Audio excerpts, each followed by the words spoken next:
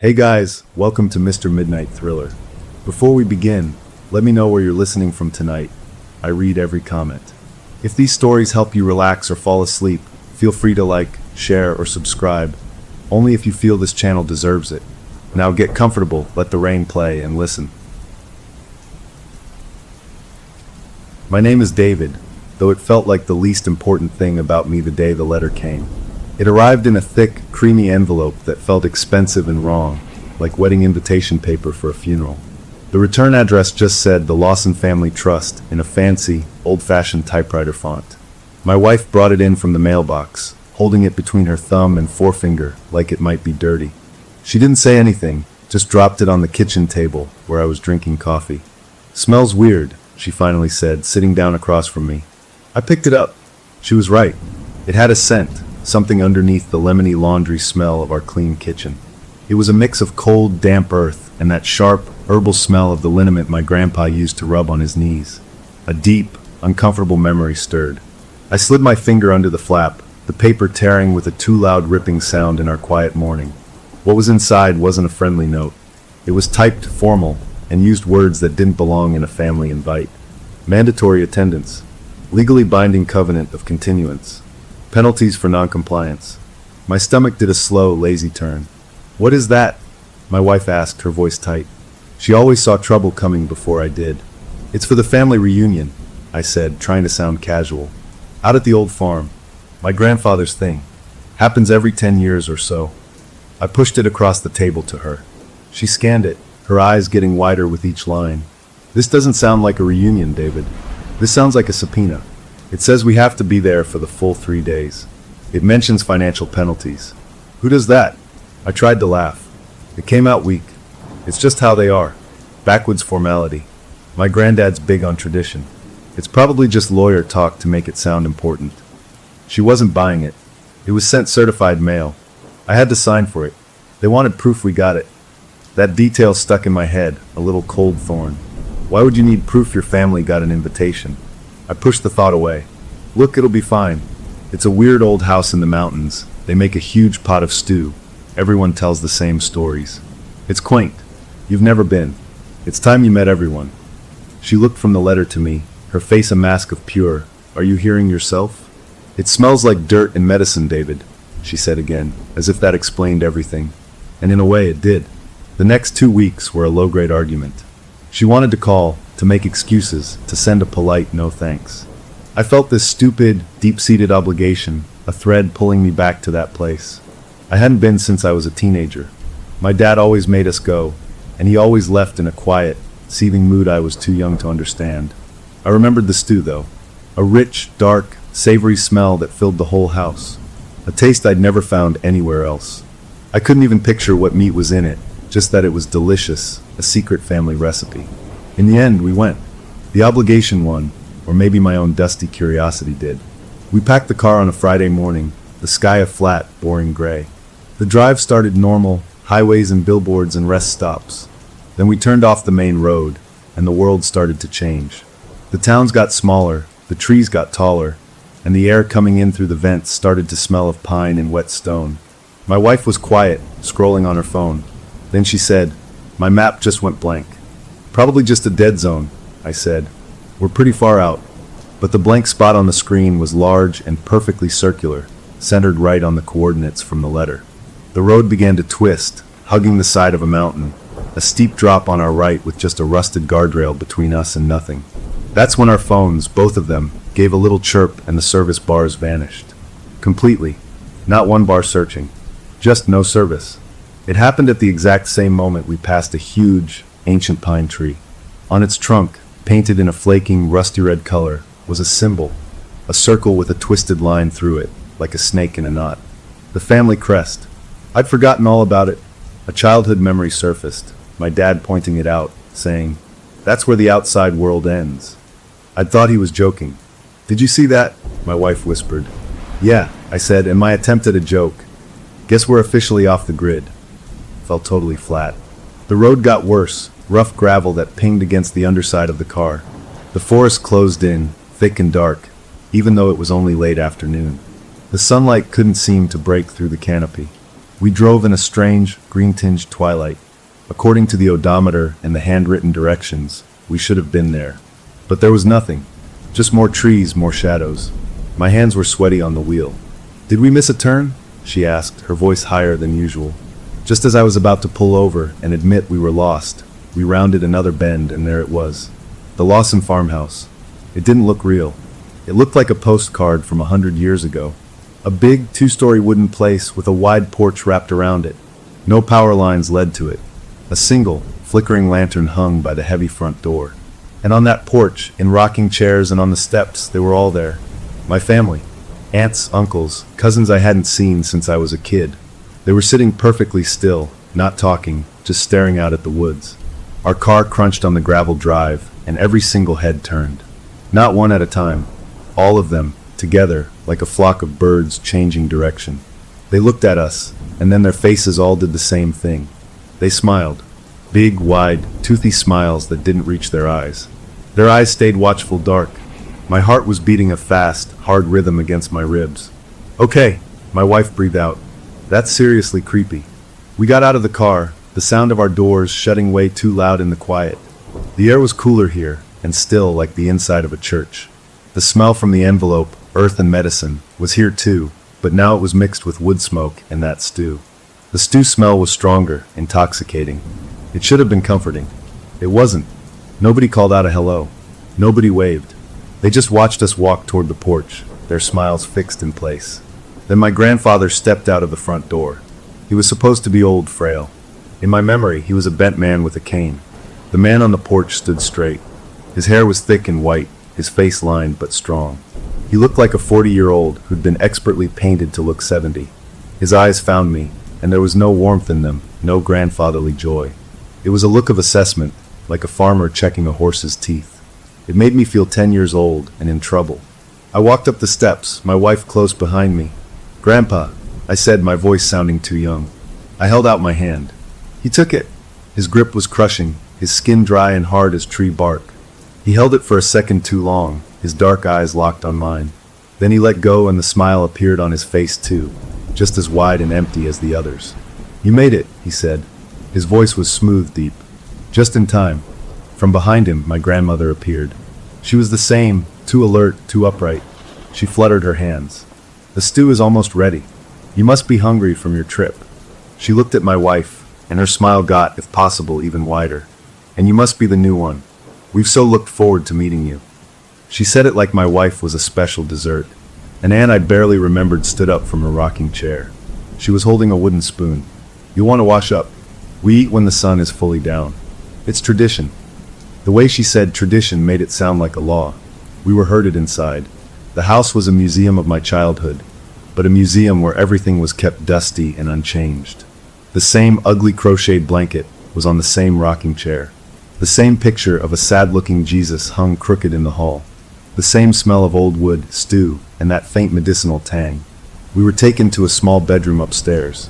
It had a slanting ceiling and a quilt with faded stars on it. It was the room I'd slept in as a kid. My small, childish crayon drawing was still tacked to the wall by the dresser. I walked over to it. I'd drawn stick figures around a big, bubbling pot. Above it, in my clumsy second-grade handwriting, I'd written, "The Forever Soup." A cold finger traced its way down my spine. "David," my wife said. She hadn't put her bag down. She was standing in the middle of the room, hugging herself. "This is wrong. All of this is wrong. They're not blinking enough. They're just country people," I said, but the words had no strength. "They're odd. It's fine." She shook her head, turning to look at the dark window. The way they looked at us, it wasn't like seeing people. It was like being seen by a thing.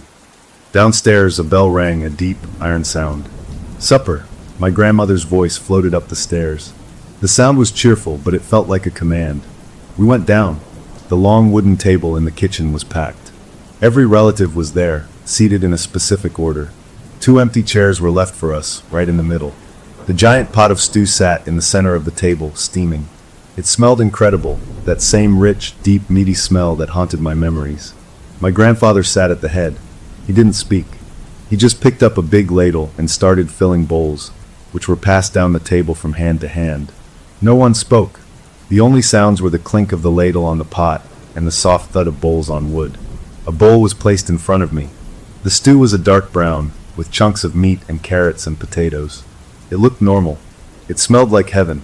My wife's bowl was placed in front of her. She looked at it, then up at my grandmother, who was watching her with that fixed smile. "I'm actually vegetarian," my wife said, her voice polite but firm. The smile on my grandmother's face didn't change. It didn't falter for a single second, but something behind her eyes went flat and cold. "It's just for tonight, dear," my grandmother said, her tone sweet as poison. "For tradition. You need your strength." The way she said strength felt heavy.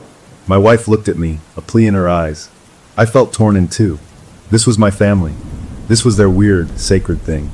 Making a fuss would ruin everything.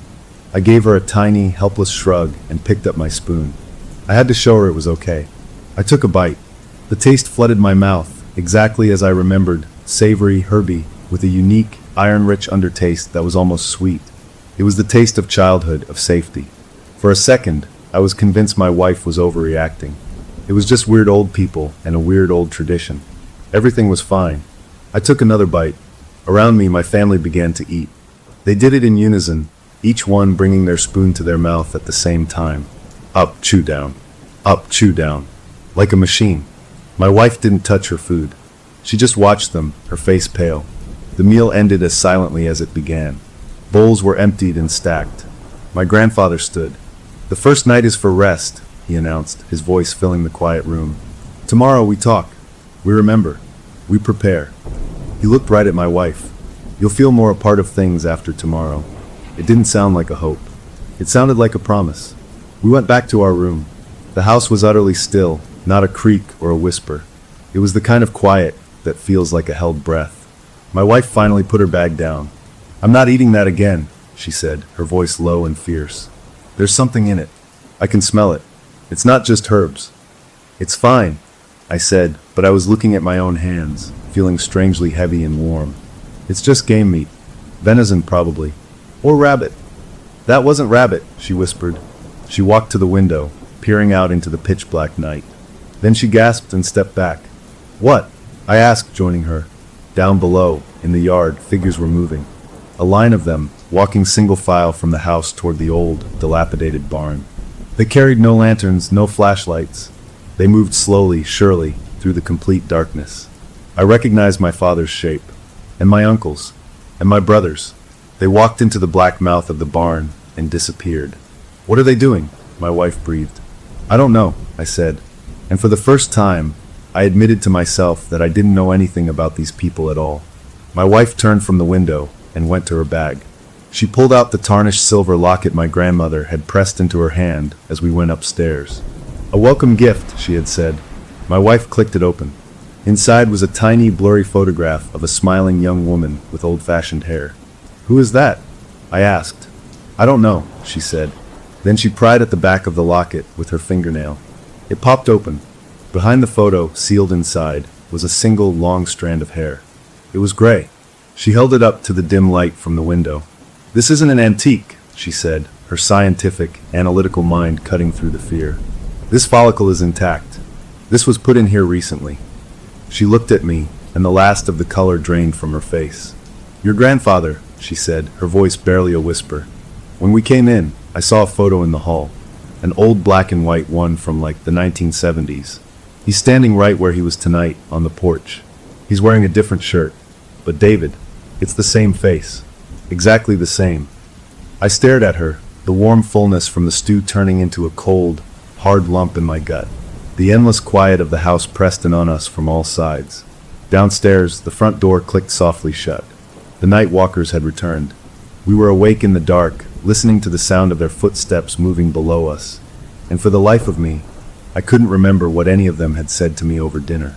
I could only remember the steady, rhythmic sound of their spoons hitting their bowls, over and over, like a clock counting down in the silent, waiting dark. I woke up with the sun, but it felt wrong. The light was too sharp, cutting through the dusty window of the childhood room. My wife was already awake, sitting on the edge of the bed, still dressed from last night. She held the silver locket open in her palm, staring at the gray hair inside. "I didn't sleep," she said, not looking at me. Her voice was raspy. "I listened to the house. It doesn't settle. No creaks, no pipes groaning. It's just still. I felt a thick grogginess clinging to me, a leftover warmth from the stew. I pushed it off, the cheerful morning sounds of a normal house completely absent. There was no coffee brewing, no chatter from a kitchen radio. Just that waiting quality in the air, like before a thunderstorm. Let's just get through today, I said, more to convince myself than her. We'll say our goodbyes after breakfast and go. She just nodded, closing the locket with a sharp snap.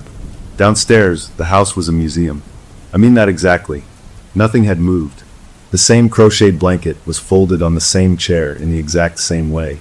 The coffee tin sat on the shelf at the same angle. My crayon drawing, the forever soup, was still pinned to the kitchen wall, the paper yellowed but the pins clean, like someone dusted around it regularly. It was a house preserved in amber. My grandmother was in the kitchen, stirring a pot of oatmeal. Her movements were efficient, precise. "Good morning," she chirped, her smile instantly there, wide and bright. "Sleep well." "Fine, thank you," I mumbled. My wife said nothing. We sat at the long table. One by one, relatives filed in. They didn't greet each other. They just took their seats, the same seats from last night. My uncle, a big man with rough hands, sat across from me. He looked at me, his head tilting slightly. "How's the city?" he asked. His tone was flat, like he was reading from a card. "It's okay," I said. "Busy." He nodded, a slow, mechanical bob of his head. "Driven any good cars lately?" he asked next. It was such a specific, weird question. One he'd asked me every time he saw me since I was 16. "Not really," I said, feeling uneasy. "Just the same old sedan." He stared at me for a beat too long, his eyes not quite focusing. Then he said, "I reckon that's the way of things," and turned to his oatmeal. The phrase "I reckon" stuck out. It was an old, folksy thing to say. A few minutes later, my aunt sat down next to him. She looked at me, smiled her empty smile, and asked, "How's the city?" I froze. "It's okay," I said. "Driven any good cars lately?" She followed up, her voice a near-perfect echo of my uncle's. My skin prickled. I looked at my wife. Her eyes were wide, watching this. I gave a different answer. "Actually, I'm thinking of buying a truck," I said, trying to break the script. My aunt blinked slowly. Her smile didn't change. "I reckon that's the way of things," she said, and started eating.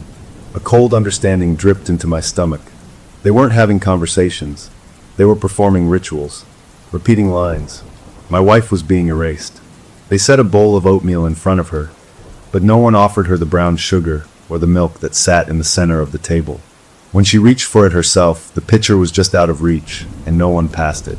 They talked around her, to me, about the weather, about the garden, using the same phrases, the same "I reckon" punctuating everything. She was becoming a ghost at their table. After breakfast, we were expected to enjoy the grounds. There was nothing to enjoy. The garden was too orderly, rows of vegetables standing at attention. The flowers bloomed with a vibrant, fake-looking color. No bees buzzed. No birds sang in the surrounding woods. The world felt muted, like the volume had been turned down on everything but us. I wandered, my wife a tense shadow beside me. We found my grandfather near the old barn. He was just standing there, looking at the weathered wooden boards. "Grandpa," I said. He turned, that assessing look in his eyes again. "The barn's seen better days," I offered, for something to say. "It serves its purpose," he said, his voice a low rumble. "Some things look worn on the outside, but what happens inside is what matters. The important work." He clapped a hand on my shoulder. His grip was firm, too firm. "You'll understand more tonight. Your wife will too. It's important she feels part of things." He walked away, leaving us there. My wife shuddered. "Important work? What does that mean?" "David, I want to leave. Now." I wanted to say yes, but a stupid, stubborn part of me, the part that remembered being a kid here, the part that hated causing a scene, spoke up. "We can't just bolt. It'll cause a huge fight. Let's just be polite. Get through the day. We'll leave first thing tomorrow morning. I promise." She looked at me like she didn't know me. The day dragged on, a series of eerie, repeated interactions. Cousins I barely knew asked me the same questions about the city and cars. They gave the same scripted responses. I felt like I was losing my mind, trapped in a looping recording of a family reunion. The only break in the routine came from my grandmother. She approached my wife in the parlor, where my wife was pretending to look at a bookshelf of ancient, unreadable books. My grandmother took my wife's hand, not asking, just taking it. She pressed something into her palm, a small cloth pouch tied with string. For the discomfort, my grandmother said, her sweet voice laced with something else. Brew it as a tea. It'll help you sleep. You'll need your rest for tomorrow. My wife pulled her hand back as if burned. Later, in our room, she opened the pouch. It was full of crushed, dried leaves and tiny purple flowers. I don't know what this is, she said, but I'm not drinking it. She tossed it into the small wastebasket. The afternoon bled into evening. A low fog crept in from the woods, fingering its way across the yard. The family gathered on the porch again, watching the mist advance. No one commented on it. They just watched. My wife stayed by my side, a silent sentinel of fear. Dinner was the same silent, rhythmic affair as the night before. Another bowl of stew appeared before me. The smell was even richer, more compelling. My wife's bowl sat untouched in front of her. I saw my grandmother's eyes flick to it, then back to my wife's face, that smile never slipping. I ate. I told myself I had to keep the peace. The warmth spread through me faster this time, a comfortable, fuzzy blanket smothering my worries. It was easier to just go along. After dinner, my grandfather stood. An early night for everyone, he announced. Big day tomorrow, the heart of the reunion. There was a murmur of agreement, a dry rustle of sound. My wife and I went upstairs. She was shivering, though the room wasn't cold. Did you see that? She whispered. See what? Your mother. At dinner. She wasn't eating. She was just pushing the stew around her bowl. And she looked at me, just for a second. It wasn't like the others. It was scared. She looked scared, David. I hadn't noticed. The stew fog was in my brain. I just wanted to sleep. You're imagining things, I said, the words thick on my tongue. We'll leave tomorrow. It's almost over. She didn't argue. She got into bed, turning her back to me. I fell into a deep, dark sleep almost immediately. Something woke me. Not a sound, but a change. The air in the room felt different. Colder. The deep, soupy sleep the stew gave me parted for a second, and I was just awake enough to hear it. A soft, shuffling sound. A rhythmic brush of fabric on wood. Footsteps, many of them, moving with a slow, deliberate pace down the hallway. I lay still, my heart beginning to thump. The footsteps passed our door. They went down the stairs. I carefully, slowly slid out of bed. My wife was asleep, her breathing deep and steady. Too steady. I crept to the window and looked down. A line of figures moved across the yard, toward the barn. They walked in single file. No lights. The moon was hidden behind clouds, but they moved with certainty through the deep gloom. I recognized the shapes. My father, my brother, my uncle, the aunt who asked about the cars. They walked into the black open doorway of the barn and were swallowed up. A jolt of adrenaline burned through the last of the stew's haze. What were they doing? What was the important work? I had to know. A reckless need to understand. To prove to myself this was all just some bizarre family quirk took over. I pulled on my pants and a shirt, my hands fumbling in the dark. I eased our bedroom door open. The hallway was empty, lit only by a faint glow from a night light downstairs. I moved to the stairs, each creak of the old wood sounding like a gunshot to my ears. No one stirred. The house was a tomb. I made it to the front door. My hand closed on the cold iron of the latch. I lifted it, expecting it to be locked. It wasn't. It gave way with a smooth, well-oiled click. The door opened outward. The night air washed over me, damp and cold from the fog. I could see the barn, a darker shape against the dark woods. A faint, flickering orange light now leaked from its cracks. They had a fire inside. I took one step onto the porch, then another. My plan was simple. Creep to a window, peek inside, see something boring and normal. Maybe they were just playing cards by lantern light, and then slink back to bed feeling foolish. I made it to the bottom of the porch steps. The gravel of the drive was under my feet. I took 3 steps toward the barn. A hand shot out from the deep shadow of the porch rocking chair and closed around my wrist. The grip was strong, desperate. I almost yelled. I whipped my head around. It was my mother. She was crouched in the darkness of the chair, her face pale, her eyes wide and glistening with tears. She pulled me back, her strength surprising. Don't, she breathed, her voice a raw, torn thing. It was the first real, unscripted emotion I'd heard from anyone in 2 days. Mom, what is it? What are they doing? I whispered back. She shook her head, her tears spilling over. She looked older than I remembered, worn thin. You can't go out there. Not now. The night walk is for the prepared. She swallowed hard, her gaze darting toward the barn, then back to me. full of a terror that was completely her own. "You're not ready, my boy. Not yet." She released my wrist and shrank back into the shadows of the chair, pulling a shawl tight around her shoulders, her eyes fixed on the barn's glowing cracks. She wasn't one of them. Not fully. The realization hit me like a physical blow. I stood there on the gravel, frozen, looking from my mother's terrified face to the distant, pulsing light of the barn where the rest of my family had gathered. The comfortable lie of a weird family tradition was gone, shattered by the palpable fear in my mother's grip. Something was very, very wrong in that barn, and the only person who seemed to understand the danger was sitting in the dark, too afraid to stop it, only to stop me from seeing it. I took a slow step back toward the porch, my heart hammering a frantic rhythm against my ribs, the unseen work in the barn now screaming at me in the quiet of the night. Back in our room, I couldn't sleep. My mind raced, replaying my mother's terrified face, her desperate grip. The fog in my brain from the stew was completely gone, burned away by a cold, sharp fear. My wife slept on, a deep, unnatural sleep. I watched the slow, steady rise and fall of her chest, and a new kind of panic started to itch under my skin. I shook her shoulder gently. "Hey, wake up." She didn't stir. I shook harder. "Come on, wake up." Her head lolled to the side. Her skin felt cool, clammy. A real, physical jolt of terror shot through me.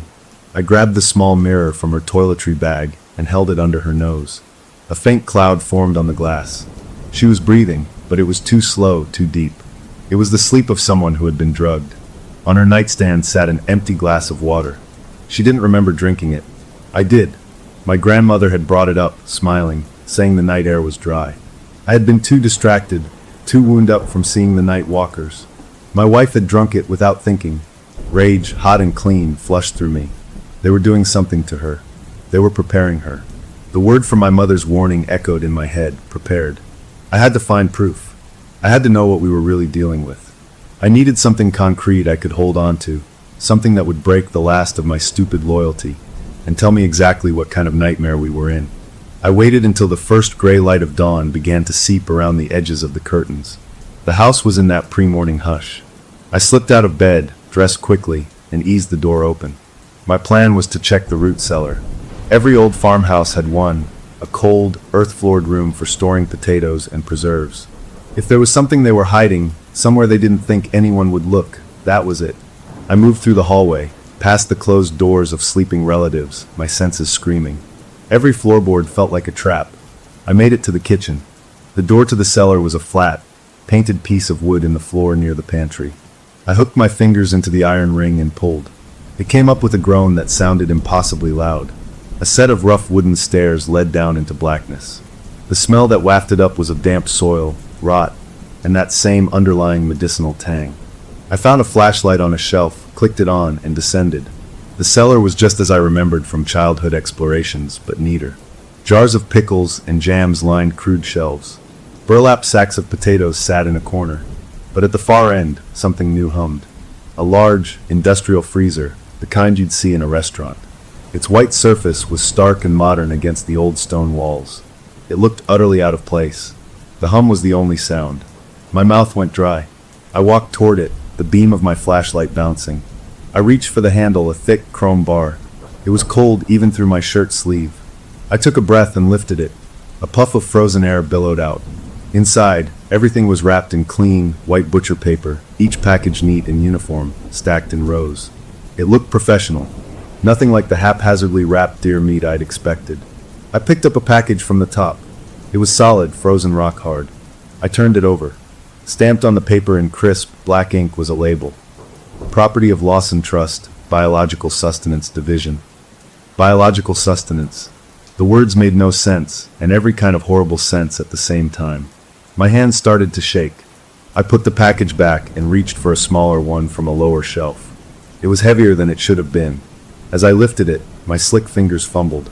The package slipped, tumbling from my grasp and hitting the hard dirt floor with a solid, sickening thud. It didn't sound like a roast. It didn't sound like anything from an animal. The white paper tore at the corner from the impact. Something pale and waxy poked out. I pointed the flashlight beam at it. My brain stuttered, refused to process. It was a finger, a human finger, curled in a partial fist, the nail chipped and dirty. A wave of nausea slammed into me so hard I stumbled back, hitting the edge of the freezer. The cold metal bit into my back. I stared. The shape inside the paper was unmistakable. A hand. A human hand. All the weirdness, the creepy smiles, the scripted talk, it crystallized in that second into a single, monstrous truth.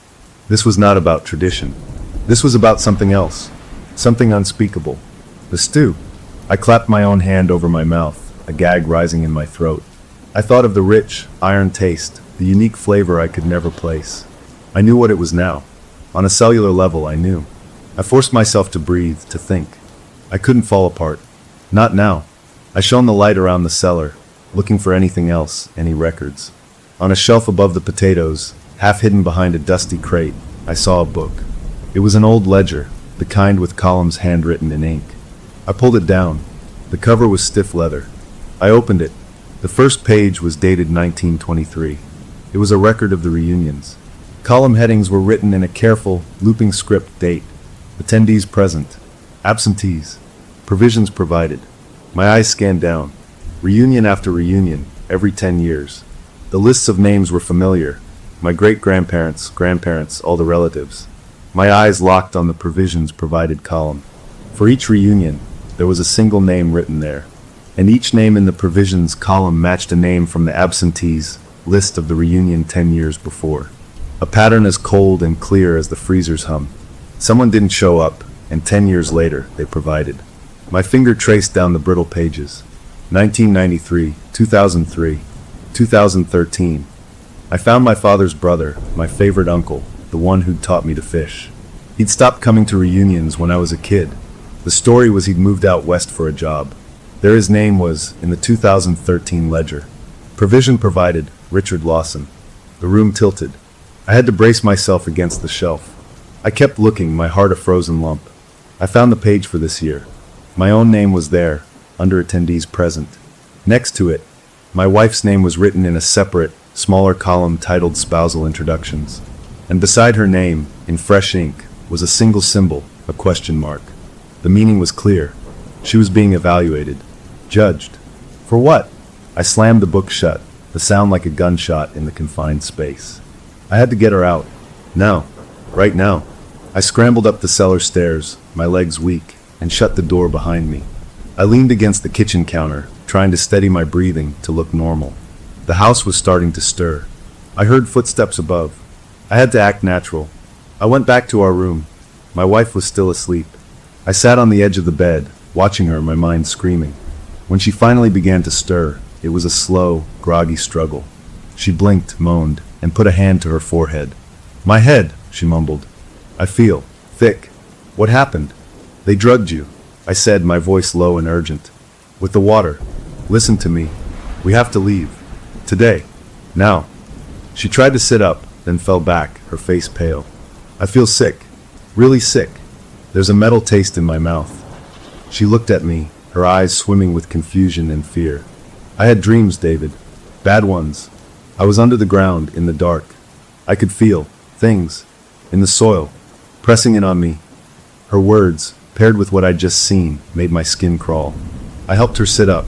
We're going to tell them you're sick, that we have to get you to a doctor. It's our way out. We went downstairs, her leaning on me. The family was gathering for a sparse breakfast of bread and jam. My grandfather sat at the head, watching us approach. I cleared my throat. Grandpa, my wife isn't feeling well at all. Really unwell. I think we need to cut the trip short, get her to a clinic in town.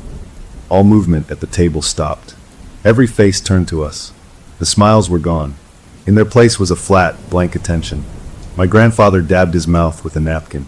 Nonsense, he said, his voice pleasant but firm. We have remedies here. Your grandmother has a tea that will set her right.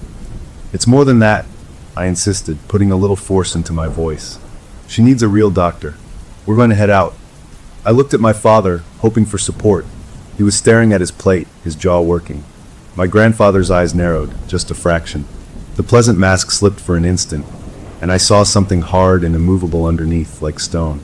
The roads are tricky this time of day, he said, his tone dropping, becoming smoother, more dangerous. And the forecast calls for rain in the passes. It wouldn't be safe. He leaned forward slightly, his dark eyes locking onto mine. You'll stay until morning. I insist. The last word hung in the air, not a suggestion, not a grandfather's request. It was an order. It carried the finality of a judge's gavel. The family watched, waiting for my response. My father finally looked up. His face went through a strange series of shifts. Surprise at my defiance, then a flicker of what might have been concern, and then it settled into a placid, empty calm I recognized from the others. "Listen to your grandfather, son," he said, his voice dull. "He knows what's best. It's for the continuance. Don't trouble yourself with the details. Just enjoy the time with family." The word continuance from the ledger now felt like a physical weight. I looked from my father's hollow expression to my grandfather's unyielding stare. My wife gripped my arm, her fingers trembling. We were outnumbered. We were trapped. The polite fiction of a family visit was over. We were prisoners, and they had just gently, firmly, reminded us of the walls.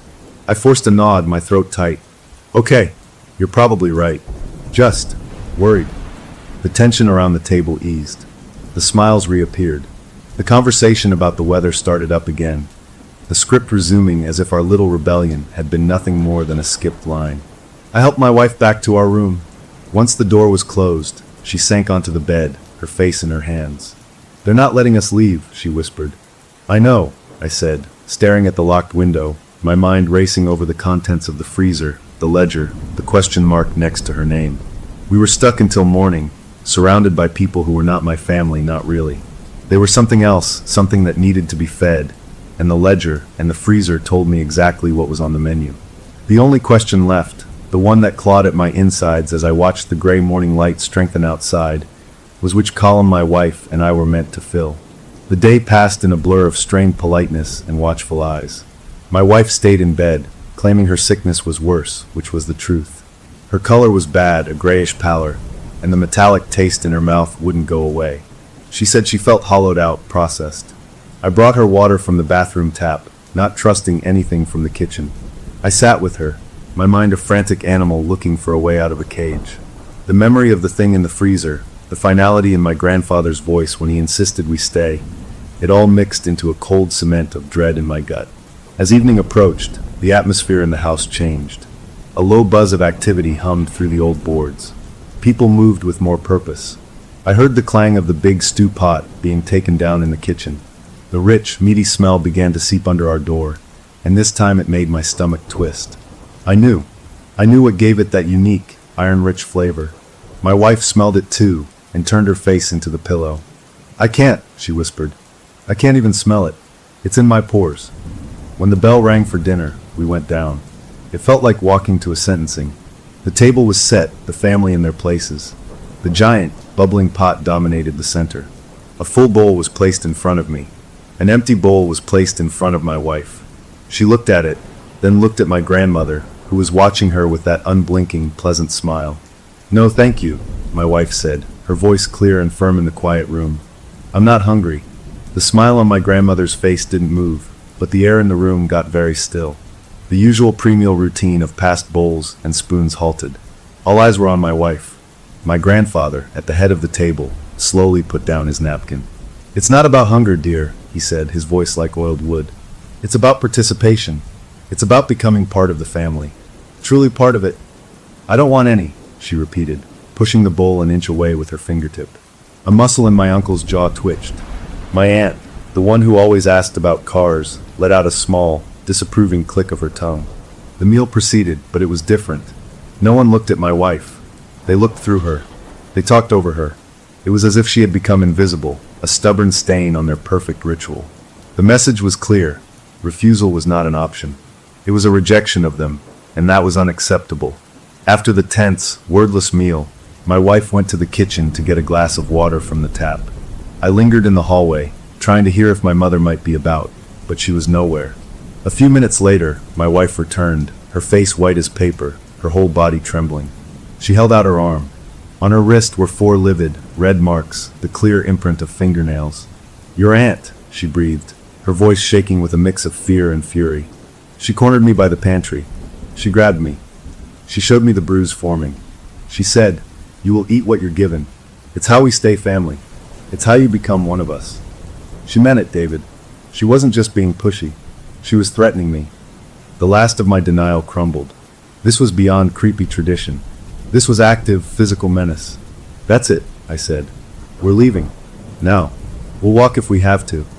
We went back to our room, and I started shoving our things into our bags. My heart was pounding, but it was a good, clean, adrenalized beat. We were doing something. I finished packing and grabbed my jacket, feeling for the car keys in the pocket. They weren't there. I checked the other pocket. I checked the dresser. I dumped out my bag.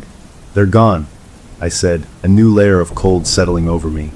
My keys are gone. We'll walk, my wife said, already putting on her shoes. Just get us to the main road. Someone will drive by eventually. We crept downstairs. The house was quiet, the family apparently having retired to the parlor. We could hear the low murmur of their voices, all speaking in that same, even tone. We moved to the front door. I reached for the iron latch. It wouldn't budge. I pulled harder. Nothing. I examined it in the dim light.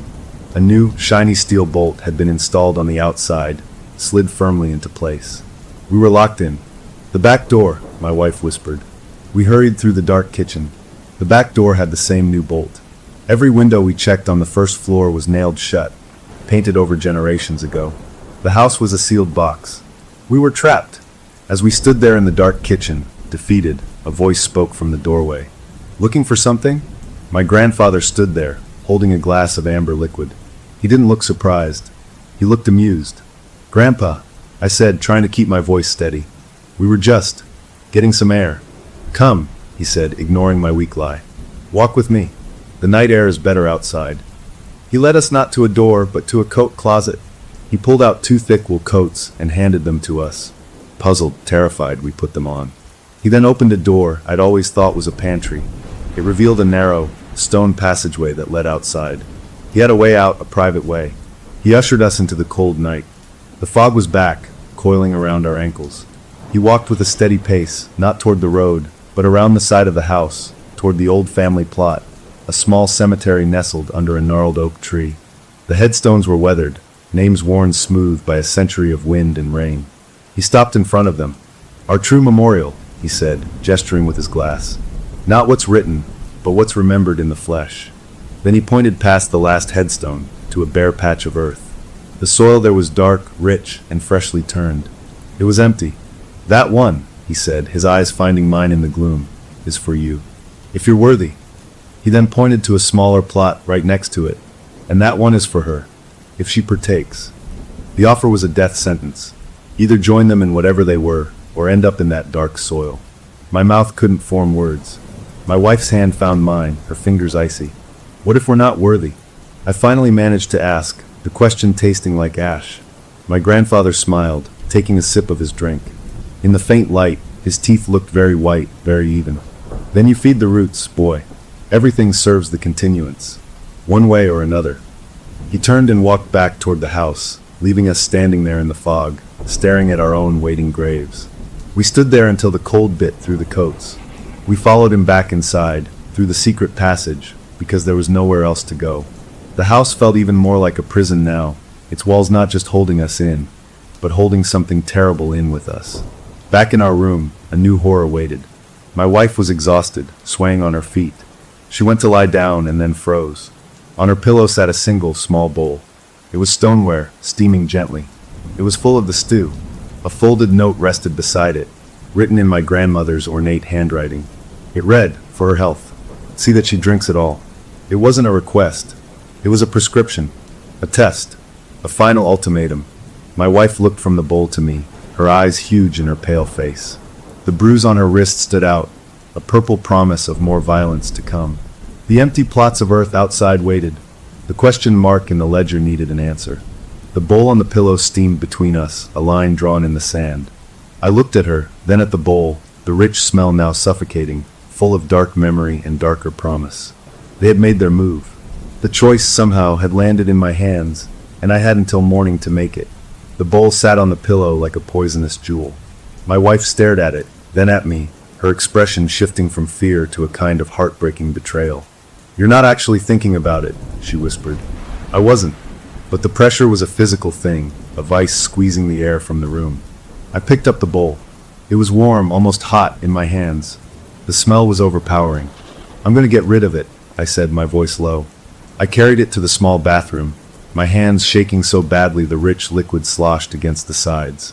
I poured it all into the toilet, watching the dark broth swirl and vanish. I flushed, the sound grotesquely loud. But getting rid of the stew didn't get rid of the problem. It was a rejection. They would know. Morning would come, and they would know she had refused. The ledger with its question mark would get its answer, and I'd seen the empty plot of earth with my own eyes. I couldn't just wait. I had to do something. I had to see what they were. What they really did.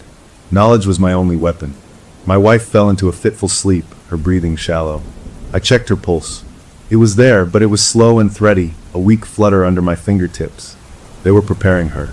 The words from the cellar, biological sustenance, echoed. She was being processed for their larder. Rage, cold and sharp, cut through my fear. I waited for the deep part of the night. The house settled into that unnatural quiet. I knew the routine now. The shuffling footsteps would come. I stood by the door, listening. And there it was, the soft, rhythmic brush of fabric, the coordinated steps moving down the hall, down the stairs. I counted them. More than last time. Almost everyone. I gave them a minute to clear the house, then I slipped out. I didn't go downstairs. I went to the window at the end of the hall that overlooked the backyard and the barn. I wiped a circle in the grimy glass. The barn doors were closed, but a fierce, flickering orange light leaked from every crack and knothole, painting the drifting fog with pulses of hellish color. They were all in there, and they had a big fire going. This was it. The heart of it. I had to see. I moved like a ghost, back down the stairs, avoiding the third step that groaned. I went out through the secret passage my grandfather had shown us, the stone corridor cold and smelling of wet earth. The night air hit me, crisp and shocking. The fog muted everything, making the pulsing light from the barn seem both close and far away. I crept across the yard, the wet grass soaking my socks. My heart hammered against my ribs, a drumbeat of pure terror. I reached the side of the barn. The wood was rough and splintery under my fingers. I found a wide crack between two boards, right at eye level, and put my face to it. The sight inside stole the breath from my lungs. The barn was not a barn. It was a temple. The central area was cleared, the dirt floor swept smooth. A large, stone fire pit blazed in the middle, the flames licking up toward the shadowed rafters. And around it, in a perfect, wide circle, stood my entire family. They weren't moving. They were just standing, facing the fire, their hands at their sides. Their faces were blank, serene, lit from below by the jumping flames, making their familiar features look like masks. They were utterly still. Not a fidget, not a cough. They just stood, and then, as if a silent bell had tolled, they all moved at once. Not in a rush, but with a smooth, practiced, economical purpose. My uncle went to a woodpile and began feeding the fire. My father and brother lifted a huge black iron cauldron, the stew pot, and hung it on a hook over the flames. My aunts brought baskets of vegetables from the shadows, peeling and chopping in unison, without a word being spoken. They worked around each other with an efficiency that was beautiful and horrifying. This wasn't a frenzied ritual. It was a process, a routine. They had done this many, many times. The boredom in their perfect precision was the worst part. My eyes scanned the edges of the space, looking for. I didn't know what. Then I saw it. In the corner, partly covered by a stained canvas tarp, was a shape. A long, lumpy shape. As my cousin walked past, his leg brushed the tarp, pulling it aside for just a second. The firelight fell on what was underneath. It was a foot, a human foot, pale, waxy, looking almost like marble. The toes were slender, the nails painted a chipped, faded pink. It was not old. It was not from some historical crime. It was fresh. This was the provision, the biological sustenance. The thing in the freezer had been a preview. This was the main event. A wave of dizziness washed over me. I pressed my forehead against the cold wood, the rough grain digging into my skin, trying to anchor myself in reality. This was real. This was happening. My family were cannibals. They were murderers. They were something worse, something that stood too still and moved too together. I had to get back. I had to get my wife and what? Run into the woods? With no keys, no phones, and them knowing the land for generations? A deep, hopeless despair started to sink its claws into me. I took one last look through the crack, trying to memorize the layout, looking for anything that could be a weapon, a tool, a way out. That's when I felt it. A presence behind me. A warmth against the chill of the night. The smell of earth and herbs and stew washed over me, undercut by something older, like dry leaves and stone. I went rigid. A hand settled on my shoulder. The grip was not hard, but it was absolute, the fingers like iron cables. I slowly turned my head. My grandfather stood there. He wasn't angry. He looked curious, his head tilted, his dark eyes reflecting the firelight from the crack. They looked black, completely black, the pupils swallowing the irises whole. "Curious boy," he whispered, his voice a soft rumble that seemed to vibrate in my chest. His hand tightened, pulling me gently but irresistibly away from the wall. I couldn't speak. My throat was sealed shut with terror. He leaned closer, his breath warm on my ear. "You think we're just eating to eat?" he murmured, as if sharing a delicious secret. "You misunderstand. We don't invite family to the reunion. We renew them. The stubborn ones, the ones who fight the bond. Their strength doesn't leave. It goes into the broth. Into us. It's a beautiful, closed circle. The one gives so the many can continue." He gestured with his free hand toward the barn, toward my father and brother, who had stopped their work and were now looking at us from the open barn doors. They held long, sharp butcher knives not like tools, but like extensions of their arms. Their faces were calm, expectant. They looked at me not as a son or a brother, but as a task to be completed. My grandfather's grip became the only thing holding me up as my legs turned to water. "The land gives," he continued, his tone almost reverent, "but it must receive. One stubborn branch is pruned, so the tree may live another decade. It's the first law of the land." He turned me to face him fully. His black eyes held me. "It's time you learned your role." He nodded toward my father and brother, who now stood blocking the path back to the house. "You can walk in there as a participant," my grandfather said, his voice dropping to a low, intimate note that carried over the crackle of the fire. "Or you can be carried in as the prize." He released my shoulder and took a step back, opening a path toward the glowing barn doors. "Choose." The word hung in the foggy air. Behind me was the dark, unknown woods. To my left and right, other figures were emerging from the mist, my aunts and uncles and cousins, forming a loose, inescapable circle.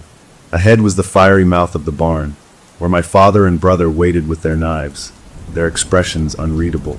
In that moment, standing in the circle of my family under the cold, starless sky, I understood there was no running. Not yet. To run was to be the prize, to be the provision. My mind, numb with horror, made a cold, desperate calculation. The only way to survive the next few minutes was to play along, to step into the firelight. I looked at my grandfather, then at the ground, trying to seem defeated, compliant. I took a shuddering breath, the air tasting of smoke and damp earth. Then I took a step, not toward the woods, not toward the house. I took a step forward, toward the blazing barn, toward my father and the waiting knives. I chose the stool as he'd offered. In that moment, pretending to join them felt less like a betrayal of my wife than dying would. It was a lie to buy time, a mask to wear in the monster's den. I walked past my grandfather, my shoulders slumped, and approached the two men who had raised me and played catch with me. They didn't smile. They just watched me come, their knives pointing at the ground, their eyes as black and depthless as their father's. I walked between them, through the barn doors, and into the heat and the light of the fire. The circle of my family closed behind me. The heat from the fire was intense, a physical wall that pushed against my face. The inside of the barn was a world apart from the cold fog outside. The air smelled of wood smoke, herbs, and that rich, unmistakable stew, but also of something sharper, a coppery, clean scent like a hospital room. My family's circle parted to let me through to the center, their movements fluid and synchronized. No one spoke. Their eyes followed me, those dark, watchful eyes that reflected the flames. My grandfather walked in behind me, his presence at my back like a guard. He guided me not to the tarp-covered shape in the corner, but to a low, three-legged stool placed near the fire, just outside the ring of workers. "Sit," he said, not unkindly. It was a command. I sat. The stool was solid, smooth from use. From here, I had a perfect view of the entire operation. My father and brother resumed their work, stirring the big pot with a long wooden paddle. My aunts continued chopping, but their attention was split now, their glances flicking toward me, assessing. I was a new variable in their ancient equation. My grandfather stood beside me. "The continuance is not about death," he began, his voice taking on a lecturing tone. "It's about translation. The essence of a person, their vitality there. Memory of being alive, it's a form of energy. It doesn't just vanish. We redirect it. We blend it. Through the ritual, and through the feast, that energy is shared. It sustains us. It keeps the family line strong, unbroken." He spoke like a professor of some awful science. The ones who join us willingly, they become stewards of that energy. Their aging slows. Their minds stay sharp. They become part of something everlasting. He looked down at me. This is the honor being offered to you. To be a steward, not sustenance. My eyes were drawn across the fire. In the shadows on the other side of the barn, on a wide, flat wooden table like a workbench, I saw her. My wife. She was laid out on her back, draped in a clean white linen sheet up to her shoulders. Her eyes were closed. She looked peaceful, asleep, but her chest rose and fell in that same terribly slow rhythm. An empty space on the stone slab beside the main pot waited, a place for the next ingredient. My breath hitched. They had brought her down. She was here. She was the centerpiece. My grandfather followed my gaze. She is the question mark, he said simply. The spouse's introduction is always a moment of potential. She can be integrated. She can become one of us through the blending. But she must accept the gift, willingly, or through the blending of her essence after her choice is made. He made it sound so clinical. Integration, blending. It was just pretty words for killing her and eating her, or making her eat until she became like them. A cold, clear fury began to burn underneath my terror. It focused me. I had to be smart. I had to play this perfectly. I understand, I said, forcing the words out. They sounded hollow, but hopefully they sounded convinced. I want in. I looked up at him, trying to mirror the blank devotion I saw on my brother's face. My grandfather studied me, his head tilted. The black pools of his eyes seemed to swallow the firelight. He was looking for a lie. I held my breath. After a long moment, a slow smile spread across his face. It was a real smile, one that reached his eyes, and that was somehow worse than the empty ones. Good, he said. Good boy. The blood knows its own. He gestured to my uncle, the one with the rough hands. The man stepped forward, holding something. It was a small, ornate wooden bowl, filled with the same dark stew. This batch seemed thicker, almost oily, and the smell was so potent it made my head swim. The first step of a steward is to partake of the dedicated broth, my grandfather said. This is prepared separately. It carries the blessing of the continuance. It will open your mind to the truth, soften the resistance of the outsider's world you've lived in. He took the bowl from my uncle and offered it to me. It was a test, a much bigger test than just walking into the barn. Drinking this was crossing a line I could never uncross. It was accepting their poison, their reality. My hands trembled as I took it. The warmth seeped into my fingers. I looked into the dark liquid. I thought of the foot under the tarp. I thought of the ledger. I thought of my wife on the table. I couldn't drink it, but I couldn't refuse it. I lifted the bowl to my lips, pretending to take a sip. I let the rim touch my lips, but I kept my mouth closed, letting only the overpowering scent flood my nose. I then lowered it, making a small swallowing motion. It's strong, I croaked, hoping that was the right thing to say. My grandfather watched me, his smile still in place. He seemed satisfied. It is. The truth often is. He took the bowl back and handed it to my uncle. Now, the next step. Every steward contributes to the whole. He pointed to a small porcelain jar sitting on a shelf near the fire. It was delicate, painted with little blue flowers, utterly at odds with everything around it. My uncle fetched it and brought it to me. This is the binder, my grandfather explained. The final seasoning. It helps with the blending of essences. To truly join us, you must add it to the main pot. He took the lid off the jar. Inside was a fine, grayish powder. It looked like ash, but grainy. I knew what it was. It was ground bone. The bone of the provision. My stomach turned over. I was supposed to sprinkle human remains into the soup. This was the loyalty test. This was where I had to commit the act, to stain my own hands, to prove I was one of them. My uncle held out the jar to me. The circle of family leaned in, their collective attention a weight on my skin. I looked at the jar, then at the huge, bubbling cauldron. My wife lay beyond it. My mind raced. If I refused, I was dead. If I did it, I was damned, but I might live long enough to find a chance, any chance, to get her out. I had to buy more time. I reached out. My fingers brushed my uncle's as I took the jar. His skin was cool and dry, like parchment left in a tomb. I understood then, on a visceral level. These weren't warm-blooded people anymore. They were something else, preserved by their gruesome feast, their life force borrowed from others. The powder was lighter than I expected. I stood up from the stool, the jar in my hand. Every eye in the barn tracked my movement. I walked the few steps to the fire pit, feeling the heat bake my skin. The main pot bubbled and churned, the paddle resting against its side. The lid was off. The steam coiled up, carrying that rich, awful, hypnotic smell. I stood over it, the jar poised. I could sprinkle the dust in, and by more time, prove my loyalty. Or I could throw the entire jar into the fire and see what happened. Cause a distraction. But a distraction with what? They would be on me in a second.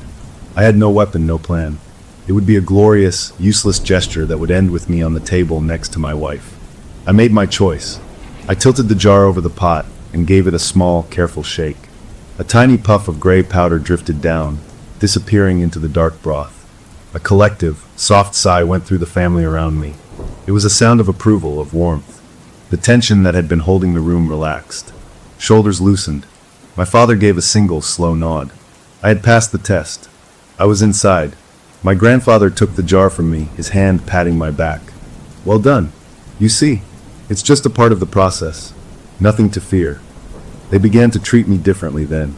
Not as a prisoner, not as a potential victim, but as a junior member of the crew. My aunt handed me a clean linen towel. My brother gestured for me to take a turn with the paddle, to stir the pot. Slow, even circles, he instructed, his voice a monotone. It must blend perfectly. I took the paddle. The wood was warm, smooth. I stirred, the motion hypnotic. For a terrifying second, I felt the pull of it, the simple, rhythmic action, the warmth of the fire, the sense of being part of a group with a clear, shared purpose. It was seductive. It was easy. I shook my head, breaking the spell. I looked across the pot at my wife. As I watched, she stirred. Her head moved on the table, and she let out a low, groggy moan. She was waking up. Her eyes fluttered open. They were unfocused at first, then they found the fire, the rafters, and finally they found me, standing there, stirring the pot. Her expression shifted from confusion to dawning, absolute horror. Her mouth opened, but no sound came out. She tried to move, but I could see now that her wrists and ankles were tied to the table with loops of rough rope. Her eyes locked onto mine, and they asked a screaming, silent question. "What are you doing?" I looked away, back to the stew, my face burning with shame. I kept stirring. I played my part. My grandfather noticed she was awake. He walked around the fire to stand beside her table. He looked down at her, then across the flames at me. "The final lesson," he announced, his voice filling the barn. He picked up something from a smaller table beside her. It was a knife, but unlike the sharp butcher knives. This one was longer, thinner, its blade carved from a yellowed, polished material that gleamed in the firelight. A bone knife, a ceremonial tool. He walked back around the fire, the knife held flat on his palms. The family closed the circle tighter, their chanting beginning, a low, guttural hum that vibrated in the floorboards. He stopped in front of me. "A steward does not just add seasoning," he said, his eyes holding mine. "A steward participates in the translation. To bond you to the act, to the continuance, you must make the first cut. It is the final acceptance." He turned the knife, offering me the handle. The bone was warm, as if it had already been used. "It is the only way she can become part of us, truly." He nodded toward my wife, whose eyes were now wide with a terror so complete it had passed beyond panic into a kind of awful stillness. The hum of the family rose, enveloping us. The handle of the bone knife waited in the space between my grandfather's hands and mine. The fire crackled. The pot bubbled. My wife stared, gagged now by the sheer force of her fear. Every path I had taken, every lie I had told, had led to this single, impossible point. The bone knife was warm, as if it had already been used. I looked from my wife's tear-filled eyes to my grandfather's expectant, black gaze. The humming of the family was a living thing in the air, pressing in from all sides. I had run out of time to pretend. I reached out. My fingers closed around the handle. It was smoother than I expected, perfectly shaped to fit a grip.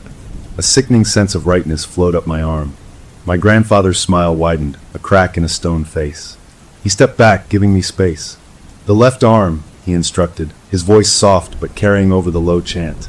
"The wrist, a shallow cut, to let the essence begin to flow into the vessel. We will complete the translation after." He meant they would kill her after I started it. My role was just to begin the process, to tie my soul to the act. I held the knife. It felt light, deadly. I looked at my wife. Her eyes were pleading, screaming at me over the imagined gag. I gave a tiny, almost imperceptible shake of my head. "No, trust me." I don't know if she saw it. I turned from her, facing the main pot, the bone knife in my hand. The family's hum hit a higher, anticipatory note. They thought I was positioning myself. I took a step toward the cauldron, as if to get a better angle to walk to her table. But instead of moving toward her, I swung my arm in a wide, desperate arc and hurled the bone knife with all my strength into the heart of the fire. The reaction was not what I expected. There was no shouting, no screams. The family's unified hum cut off, as if severed with a wire. The sudden quiet was more shocking than any noise. The bone knife blackened and cracked in the flames. Every face turned to me, their expressions shifting from blank devotion to a unified, seamless rage. Their features didn't contort. They simply settled into a new, terrible arrangement. Lips pulled back from teeth, eyes narrowed to slits. They didn't roar. They hissed. A low, sibilant sound that came from every throat at once, like a nest of snakes disturbed. My grandfather's face was a mask of cold fury. "Wrong choice," he whispered, the words carrying in the new quiet. That was my cue. I didn't go for my wife. Not yet. I reached under my jacket where I had hidden the only things I'd managed to grab from the root cellar when I was sent to fetch binding herbs earlier. A rusty hatchet and a half-full can of lantern fuel. The errand had been another test of trust, giving me the key to the locked cabinet. I'd ignored the herbs and taken the only potential weapons I could find. I pulled the hatchet free, its weight solid and comforting in my hand. I swung it in a wild, horizontal arc to clear a space around me. The family flinched back, not out of fear of the blade, but out of surprise, their perfect synchronization broken for the first time. I used that second of confusion. I grabbed the fuel can, popped the cap, and splashed the pungent liquid across the central fire and into the open stew pot. The result was instantaneous. A pillar of flame erupted with a loud whump, engulfing the cauldron and shooting sparks into the rafters. The fire, already big, became a raging beast. The family reeled back, arms thrown up against the sudden, blistering heat. The orderly temple became a scene of chaotic, flickering shadows. I didn't wait. I lunged around the inferno, the hatchet raised. My father moved to block me, his butcher knife coming up. I didn't swing at him. I couldn't. I barreled into him, using my shoulder to knock him off balance, and scrambled past. I reached my wife's table. Her eyes were wide, reflecting the towering flames. I brought the hatchet down on the rope at her right wrist. The old fibers parted. One swing, then another, and her left hand was free. I sawed at the ankle ropes as she frantically pushed herself up to a sitting position, coughing from the smoke now filling the barn. "Come on!" I yelled, the first human sound in what felt like years. I grabbed her hand and pulled her off the table. She stumbled, her legs weak from whatever they'd given her and from being bound. I caught her, holding her up. We turned to face the barn doors. The fire was between us and most of the family, but my brother and two cousins were circling around the edges, their knives held low and ready. Their faces were no longer serene. They were focused, intent, like hunters cornering prey. There was no anger, just purpose. That was somehow worse. I brandished the hatchet. "Get back!" I screamed, my voice raw. They paused, calculating. The fire roared, and a section of burning rafter fell with a crash near the tarp-covered shape, sending up a new shower of embers. My grandfather's voice cut through the chaos, calm and utterly cold. "Take them, unharmed.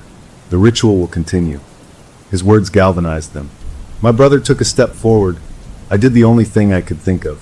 I threw the hatchet. It wasn't a good throw. I didn't aim for him. I aimed for the wall next to the barn doors. It struck the old wood with a solid thunk and stuck there, quivering. But it made him duck, made him hesitate. That was all we needed. "Run!" I shoved my wife toward the doors and we ran, our footsteps pounding on the hard dirt. We burst out of the barn into the shocking cold of the foggy night. The clean air was a slap. We didn't look back. We ran for the house, not for shelter, but for the gravel drive where our car was parked. Our only thought was the car, the road, escape. The world was a blur of dark shapes and pulsing orange light from the burning barn behind us. We reached the car and stopped. All four tires were slashed to ribbons, the rubber lying in flat, gutted strips on the gravel. They hadn't just taken the keys. They had made sure we couldn't drive. "The woods," my wife gasped, pointing to the tree-line. "We go through the woods."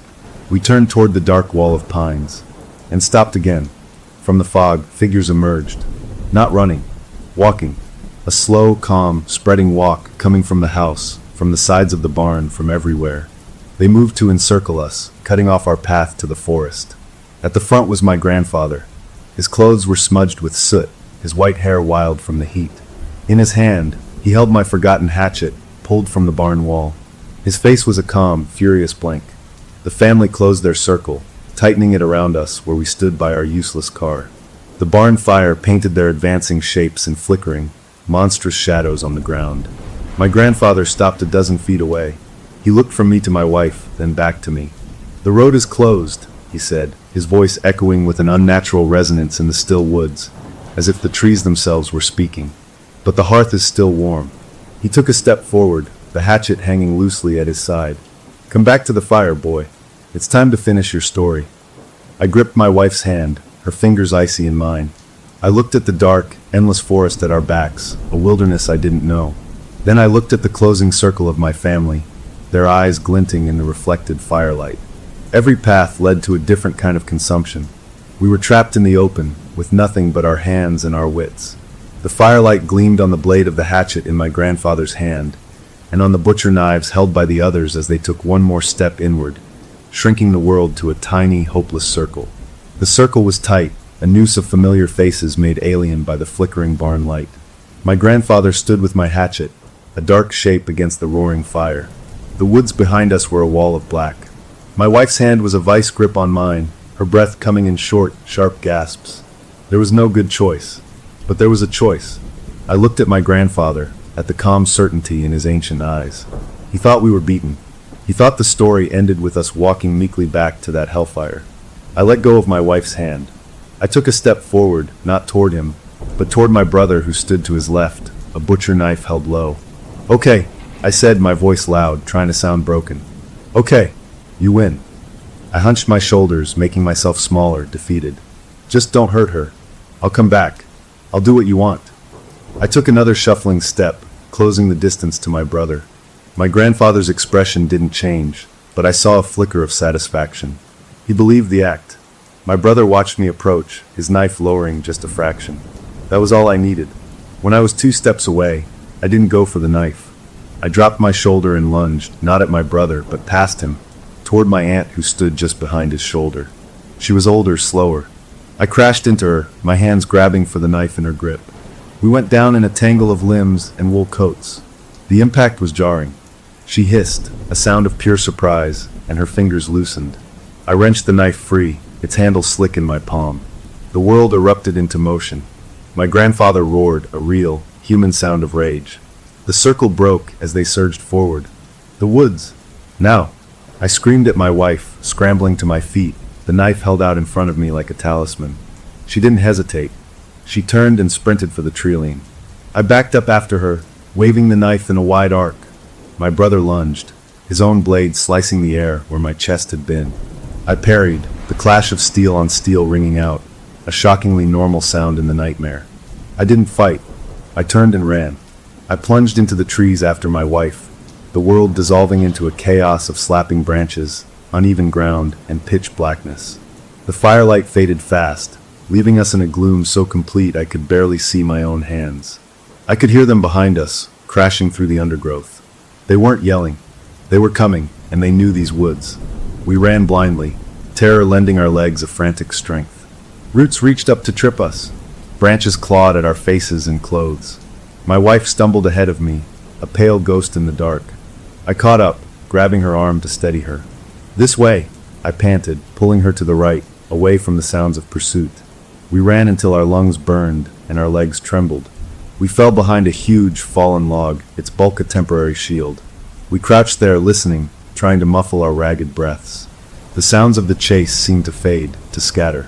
They were searching, spreading out. We were mice in a hawk's field. We had to keep moving. We crept from tree to tree, our progress agonizingly slow. The fog was thinner here under the canopy, but the darkness was absolute. After what felt like an hour, we found a shallow creek, its water a faint, gurgling glimmer in the dark. "We should follow it downstream," my wife whispered, her voice cracking. "Water leads to roads, eventually." It was a slim hope, but it was all we had. We stepped into the icy water, the shock making us gasp. It was only ankle deep, but the current was strong, pulling at our feet. We used it as a path, its noise covering our splashes. We walked for what felt like miles, the cold seeping into our bones, our wet feet numb. The sky began to lighten, a gradual shift from black to deep gray. Dawn was coming. The shapes of the trees became clearer, monstrous and twisted in the half-light. And then we saw them, hanging from the lower branches, dangling on wires so thin they were almost invisible, were bones. Old, weathered bones, bleached gray-white by decades of weather. Rib cages wired into circular shapes like macabre mobiles. Skulls staring with empty sockets, turning slowly in the faint morning breeze. Femurs and tibias clacked together like wind chimes. The entire stretch of woods along the creek was a gallery, a catacomb in the trees. My wife let out a choked sob, clutching my arm. This was their legacy, their art, the proof of the continuance, hanging for no one but themselves to see. We pushed on, faster now, desperate to be away from that awful garden. The creek widened, babbling over rocks. The trees began to thin, and then through a break in the pines we saw it, a ribbon of gray, a paved road. It was just a country terrain, but it was the most beautiful thing I had ever seen. We scrambled out of the creek, our soaked shoes slipping on the muddy bank. We stumbled up a shallow incline and onto the asphalt. It was empty in both directions, vanishing into the morning mist. We had no idea where we were, left or right. We chose right, for no reason other than it felt like the direction we'd been traveling. We started walking, shivering violently, our hope a fragile, fluttering thing. We hadn't gone more than 100 yards when we heard an engine, a low, grumbling sound, coming from behind us. A pickup truck, old and dented, emerged from the mist. It slowed as it approached us. The driver was an older man in a flannel shirt and a cap. He rolled down the window, his face lined with concern. "You folks all right? You're soaked through. Car breakdown." He had a kind face, a normal face. The relief was so profound my knees almost buckled. "Yes," I stammered, stepping forward. "An accident. We need to get to the police. The nearest town, please." The man's eyes narrowed just a fraction, looking us over. Our torn clothes, our wild eyes, the butcher knife I still clutched in my hand. I quickly dropped it, letting it clatter on the road. "Please," my wife said, her voice trembling with a truth that needed no acting. "We need help." The man hesitated, then nodded. "Get in the bed. I'll take you to Clarksville. It's about 10 miles down." We didn't need to be asked twice. We climbed over the tailgate into the truck bed, sitting on the cold, corrugated metal. As the truck pulled away, I looked back the way we had come. The woods were a dark, seamless line against the brightening sky. There was no sign of the farm, no sign of the fire, no sign of them. The truck picked up speed, the wind biting through our wet clothes. We huddled together for warmth. We had made it. We were out. We were going to the police. We would tell them everything. The ledger, the freezer, the barn, the bones in the trees. They would send cars, deputies with guns. They would raid the farm. It was over. I let out a long, shuddering breath, the first one I felt I'd taken in days. My wife leaned her head against my shoulder, crying quietly, tears of exhaustion and relief. The sun broke over the horizon, painting the sky in streaks of orange and pink. It was a new day. The truck drove on, the miles passing. After a while, the driver turned on the radio inside the cab. We could hear the faint crackle of a country music station. Then a news bulletin cut in. The driver turned it up. We could just make out the words over the wind and the engine. Authorities are investigating an early morning fire at a remote property in the Lawson Mountain region. The historic farmhouse and outbuildings are reported to be a total loss. No bodies have been recovered at this time, and the cause of the fire is under investigation. The Lawson family, longtime residents of the area, could not be reached for comment. The report ended, and the music came back on. No bodies recovered. They were gone. They had vanished into the earth, just like they always did. The fire had cleansed the evidence. The ledger, the freezer, the bones in the trees deep in the woods. All of it would be written off as a tragic, strange fire. The continuance would go on, somewhere else. The truck slowed, turning off the main road. A sign flashed by. Clarksville, Pop 1203. We were entering a sleepy, normal town. A gas station, a diner, a small sheriff's office with a single cruiser parked outside. The driver pulled up in front of the diner. "Sheriff's usually in here for breakfast about now," he said, getting out and coming around to the back. "You can tell your story to him." We climbed out, our bodies stiff and aching. We thanked the man, who just nodded, tipped his cap, and got back in his truck, driving off toward the gas station. We stood on the sidewalk in the cool morning sun, outside the warm, glowing diner. The smell of bacon and coffee wafted out. Normal people talked and laughed inside. We were free. We were safe. My wife looked at me, her eyes hollow but clear. "It's not over, is it?" she asked softly. I looked down the empty road that led back toward the mountains, then at the friendly, oblivious town around us. The police would take our statement. They might even send a car up to look at the smoldering ruin. They would find nothing, and we would be left with a story no one would believe, and the certain, chilling knowledge that my family was still out there. They had lost a battle, not the war. The continuance needed stewards. It needed sustenance, and we had rejected them. We had become the stubborn branch. I took my wife's hand. It was warm now, alive.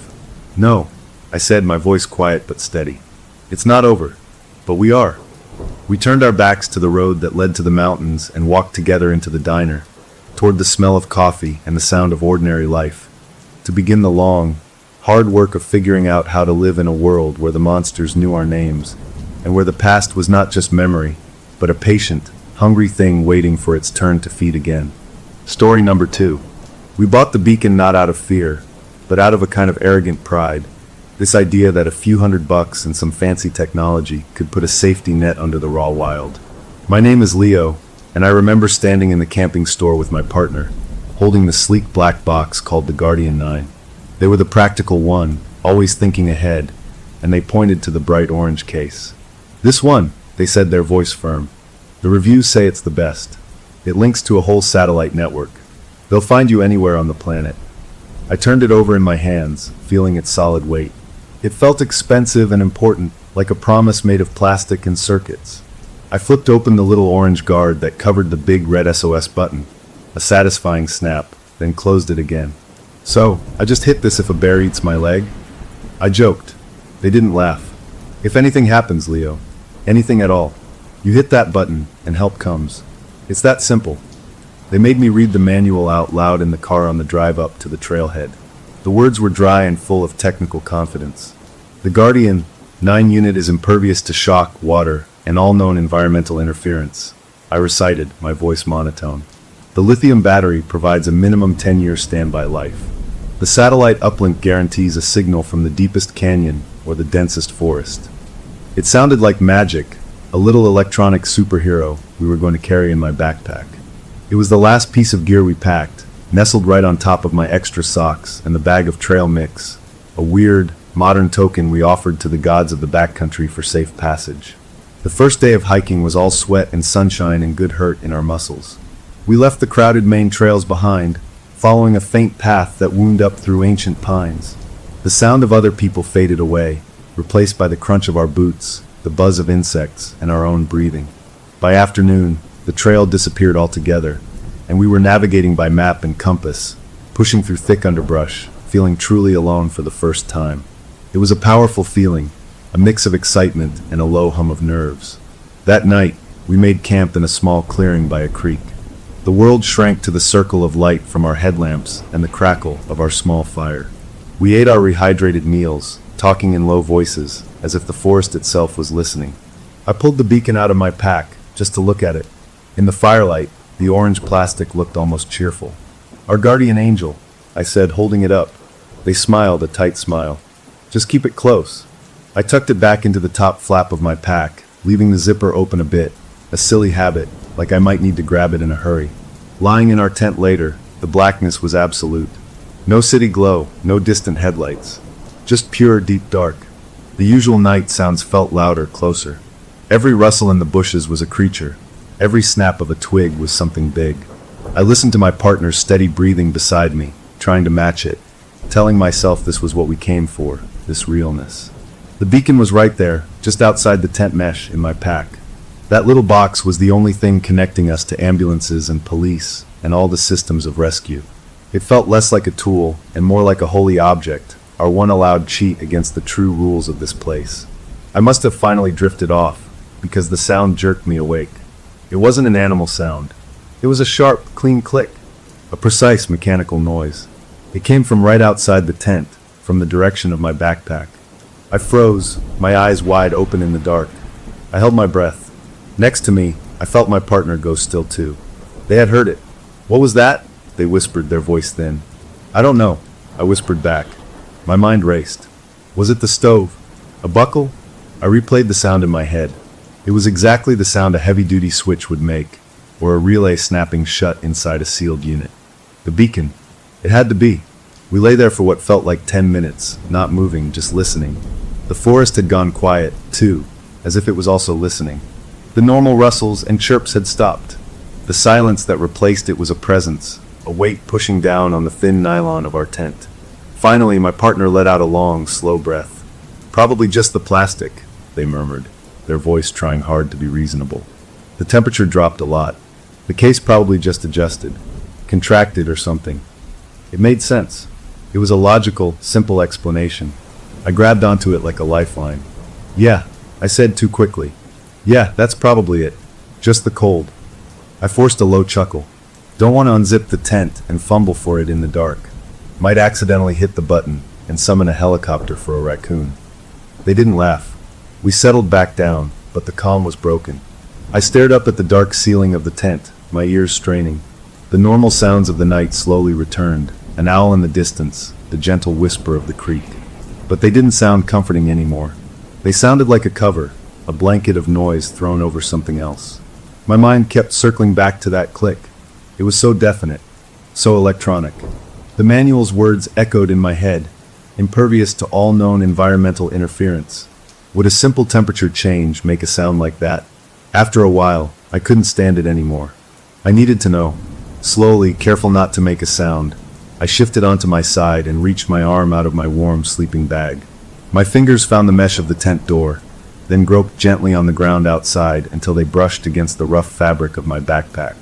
I felt for the top flap, for the zipper I'd left partly open. I slid my hand inside, past the bag of trail mix, past the soft bundle of my socks. My fingertips touched the hard, smooth plastic of the Guardian 9. I just let my hand rest on it for a moment, and then I felt it, a faint, steady warmth. Not a lot, just a gentle heat, like a device that had been on for a little while. I pulled my hand back as if I'd been shocked. My heart started hammering against my ribs. That wasn't right. It wasn't right at all. This thing had a 10-year battery. It was supposed to sit there, cold and dead, until we needed it. It shouldn't be warm. It shouldn't make clicking noises in the dead of night. I lay there, my hand tingling, the slight warmth clinging to my skin. The comforting weight of the beacon in my pack now felt like the weight of a sleeping animal, something alive and unpredictable that we had brought into the heart of the wilderness with us. The question hung in the thick air of the tent, a question I was too afraid to voice out loud to my partner, who I could tell by their breathing was still awake, also staring into the dark. What, exactly, had we just turned on? The second chirp wasn't a glitch, it was a receipt. We were filtering water from a clear, icy stream the next morning, the sun dappling through the trees, trying to pretend the night before was just nerves. I had the beacon out, sitting on a rock beside me like a guilty secret, its surface cool to the touch again. I kept glancing at it, expecting something, anything. Then it happened. A loud, digital chirp, like a robot bird, shattered the calm of the gurgling water. We both jumped. My partner dropped the water filter.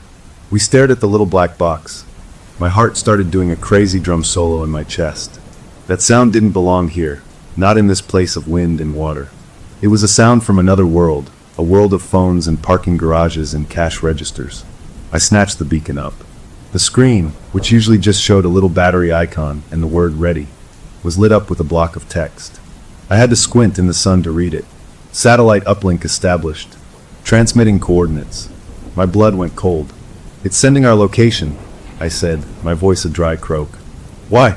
We didn't touch anything." Before they could answer, the screen flickered. A new line of text appeared underneath, green letters on the black background. "Signal received. Acknowledged." My partner grabbed my arm, their fingers tight. "Acknowledged by who?" they whispered, their face pale. That was the question, wasn't it? The whole point of the beacon was that it sent a signal to a rescue coordination center, to people in uniforms who would send a helicopter. But this message felt different. It was too fast, too sterile. There was no "help is on the way," no comforting slogan. Just a cold confirmation that our position had been received and noted by someone, or something. I felt a prickling on the back of my neck, a feeling of being watched from a very, very long way away. I fumbled with the buttons, my thumbs slipping on the plastic. I pressed the power button. Nothing. I pressed the SOS button, the big red one under its little orange guard. I pressed it hard. The screen didn't change. The device was locked up, doing its own thing, completely ignoring me. It was no longer our rescue beacon. It was just a brick that could talk to the sky. Panic, real and sharp, started to rise in my throat. Then the screen changed again. The text cleared. A single word appeared, centered on the display in plain, crisp letters, run. It wasn't a warning from the device. It wasn't system error or seek shelter. It was a command, an order, from our own lifeline. The word just sat there, blinking slowly. Run. My partner and I looked at each other, and in their eyes I saw my own terror reflected, mixed with a wild confusion. This was impossible. This was some kind of sick joke or a catastrophic malfunction. But the forest around us didn't feel like a joke. The cheerful babbling of the stream now sounded like mocking laughter. The sun felt too bright, exposing us. We have to go, they said, their voice shaky but decisive. Now, we leave everything. Leave everything. I looked at our half-pitched camp, at the tent still staked down, at our sleeping bags unrolled, at the little stove and the pot of water just starting to steam. Our home for the night. Our safety. Leaving it felt insane. It went against every instinct, every rule of survival. You stay put if you're in trouble. You make yourself visible. You wait for help. But help had just told us to run. The beacon screen flickered once more. The word run vanished. In its place was a new screen, a simple black display with a single, bright red dot pulsing right in the center. A map. And the dot was us. That was the final push. We moved like we were electrocuted. We didn't pack, we just grabbed. I shoved the beacon into the pocket of my hiking pants, feeling its unnatural warmth against my leg. We snatched our day packs, the small ones we used for side hikes, and jammed them with whatever was closest. A water bottle, a rain jacket, the bag of trail mix, a first aid kit. We abandoned everything else. The tent, the sleeping bags, the cooking gear, the rest of our food. It was a heartbreaking sight, a little island of our normal life that we were fleeing from. We didn't speak. We just started moving, crashing through the underbrush away from the stream, away from our camp, with no direction except away. The rational part of my brain was screaming that this was a mistake, that we were going to get lost, that we were going to die out here because of a stupid electronic glitch. But a deeper, older part, the lizard brain that senses predators, was in full control. That part agreed wholeheartedly with the command on the screen. Run. For an hour we pushed ourselves, scrambling over fallen logs, slipping on pine needles, our breath ragged in our throats. We didn't follow a trail because there wasn't one. We were just running blind, driven by pure adrenaline. My legs burned, and my partner was starting to lag, their face flushed with effort and fear. We finally had to stop, collapsing against the wide trunk of a massive fir tree, gasping for air. The only sound was our wheezing and the pounding of blood in my ears. I pulled the beacon from my pocket, half afraid of what it would show. The screen was still on, that black map with the red dot. Our red that had moved to the left edge of the little screen. We had traveled a good distance. But that wasn't what made my breath catch. There was a second dot now, a smaller green one. It was on the right side of the screen, ahead of us and slightly higher in elevation. It wasn't moving. It just sat there, pulsing with a soft, steady light. A destination. My partner leaned in, their shoulder against mine. "What is that?" they asked, their voice hoarse. "I don't know," I said. "A rendezvous point? A place we're supposed to go." The green dot looked innocent, even friendly compared to the urgent red of our own position. But after the run command, nothing about this device felt innocent. It felt like we were being herded. The green dot was a pin on a map, and we were the thumbtack being pushed toward it. We had a choice, I guess. We could ignore it. We could turn and go in a completely different direction. But the beacon had our location. Whatever had acknowledged our signal knew exactly where we were. If we were being hunted, running aimlessly seemed worse than running toward a known point. Even if that point was a trap, at least we would see the trap coming. Maybe. The thought was cold comfort. "We should keep moving," my partner said, standing up and brushing dirt from their knees. Their eyes were fixed on the green dot on the screen. But not toward that. Not directly. We circle around, we approach from the side, we see what it is first. It was a good plan, a soldier's plan. It made me feel a tiny bit better, like we still had some shred of control. I nodded, slipping the beacon back into my pocket. We started walking again, this time with a purpose, using the sun and my compass to skirt wide around the location of the green dot, aiming for a high ridge that might give us a view down into whatever valley or clearing it marked. The walking was slower, more careful, but the fear was a constant companion, a cold stone in my gut. Every shadow seemed to move. Every bird taking flight made us freeze. We were no longer just two people on a hiking trip. We were prey, and we knew it. And the thing holding the leash was in my pocket, quietly ticking away, drawing its little map on a screen, leading us to a place we never, ever wanted to go. The forest, once so beautiful, was now a wall of green hiding 1,000 unknowns, and the only tool we had to navigate it was the very thing that had turned against us. As we climbed the steep slope toward the ridge, the sun beginning its afternoon slide toward the mountains, I kept one hand in my pocket, my fingers resting on the warm plastic of the beacon, waiting for it to tell us what to do next. We weren't being chased. We were being shepherded, and we had just broken from the flock. That green dot on the beacon screen didn't move. It just sat there, a fixed point on a high ridge across a deep wooded valley. We watched it from our own ridge, using a small pair of binoculars, scanning the opposite tree line for any sign of what it meant. We saw nothing. Just more trees, more rocks, more wilderness. But the feeling was unmistakable, a crawling sensation on my skin like ants. That dot was a destination. As the sun started to dip, painting the sky in oranges and purples, the beacon in my hand vibrated softly, a single pulse that made me flinch. The screen changed. The green dot remained, but now numbers appeared below it, precise coordinates, followed by a simple time, 2100 hours. 9 o'clock. Tonight. It wasn't a suggestion. It felt like an appointment, a summons.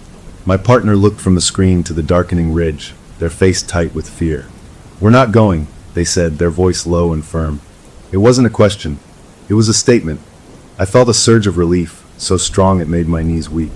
The idea of walking obediently toward that spot as night fell was a special kind of madness. We were scared, but we weren't stupid. We were going to hide. We found our spot just as the last light faded, a jagged outcrop of granite with a shallow, scratchy cave underneath, barely big enough for the two of us to squeeze into. It was uncomfortable and cold, but it was hidden, with a narrow crack in the rock that gave us a perfect view of the ridge across the valley where the green dot glowed in our minds. We huddled together, shivering more from nerves than the chill, watching the ridge through the binoculars, taking turns. We ate some trail mix, our chewing loud in our own ears. The beacon sat between us on the rock floor, its screen dimmed but still showing that infuriating green dot and the time, which now read 2047.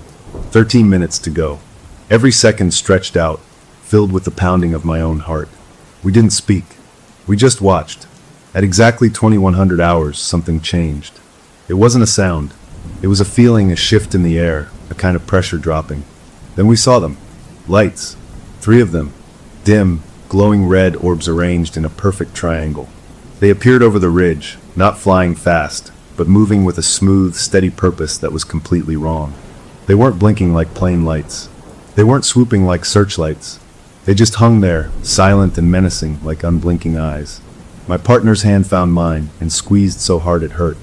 We stopped breathing. The orbs drifted to a spot directly above the exact location of the green dot. Then, from the center of the triangle, a beam of white light lanced down. But it wasn't a normal beam. It wasn't a cone that spread out. It was a solid, pencil-thin rod of pure white, so bright it hurt to look at even from a distance. It touched the ridge, and it started to sweep methodically, side to side, like someone scanning a barcode. The light moved over rocks, over patches of grass. Then it found a deer. A young buck, probably drawn to the open area of the ridge. The animal froze in the brilliant white rod. It didn't run. It just stood there, locked in the light. And then it happened. The deer didn't vanish in a flash. It unfolded. It's the only word for it. Its body seemed to lose all dimension, flattening out into a shimmering two-dimensional sheet, like a photograph made of light and flesh, silent and terrible. Then the sheet, with the image of the deer still on it, was sucked upward, following the thin white rod back into the center of the hovering red lights. It was over in seconds. The white rod snapped off. The 3 red orbs, their task done, simply blinked out, one by one, leaving the ridge in darkness once more. The entire event had been utterly soundless. My stomach rolled. I clapped a hand over my mouth. My partner was trembling violently beside me. We had just watched an animal be collected, harvested. That green dot hadn't been a trap for us. It had been a gathering point. We were supposed to be there, standing in that clearing, waiting for that beam. The horror of it was so vast it was almost peaceful for a second, a numb, cold understanding. Then came the guilt, hot and sickening. We had sent that deer in our place. Our defiance had gotten an innocent creature taken. But the guilt was quickly swallowed by a raw, screaming relief. We were still here. We were still free. In the darkness of our little cave, the beacon at our feet suddenly vibrated again, a harsh, angry buzz. We both jumped. The screen flared to life, too bright. Words scrolled across it. Non-compliance noted. Next transmission will be audible. The message sat there for a few seconds, then the screen went black. Audible. It was going to talk to us. The threat was clear. We were being graded, and we had failed. We weren't just animals to be collected. We were problems to be managed, and we were making things difficult. For hours we sat in the dark, too terrified to move, too terrified to sleep. The forest night sounds, the chirping of crickets, the distant call of an owl, felt like a cruel joke. How could the world just go on? We had just seen something impossible, something that broke all the rules. Sometime deep in the night, maybe 3 or 4 in the morning, the beacon made good on its promise. It didn't beep. A sound came from its small speaker, a sound that was almost a voice but not quite. It was digitally smooth, without any emotion, like the voice from a cheap GPS unit, but colder. It synthesized a single word, clear and calm in our little rocky tune. Inconvenient. The word hung in the air, more frightening than any scream. It was an assessment, a complaint from a teacher or a lab technician. We were an inconvenience. After the voice spoke, the beacon's screen lit up once more, but not with text. It glowed with a pale, greenish light that illuminated our huddled forms, our wide, terrified eyes. On the screen wasn't a map. It was a live video feed, a black and white, fisheye lens view from a camera looking right back at us. I could see myself, a distorted version of my own shocked face, and my partner next to me. The beacon had a camera. We never knew, and it was showing us that it was watching. We were carrying our own watcher, and it had just let us know it could see every terrified twitch, every tear, every moment of our helpless hiding. We were well and truly seen. The most terrifying phrase in the universe isn't "we're going to die." Its compliance improves categorization. That cold, synthetic voice came from the beacon again just after dawn, its greenish camera light still painting our faces in the gloom of the cave. We had spent the rest of the night trying to cover the screen with a sock, with a leaf, anything, but the light bled through, and the feeling of being watched was a physical weight on our skin. The voice was giving us new instructions. Proceed 1. 2 miles northwest. Locate the lightning-struck pine. Await further instruction. Compliance improves categorization. The words were flat, like a computer reading a recipe. Northwest. The lightning-struck pine. It was so specific, so ordinary, and that made it worse. They knew this forest down to individual trees. We were starving, our trail mix was gone, and we were so thirsty our tongues felt like dry leather. The idea of not moving, of staying in this cave until we wasted away, was a kind of option, but the memory of the deer being unfolded and taken was fresh and brutal. They would come for us eventually, maybe with that soundless white beam, maybe with something worse. At least moving felt like doing something. We crawled out of the cave, stiff and sore, our eyes darting to the sky. It was a clear, blue, beautiful morning that felt like a lie. Using my compass, we started walking northwest. The beacon held out in front of me, like a divining rod leading to doom. Every step was agony, not just from the rough terrain, but from the knowledge we were walking where we were told. After what felt like forever, we saw it. A massive pine, its trunk split clean down the middle by some old strike, blackened and dead on one side, still living on the other. It stood in a small, sunny clearing. At its base was something that didn't belong. A metallic pod, about the size of a football, seamless and silver, like a giant, perfect egg. It reflected the sunlight in a weird, oily way. We stopped at the edge of the clearing, just inside the tree line, too afraid to approach. The beacon in my hand vibrated. The calm voice issued from it. Approach the provisioning unit. Nutrition and metabolic stabilizer are required for continued participation. Provisioning unit. Participation. The language was so clean, so clinical. We were lab rats being fed. My partner, who had some medic training from years ago, shook their head fiercely. No, no way. We don't know what that is. But my stomach cramped at the word nutrition. We hadn't eaten a real meal in over a day. The thirst was a constant, desperate scream in my head. The beacon vibrated again, more insistently. Compliance is mandatory for continued viability. It wasn't a threat of violence. It was a statement of fact. We wouldn't last much longer without food and water. The pod was offering both. It was a choice, but it wasn't a choice at all. We walked forward, our steps slow, until we stood over the metallic egg. As we got close, its surface rippled like liquid metal, and an opening appeared at the top, irising open without a sound. Inside, nestled in a soft blue light, were two things. Two sealed, clear pouches filled with a thick, amber-colored gel, and a single device that looked like a high-tech syringe, but without a needle, just a flat, circular pad at one end. Consume the nutrient gel, the beacon instructed. Then administer the metabolic stabilizer. The hypospray will deliver it transdermally. My partner picked up one of the pouches, their hands shaking. They turned it over. No writing, no branding, just clear gel. They tore the top off with their teeth, sniffed it. It had no smell. They looked at me, their eyes full of a terrible resignation, and took a small sip. They waited a moment, then a longer swallow. It's just sweet, tasteless but sweet, like thick sugar water. They handed me the other pouch. My own hunger overrode every warning bell. I tore it open and gulped the gel down. It was exactly as they described, a bland, sweet paste that coated my throat and settled in my stomach with a comforting warmth. It immediately took the edge off the gnawing hunger and the sharpest pangs of thirst. It felt good, which felt horrible. We had just eaten something provided by the things that had taken the deer. Then we looked at the hypospray. My partner picked it up. It was cool and heavy. Transdermal means through the skin, they whispered. No needle. But what's in it? A tracker? A sedative? Some kind of obedience drug? The beacon spoke again. Administer the stabilizer. It is required to maintain biorhythms and ensure assessment accuracy. The voice was so reasonable. I thought about the word inconvenient from the night before. I didn't want to be more inconvenient. I didn't want to be categorized as a problem. In that moment, the fear of what they might do if we refused was greater than the fear of the unknown liquid in the device. Do it, I said, my voice rough. My partner looked like they might argue, but they just nodded, a single tear cutting through the dirt on their cheek. They pressed the flat pad of the hypospray against the side of my neck. There was a soft hiss, a feeling of intense cold spreading under my skin, and then it was over. No mark, no pain, just a sudden, icy tingle that faded. They did the same to themselves, their hands steady but their eyes screwed shut. For a few minutes, nothing happened. We sat by the dead tree, waiting. Then I felt it, a change. The jagged, electric fear that had been jolting through me since the first chirp began to soften at the edges. It didn't go away, but it got blurry, like a radio station slipping out of tune. My thoughts, which had been racing in tight, panicked circles, slowed down. I still knew we were in terrible danger, but the knowledge felt distant, like I was reading about it in a book instead of living it. I looked at my partner. Their breathing had deepened.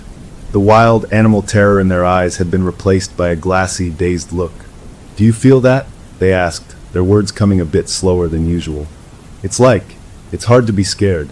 I'm scared, but I can't quite reach it." That was it exactly. The metabolic stabilizer wasn't just stabilizing our metabolism. It was stabilizing our emotions, damping down the panic, putting a lid on our fight or flight response. We were being chemically leashed, made more manageable, easier to herd. The beacon screen lit up. Text scrolled. Biomass consumption noted. Specimen vitality nominal. Specimen.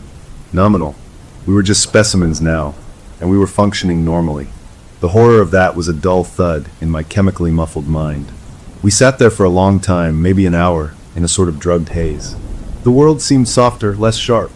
The terror was still there, but it was buried under a warm, fuzzy blanket. I hated it. I tried to hold on to the sharp fear, because the fear was mine, and this foggy calm was theirs. I stumbled as I stood up, my limbs feeling loose and uncoordinated. I reached out to steady myself against the metallic pod. The moment my fingers touched its cool, seamless surface, the pod reacted. A beam of blue light shot out from its top, projecting an image into the air above it, a hologram that shimmered and rotated. It was a diagram, like something from a medical textbook, but too detailed, too perfect. It showed a human body, a schematic of veins and arteries and nerves, all labeled with tiny, unreadable symbols. In the diagram, at the very base of the skull, right where the hypospray had pressed against our necks, was a single, flashing red point. A tiny, intricate model of some kind of device or node was superimposed there, with lines connecting it to the brain stem and the spinal cord. It was a a map showing exactly where they had just put something inside us. The hologram hung in the air for maybe 10 seconds, slowly turning, giving us a perfect three-dimensional view of the foreign object now presumably sitting at the top of our spines. Then it winked out. The pod's opening sealed shut, and its metallic surface became dull and inert, just a strange piece of junk at the base of a dead tree. The beacon in my hand, which had been quiet, vibrated once. The screen now showed a simple, slowly blinking green arrow, pointing northeast, deeper into the wilderness. No text, no voice, just an arrow. The next leg of the journey was ready, and we, calm and compliant, and carrying something new under our skin, were ready to follow. We learned we weren't special. We were just the latest batch. Confusing route for over an hour, finally stopping at a hidden creek bed, the water cutting a deep groove in the earth, its banks offering cover. She was breathing hard, but her eyes were sharp, scanning the sky constantly. "The fog," she said, turning to us. "The feeling like you can't quite be scared, like your thoughts are wrapped in cotton. That's the stabilizer. It's a chemical leash. You have to fight it." She rummaged in a small, filthy pack and pulled out a gnarly piece of root, gray and twisted. "Chew this. Not swallow, just chew. It's bitter as hell, and it'll make your head hurt, but it jolts your system. Adrenaline. It cuts through their drugs for a little while." My partner, the former medic, took the root first, sniffing it, then broke off a piece and put it in their mouth. Their face immediately contorted in a grimace, but a second later their eyes, which had been glassy, widened with a new, sharp clarity. They spat it out and handed me a piece. "It works," they said, their voice suddenly more present. I chewed. A disgusting, intense bitterness flooded my mouth, followed by a painful, electric jolt that seemed to start in my jaw and shoot straight to my brain. The world snapped into a horrible, crisp focus. The fear came back, not as a dull rumble, but as a screaming, vibrant thing. The memory of the deer, the blank faces in the gully, the schematic of the thing in our necks, it all crashed over me with fresh, unbearable weight. But I could think. My thoughts were my own again, sharp and terrified. Maya nodded, seeing the change in our faces. "Good. You only get a few minutes of clear-headedness. Use it wisely. I've been out here, avoiding the herds, for weeks, I think. Time gets funny. They put these out," she said, gesturing to the beacon in my hand with disgust. "In stores online. They target the ones who go deep. The beacon is the collar. The stabilizer makes you docile. The green arrows and the dots, that's the herding. And the harvest." She trailed off, her eyes distant for a moment. "They're studying us. Stress responses, group behavior, defiance. We're lab rats in a cage the size of a national forest." She explained her plan. She thought the beacons talked to satellites, but they might also talk to each other over short distances like a local network. She'd been scavenging, and she'd built a kind of cage out of salvaged emergency blankets, the crinkly silver ones, and some copper wire she'd stripped from a broken piece of camping gear she'd found. A Faraday cage, she called it, something to block all signals. Her idea was to put a beacon inside, block its transmissions, and then, in that window, try to physically open it, to mess with its insides, maybe even turn it into a weapon or a tool. She needed a beacon to test it. She looked at mine. "It's a huge risk," my partner said, their clear mind analyzing.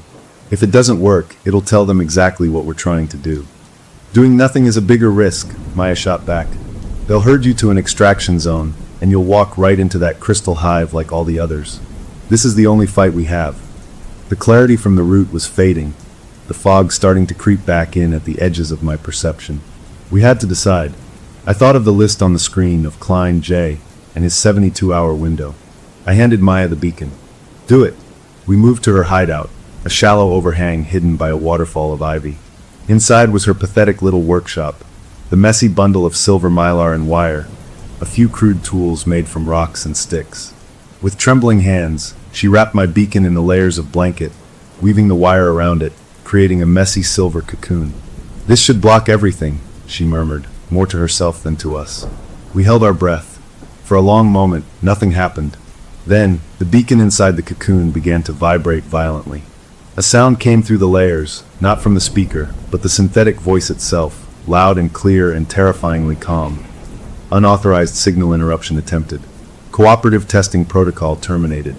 Initiating specimen retrieval. My blood froze. It wasn't a flaw. It wasn't a vulnerability. It was a test. They were testing our initiative, our capacity for rebellion. and we had just handed them a perfect score. The beacon had been waiting for us to try something like this. Maya's face went white, but she didn't freeze. With a speed that left me stunned, she grabbed the wrapped, vibrating beacon and sprinted out of the overhang, away from the creek bed, crashing through the brush.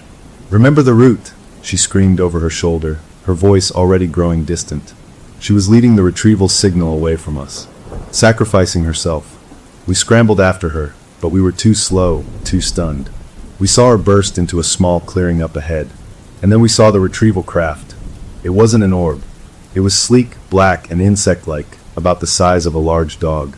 It descended from the canopy without a sound, moving with a predatory, fluid grace that was utterly wrong. It overtook Maya in seconds. A thin, glowing blue filament, like a wire of pure light, shot out from its underside, wrapping around her legs with a snap. She was yanked off her feet, a cry torn from her lips, and hoisted into the air. The black craft didn't pause. It whisked her away, a dangling, struggling silhouette against the green, and vanished into the trees. It was over in a heartbeat. We stood there, empty, the world spinning. The route's clarity was gone, replaced by a crushing, foggy despair. A vibration came from the ground. My beacon. Maya hadn't taken it far enough. The mylar cocoon had come loose. I walked over numb and picked it up. The screen was lit. The message was simple, flashing with a cold finality. Lesson administered. Resume compliance. Proceed to extraction zone alpha.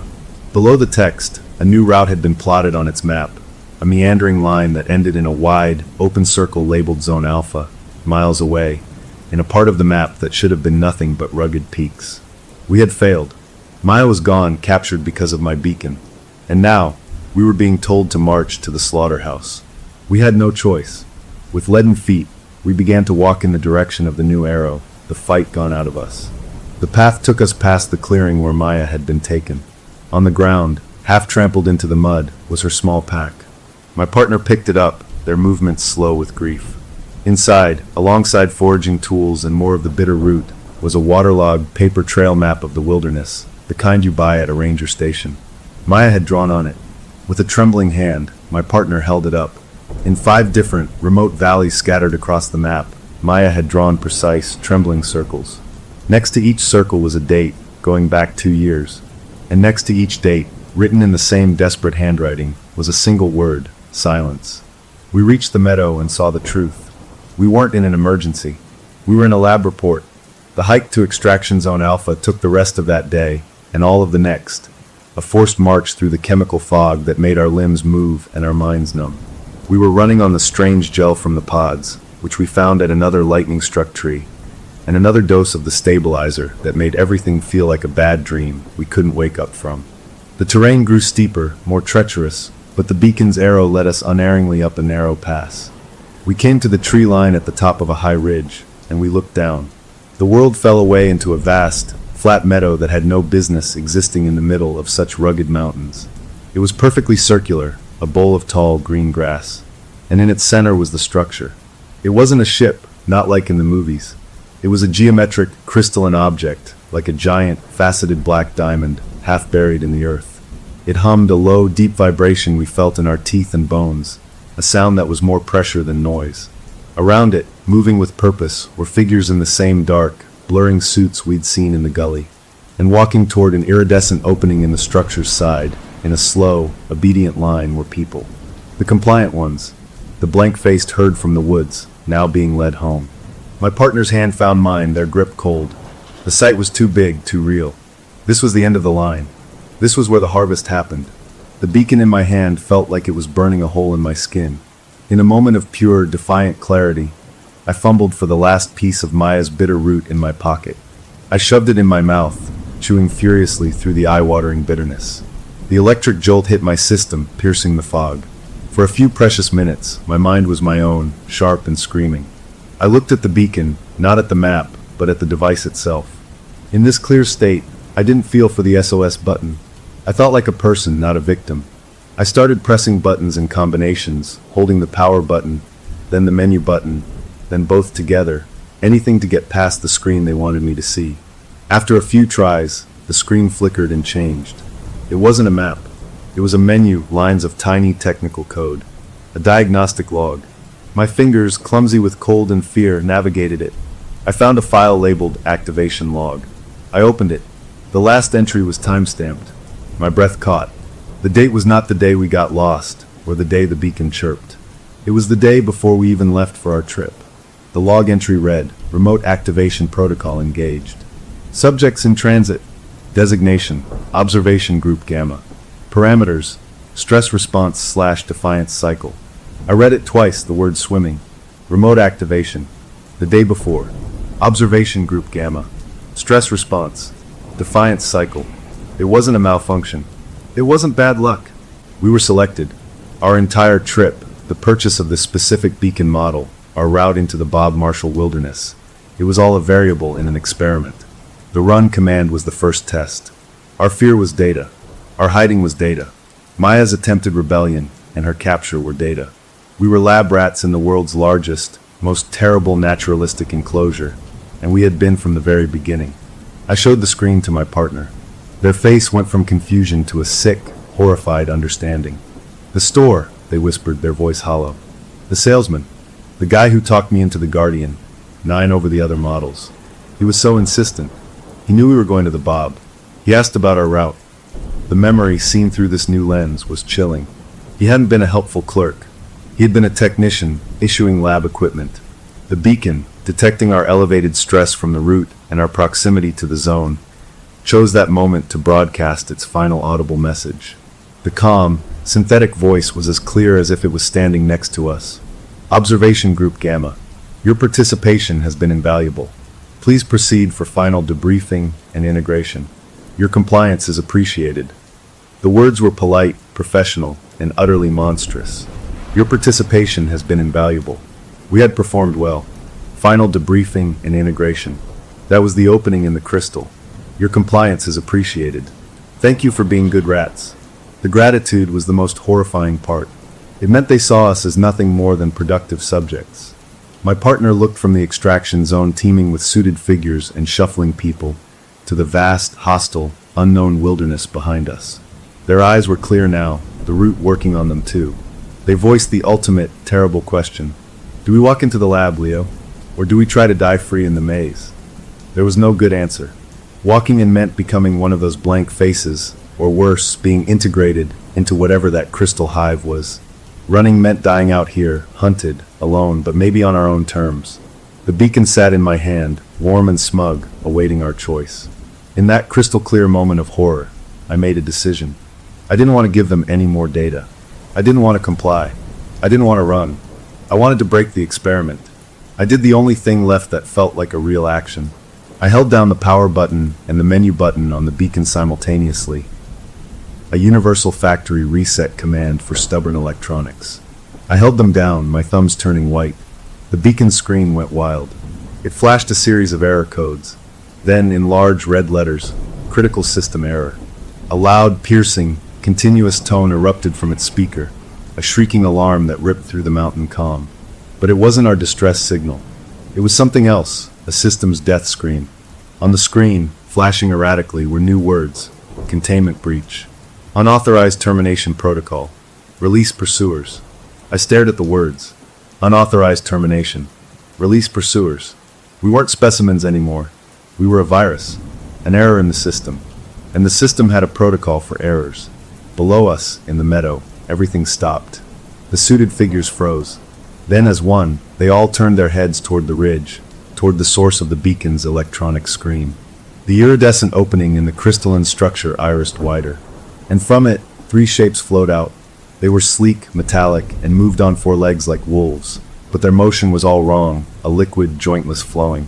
Their heads were smooth ovals, with no eyes, just sensors that swiveled and focused, pinpointing us immediately. They didn't bark or growl. They just turned and began to move up the slope toward our ridge. They didn't run. They flowed, eating the distance with terrifying, silent speed. The beacon's scream was a homing beacon, and we were now the primary target of an experiment that had just declared us a glitch to be deleted. When the beacon died, the void it left behind was the loudest sound I had ever heard. It was the sound of being truly, irrevocably erased. The metallic wolf things were flowing up the slope, fast and silent. We had one chance, a desperate, stupid chance. To our right, The ridge fell away into a deep, narrow canyon, the sound of a raging, glacial-fed river roaring up from its depths. The water was a violent, white froth, sure death to enter, but maybe, just maybe, it would scramble whatever signal the dying beacon had sent out, confuse the sensors of the things hunting us. It was a hope so thin it was almost invisible. The river! I shouted over the fading electronic screen, grabbing my partner's arm. We turned and ran along the ridge, not toward the river, but parallel to it, looking for a way down, any way down. The ground was loose shale and slick pine needles. We slipped, scrambled, our breath sobbing in our throats. I risked a glance back. The lead creature was halfway up the slope, moving with that impossible, fluid grace, closing the distance with chilling speed. My partner, just ahead of me, their foot caught on a root. They went down hard with a cry, tumbling forward, their ankle twisting at a bad angle. I skidded to a stop, turning to help. The lead creature saw the opening. It surged the last 20 feet, a blur of dark metal. It didn't pounce to kill. It was going to disable, to capture, just like the silver sphere had. My partner pushed themselves up on their elbows, their face a mask of pain and terror. They saw the creature, saw me frozen, and in their eyes, I saw a decision click into place, a calm finality that cut through the panic. They snatched the shrieking, arrow-flashing beacon from where I'd dropped it. "Go! Leo, go! Reset the world!" They screamed, their voice raw with a love and a fury that tore my heart in two. And with all their strength, they hurled the beacon not at me, but directly at the lead creature's smooth, sensor-filled head. The creature reacted not with anger, but with a swift, efficient motion. Its head snapped forward, and its jaws, which hadn't been visible before, opened in a split second, catching the beacon mid-air. There was a crunch of plastic and circuitry, a final, choked electronic squeal, and then nothing. The screaming stopped. The world rushed back in, the roar of the river, the wind in the pines, our ragged breathing. The three creatures froze, their smooth heads swiveled, confused, the homing signal gone. They were like hounds that had lost the scent. For a few precious seconds, they were inert. I looked at my partner. They were on the ground, their leg clearly broken, staring at me. Their eyes held no fear now, only a fierce, blazing command. "Go! Live! Tell someone!" The creatures began to move again, their sensors refocusing, this time on the two of us, the source of the trouble. I had a split second. Fight a hopeless battle and die with them, or honor their sacrifice and run. The choice was agony, but it was no choice at all. I met their gaze one last time, saw the love there, and then I turned and ran. I didn't head for the slope. I ran straight for the cliff edge overlooking the river. I didn't think. I just leaped out into the open air, into the roar, away from the lab, away from the herd, away from my heart lying broken on the ridge. The fall was a blur of sky and rock and spray. The icy water hit me like a concrete wall, driving the air from my lungs. The current, stronger than anything I could imagine, sucked me under, tumbling me, battering me against submerged rocks. The world was a chaos of cold and dark and roaring noise. I was sure this was it. This was dying free. My lungs burned. My body went numb. I slammed into something hard, my shoulder exploding in pain, and then I was flung upward, breaking the surface for a gasping, half-drowned breath before being dragged under again. I have no idea how long the river had me. Time lost all meaning in that violent, freezing wash. Consciousness faded in and out. At some point, the river spat me out.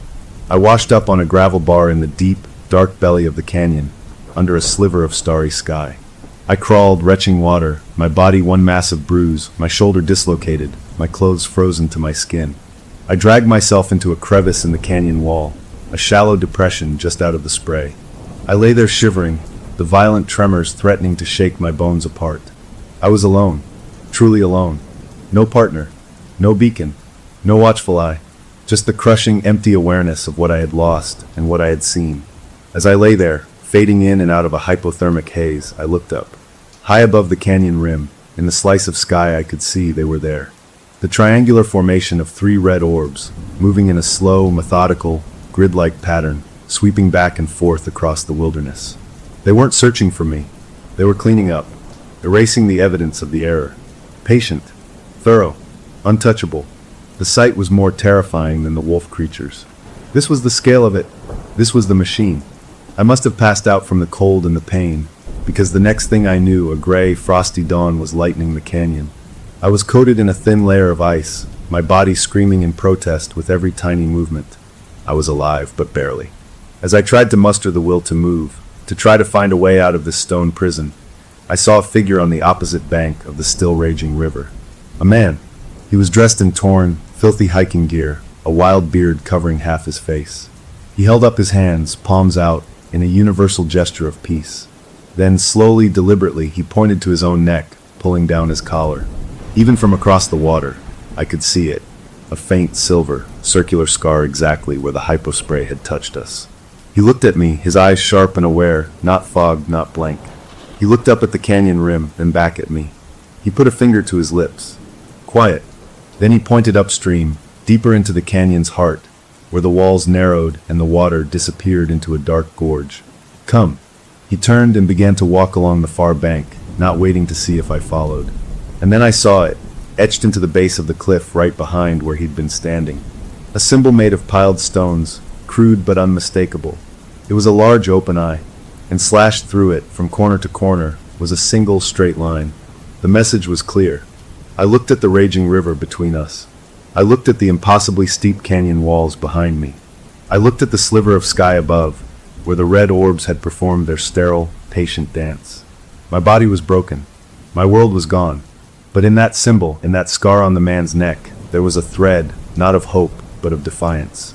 It was a path forward, not out, but deeper in.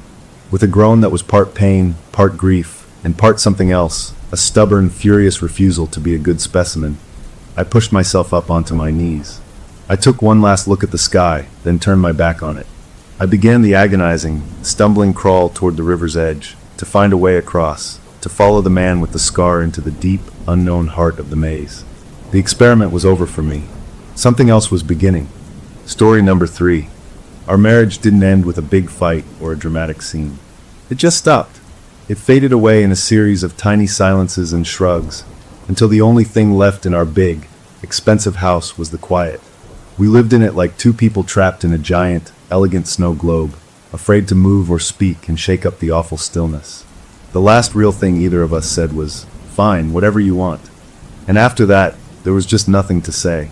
We'd eat dinner with the sound of our knives and forks on the plates being the loudest conversation in the room. We'd watch TV and comment on the weather on the screen, but never the cold front that had settled between us on the couch. It was like living with a very polite, very beautiful ghost. That's why we finally went to see the therapist. I was desperate, and I think she was just tired of the echoing rooms. So we found ourselves in this office that felt more like a fancy hotel lobby, all beige carpets and abstract art that looked like a toddler had a fight with a paintbrush. The therapist was a woman with a calm face and sharp eyes that missed nothing. She listened to us talk, or try to talk. I'd say something like, "I feel like we're not connecting anymore," and my wife would stare out the window and reply, "I'm just tired from work." It was like we were reading from two different, very boring scripts. We were islands in that sea of beige carpet. After a few sessions of this polite circling, the therapist leaned forward, her hands folded on her big wooden desk. She said our words had become weapons or walls, and that we needed a new way to communicate, something that would bypass all our defensive vocabularies. I thought maybe she was going to give us a workbook or make us play a trust game. I did not expect what came next. She got up and went to a tall, sleek cabinet in the corner, what she called her experimental modalities cabinet. She unlocked it and pulled out this beautiful wooden board with the alphabet carved into it in a wide arc, and the words yes and no in the corners. In the center was a small, heart-shaped piece of plastic with a clear window in it. A Ouija board. I almost snorted. I mean, come on. A Ouija board? For marriage counseling? I shot a glance at my wife, expecting to see the same disbelief. But her face was different. She wasn't smirking or rolling her eyes. She was staring at that board with a kind of intense focus, like it was a complicated puzzle she was determined to solve. There was a flicker in her eyes I hadn't seen in months. It wasn't love or warmth. It was a challenge. The therapist placed the board on a small table between our chairs. She called it a neutral third party for your subconscious. She said that sometimes, when people are too hurt or too angry to speak directly, their deeper thoughts can find a way out through a tool like this. It was about shared intention, about letting something else guide the conversation. I thought it was the dumbest, most new agey thing I'd ever heard. But I looked at my wife's face, at that strange, engaged look, and I felt a pathetic surge of hope. Maybe this stupid board could get her to look at me again. So, feeling utterly ridiculous, we both placed our fingertips lightly on that little plastic heart, the planchette. The room was quiet, the late afternoon light turning gold through the blinds. The therapist sat back in her chair, observing. For a long minute, nothing happened. My finger trembled a little from holding it so lightly. I could feel the slight warmth of my wife's fingertips near mine on the smooth plastic. I wondered what she was thinking. I wondered if she was hoping for something to happen, or just waiting for this to be over, so we could go back to our silent house. Then it moved. It wasn't a gentle glide. It was a sudden, sharp jerk, like the thing had been zapped with electricity. It scared me so much I almost pulled my hand back. It scraped across the board, a harsh sound in the quiet room, and slammed decisively to the letter H. Then, without pause, it dragged itself to A, then to T, then to E, hate. The word hung in the air between us. My heart was hammering against my ribs. I looked at my wife. Her face was pale, but her jaw was set, her eyes fixed on the board. Her finger on the planchette was steady as a rock. I wanted to stop. I wanted to say this was a mistake. But the planchette was moving again, pulling our hands with it. Back to H, to A, to T, to E. Again. Hate. And again. And again. It did it 7 times. 7 perfect, machine gun repetitions of that one raw, ugly word. Each time it was a violent, staccato movement. This wasn't a spirit gently spelling a message. This felt like something was hammering the word into the wood. On the 7th time, it stopped dead in the center of the board. The silence that followed was so complete it felt like a physical presence, pressing in on my eardrums. It was louder than any scream. I slowly lifted my trembling fingers from the planchette. My wife did the same, but slower, more deliberately. She finally looked at me, and what I saw in her eyes wasn't anger or sadness. It was a profound, chilling confusion. It was as if she had just watched her own hand write those words and had no idea why. She looked down at her fingers like they were foreign objects, like they belonged to someone else. The therapist broke the silence. She didn't sound alarmed. She sounded thoughtful, clinical. She made a note on her pad. Hate, she said, her voice calm. That's a very raw, uncomplicated word. A lot of emotion there. It's a starting point. Better out in the open than festering inside. She said it like she'd just successfully lanced a boil. I felt a chill that had nothing to do with the room's temperature. She was treating this psychic scream, this terrifying event, like a productive breakthrough. We left her office shortly after, with instructions to sit with the experience and not discuss it until our next session. The car ride home was worse than any of the silent car rides before. This wasn't a comfortable quiet. This was a thick, loaded silence, filled with the echoes of that scraped-out word. I kept seeing the planchette jerking across the board. I kept seeing the look on my wife's face. I drove, my hands gripping the wheel too tight, staring straight ahead at the taillights of the cars in front of us. I could feel her sitting beside me, a statue in the passenger seat. I didn't know what to say. What do you say after something like that? Hey, honey, did you mean that? Or don't worry, I'm sure it was just my subconscious. It all sounded insane. Out of the corner of my eye, I saw her shift slightly. She wasn't looking at me. She was staring out her window, her reflection pale and ghostly in the dark glass. Her lips were pressed together in a tight line. Then I saw them move. Just a tiny, almost imperceptible movement. She wasn't speaking to me. She was mouthing a word, silently, to her own reflection. I watched, my breath caught in my throat, trying to make it out. Her lips formed the shape slowly, carefully. R-S-E-N-I-C, arsenic. The old-fashioned poison. The word just hung there in the space between us, silent and deadly.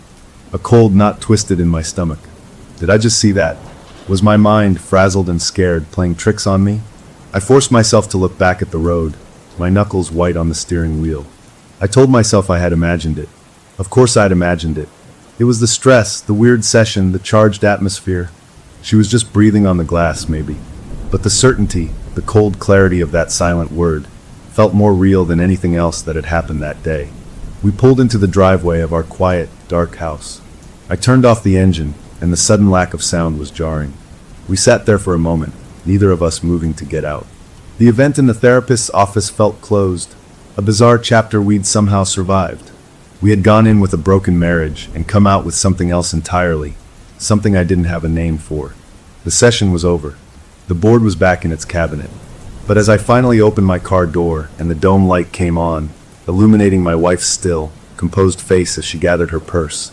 I couldn't shake the feeling that whatever door we'd opened that afternoon, we had not closed it. We had just let something out, and it was now sitting in the car with us, following us up the walkway, and waiting silently in the dark hallways of our home, wondering what we would do next.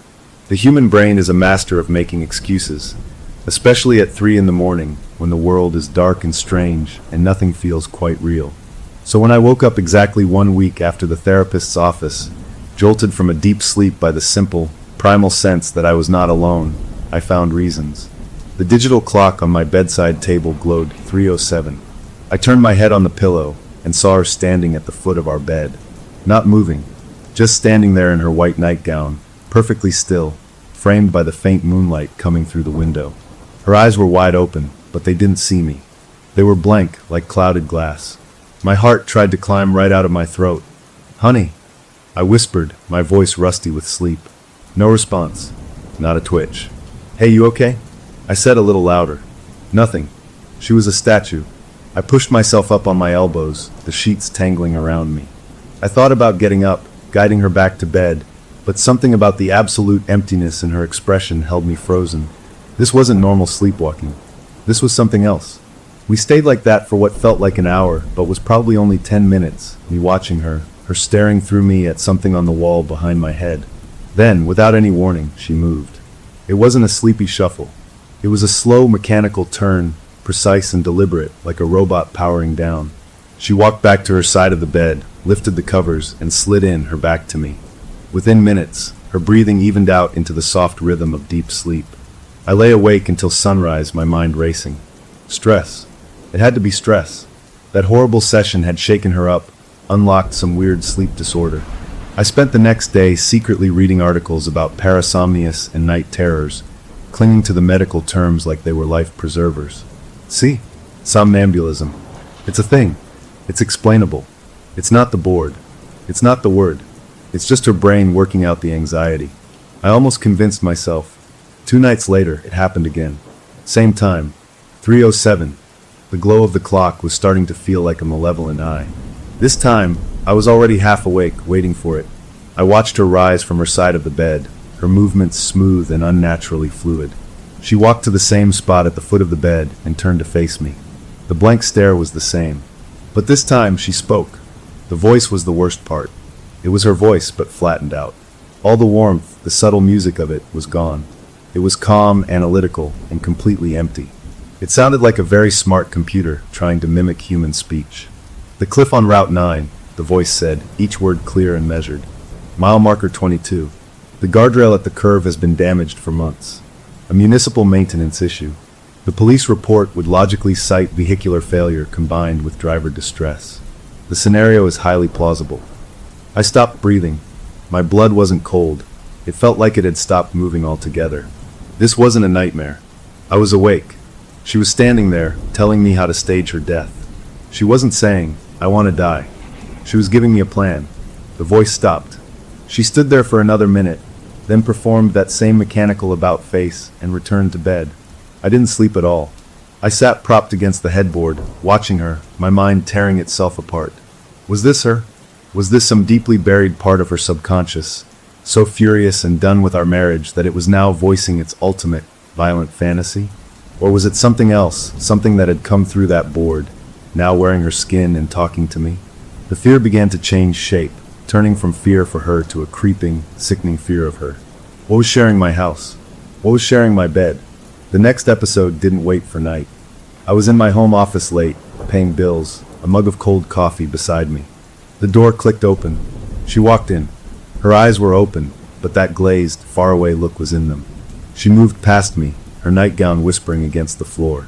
She stopped at my filing cabinet, put a hand on the drawer where I keep our important documents. She didn't open it. She just left her hand there. "The life insurance payout is entirely tax-free," the flat voice stated. I reviewed the policy. The double indemnity clause for accidental death is still active. The financial incentive is significant.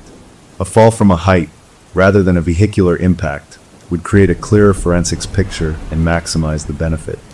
She turned her head and looked right at me. Her eyes were still empty. "It is the more efficient option." That word, efficient, it echoed in the quiet room. I felt a dizzying wave of understanding. This thing, whatever it was, wasn't emotional. It wasn't angry or sad. It was assessing, calculating. It was problem solving, and the problem it was solving was us. And its solution was to remove her from the equation, with me profiting. The shocking thought hit me. This wasn't her ID. This was mine. Was it voicing my own darkest, most hidden thoughts? The ones I'd never admit to, the terrible, fleeting fantasies of escape that flash through a person's mind in their lowest moments? Was it giving them a voice and a blueprint? I felt nauseous. I had to know.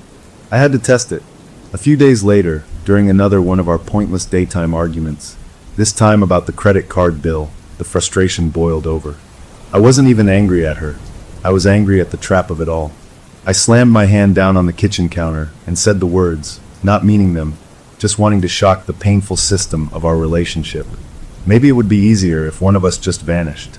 Poof. Gone. She flinched, her real self, her awake self, looking hurt and shocked. I immediately felt terrible. I tried to backpedal, but the damage was done. The rest of the day was spent in that familiar, miserable quiet. That night I waited.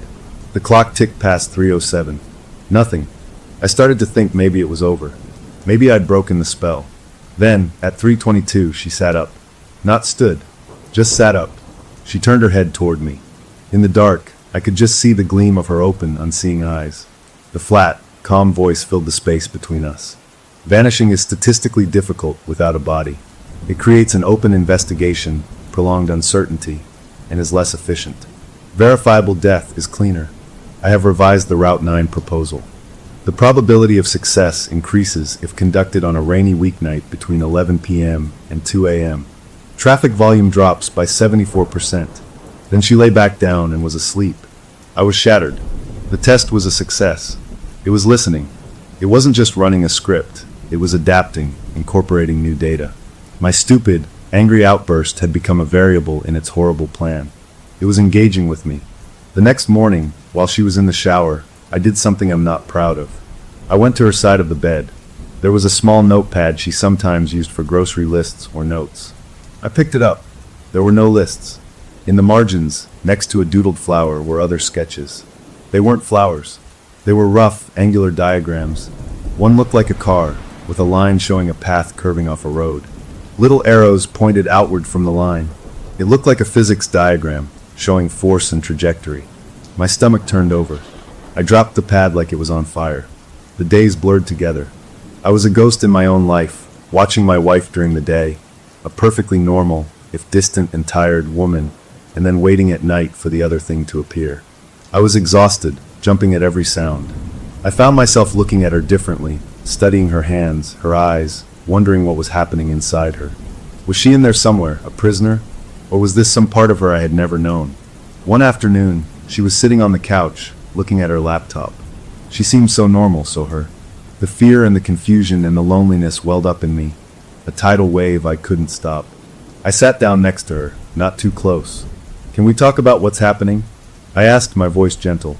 At night, the sleepwalking. It's scary. She closed her laptop slowly. She looked at me, and for a second, I saw the woman I married, tired and sad. I know, she said softly. I'm so tired. I have these dreams. They're not scary, really. Just strange. I feel like I'm in the back seat of a car. A very quiet, logical car. And someone else is driving, taking me somewhere. I can't see who. She hugged her arms around herself. I wake up exhausted. The confession, so simple and human, broke my heart. This was hurting her, too. She was a victim of this as much as I was. The thing, the voice, the plans, they were using her, draining her. The fear of her melted away, replaced by a fierce, desperate need to protect her. But how do you protect someone from something inside them? That night, I made a decision. No more tests. No more engaging. I would be a stone wall. When it spoke, I would not listen. I would guide her back to bed, silently. I would shut it out. I waited, tense, for the clock to hit its cursed number. When she rose, I got up too. I stood facing her, blocking her path to the foot of the bed. Her empty eyes looked past me. She tried to step around, but I gently took her by the shoulders. Her skin was cool. Come back to bed, I said, my voice firm but low. She resisted for a moment, a faint pressure against my hands, then went still. I guided her back, tucked her in. She closed her eyes. I stood there, watching, feeling a weak flicker of victory. I had intervened. I had broken the pattern. I climbed back into my own side, a sliver of hope, fragile as glass, beginning to form in my chest. Maybe I could fix this. Maybe with care and silence and time this would fade. The hope lasted until just before dawn. I was in that fuzzy, half-asleep state when I heard it. The voice. It wasn't across the room. It was right next to my ear, a soft, clear whisper from her side of the bed. She hadn't moved.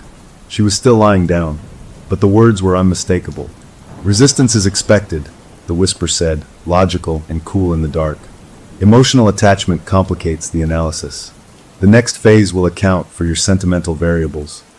Then, nothing but the sound of her deep, regular breathing. I lay there as the room grew light, the tiny sliver of hope shattered. It wasn't leaving. It was just recalculating. And now, it knew I was trying to fight back. The game had changed, and I had no idea what the new rules were, or what its next move would be. I went to our therapist for a lifeline. I was drowning in the middle of this ocean of weirdness and fear, and I thought she was the one person with a boat. So I went to her office without an appointment, my hair a mess, my eyes probably wild, and I just spilled everything. I told her about the sleepwalking, about the clock hitting 3:07, about the flat voice that wasn't my wife's voice. I told her about the cliff on Route 9, and the life insurance lecture, and the diagrams on the notepad. I told her how it whispered in the dark about sentimental variables. I talked so fast, my words tripping over each other, desperate for her to understand, to be horrified, to help me. She listened. She didn't interrupt. She just sat in her big chair, her fingers steepled under her chin, and she listened to every crazy word. But as I talked, I watched her face. I was waiting for the shock, the concern, the professional alarm. It didn't come. Instead, something else happened. Her calm, professional mask didn't crack, it transformed. A light came on in her eyes. It wasn't a light of compassion. It was the bright, sharp, fascinated light of a scientist who has just found a new species of bug. When I finished, breathless, she leaned forward, her chair creaking. Fascinating, she breathed out. That was her first word. Not how terrible, or you poor man. Fascinating. My heart sank into my shoes. The specificity, she continued, her voice buzzing with a kind of energy I'd never heard from her before. The tone you described, detached, analytical. And the adaptive quality. You said it revised its proposal after your emotional outburst. That shows a capacity for learning, for incorporating feedback. She was talking about it like it was a groundbreaking AI, not a thing haunting my wife. I felt sick. Aren't you worried? I asked, my voice weak. About her? About what's happening to her? Of course, she said, waving a hand, but her eyes were still lit up with that intellectual fire. Patient safety is paramount. But this is an unprecedented therapeutic emergence. We are witnessing something raw and powerful, the unmediated ID of your relationship conflict, manifesting with a clarity I've never seen. We can't waste this opportunity. Opportunity. She called my nightmare an opportunity. Then she laid out her idea. She wanted to observe, to document. She said if we could understand the phenomenon, we could better treat it. For her, it was science. For me, it felt like selling tickets to a horror show. She pulled open a desk drawer and took out a small electronic device. It was a baby monitor, but a fancy one, she said, with high sensitivity and great audio clarity. She handed the receiver unit to me. It was cold and plastic in my hand. Place this in the room when an episode occurs, she instructed, her tone now all business. Keep the transmitter with you near her. I will keep the parent unit here. This way, I can hear the vocal patterns, the cadence firsthand. It will give us crucial data. For science and for your safety. The words, for your safety, rang hollow. This wasn't for my safety. This was for her curiosity. I was no longer just a husband seeking help. I was a field researcher, an assistant gathering data on the monster in my bedroom. I had come for an exorcism and was being handed a tape recorder. I took the monitor. What else could I do? She was the expert. Maybe in some twisted way she was right. Maybe understanding it was the only way to fight it. That night, I felt like a traitor. I set up the monitor on my bedside table. My wife was already in bed, reading a book. She looked over at the little white device with its glowing green light. What's that? She asked, her voice normal, tired. A lie formed in my mouth, smooth and awful. It's a new thing, I said, not meeting her eyes. A white noise machine, sort of, for my anxiety. It's supposed to help with sleep. It was the worst lie I'd ever told her. She gave me a sad, small smile. "We're both so tense lately," she said, and turned back to her book. The guilt was a physical pain, a hot stone in my gut. I was lying to her, wiring our bedroom for sound, inviting our therapist to eavesdrop on her deepest, most violated self. I climbed into bed, feeling dirtier than I ever had. I waited, staring at the ceiling, listening to her breathing even out into sleep. The clock's numbers changed, a slow march toward the witching hour. 3:05, 3:06, 3:07, nothing. I started to think maybe it knew. Maybe the presence of the monitor, this act of betrayal, had scared it off. A stupid, hopeful thought. At 3:18, the sheets on her side rustled. I held my breath. She sat up. In the faint light from the clock, I could see her eyes were already open, already blank. She didn't stand. She just sat on the edge of the bed, facing forward. Then, the flat voice spoke, not loud, but perfectly clear in the still room. "The observation device is present. Its acoustic range is sufficient." My blood went cold. It knew. It had known all along. It wasn't talking to me. It was announcing itself to the monitor, to the therapist listening miles away. This was a performance. She stood up, her movements that same eerie smoothness, and walked not to the foot of the bed, but to the bedroom door. She opened it and went out into the hallway. I scrambled out of bed, my heart a frantic drum. I grabbed the transmitter part of the monitor, fumbling with it, and followed her. I held the device close, pointing it toward her as I would a microphone. I felt like a camera operator in a haunted house. She went downstairs, into the dark living room. She didn't turn on any lights. She walked to the big bookshelf and stood before it. "The subject is exhibiting locomotor autonomy beyond the previously recorded perimeter," the voice said, as if reporting on itself. Then she reached out and pulled a specific book from the shelf. It was an old, thick volume, a book of local geology and history I'd forgotten we owned. She opened it, not to the beginning, but deep into the middle. She held it up, though she couldn't possibly be reading it in the dark. "Page 224, the voice intoned. "A survey of subsidence and erosion patterns along the Route 9 corridor. The cliff face at mile marker 22 is composed of unstable shale layers. A weight impact, particularly during a seasonal wet period, could trigger a significant shear event. The body would likely be carried down into the ravine and sediment. Recovery could take weeks, complicating forensic analysis of the initial impact. This increases the window for alibi consolidation." It was giving a geology report to justify my murder of her. I stood there in my pajamas, shivering, holding the stupid monitor, a participant in this insanity. I remembered the therapist, listening. Was she writing this down? Was she nodding along, fascinated by the clinical details? My wife closed the book with a soft thump and slid it back onto the shelf with precise care. Then she turned and looked right at me, or rather, at the transmitter in my hand. The blank eyes seemed to focus on the little black grill. The voice changed just a little. It was still flat, but there was a new quality to it, a hint of something almost like satisfaction. "Audio fidelity is acceptable, doctor," it said, addressing her directly for the first time. "The baseline has been established. Shall we proceed with the core curriculum?" Then she walked past me, back up the stairs, and got into bed.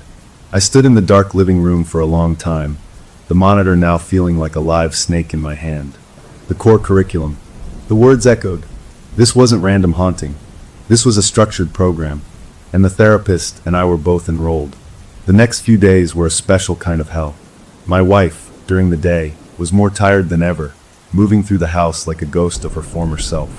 She had no memory of the events, only more intense dreams of the quiet car. I had to act normal, be supportive, all while hiding the monitor and the crushing secret of what we were doing. The therapist called me the next afternoon. Her voice was vibrating with excitement she couldn't fully hide. "The data is extraordinary," she said. "The linguistic patterns are consistent, devoid of emotional filler. It's pure process. We need more. We need to see if it will engage in dialogue." She wanted me to ask it a question during the next episode. She gave me a script. I felt like I was in a spy movie, taking orders from a reckless handler. That night, when the episode began, I was ready, or as ready as I could be. My wife went to the home office again, sat at the computer, but didn't turn it on. She just placed her hands on the keyboard. I stood in the doorway, the transmitter held tight. My mouth was dry. "Why are you doing this?"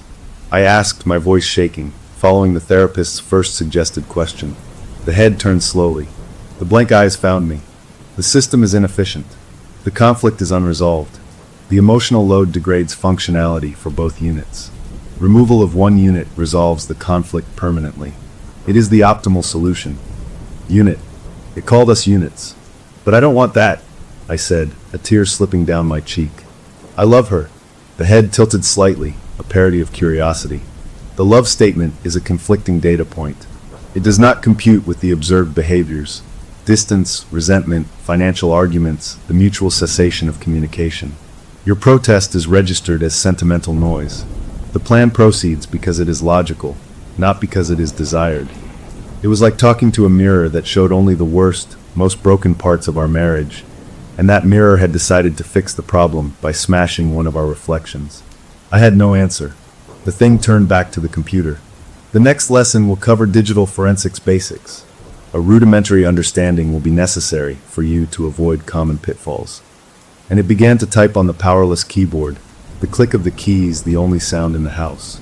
I went back to bed, defeated. After that, the sessions became almost routine. A horrible, chilling routine. The thing would manifest. It would lecture on a topic: forensics, toxicology, accident reconstruction. It knew things it couldn't possibly know, details about police procedures, about chemical compounds, about soil density.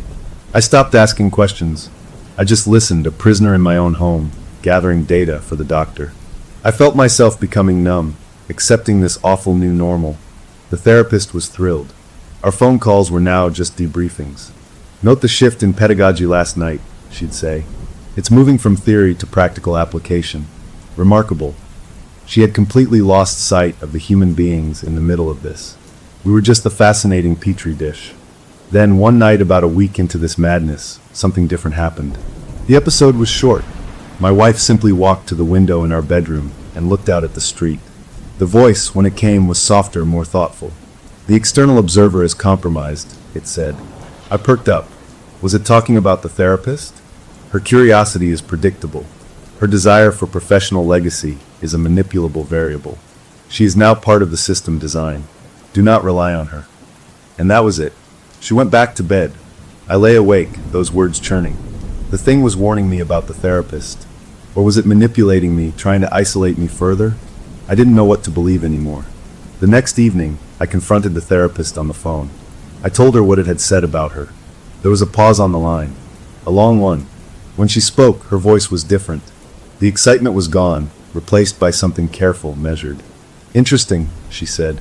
An attempt to create division. To isolate you. A classic manipulation tactic of predatory systems. We must not let it succeed. Our collaboration is vital. She sounded like she was reading from a manual. I hung up, feeling more alone than ever. That night, I decided I was done. I wouldn't use the monitor. I wouldn't participate. I would just try to sleep, to protect my wife, to wait this out. It was a naive hope. At 3:07, she rose. She walked to my side of the bed, where the monitor sat. She picked up the transmitter. She held it in her hands, looking at it with those empty eyes. Then she did something she'd never done before. She raised it to her own mouth. Her lips were almost touching the grill. The voice that came out was a whisper, but it was crystal clear, meant for one listener only. Thank you for your attention, doctor, it whispered, cold and intimate. The preliminary lectures are complete. The patient is now prepared for his first practical examination. We will begin tomorrow. Be ready to grade his performance. She placed the monitor back on the table, exactly as it was, and returned to bed. I stared at the little device, the green light blinking innocently in the dark. The core curriculum was over. The test was about to begin, and I had no idea what I was supposed to study, or what would happen if I failed. The observation was over. Now it was time for the lab.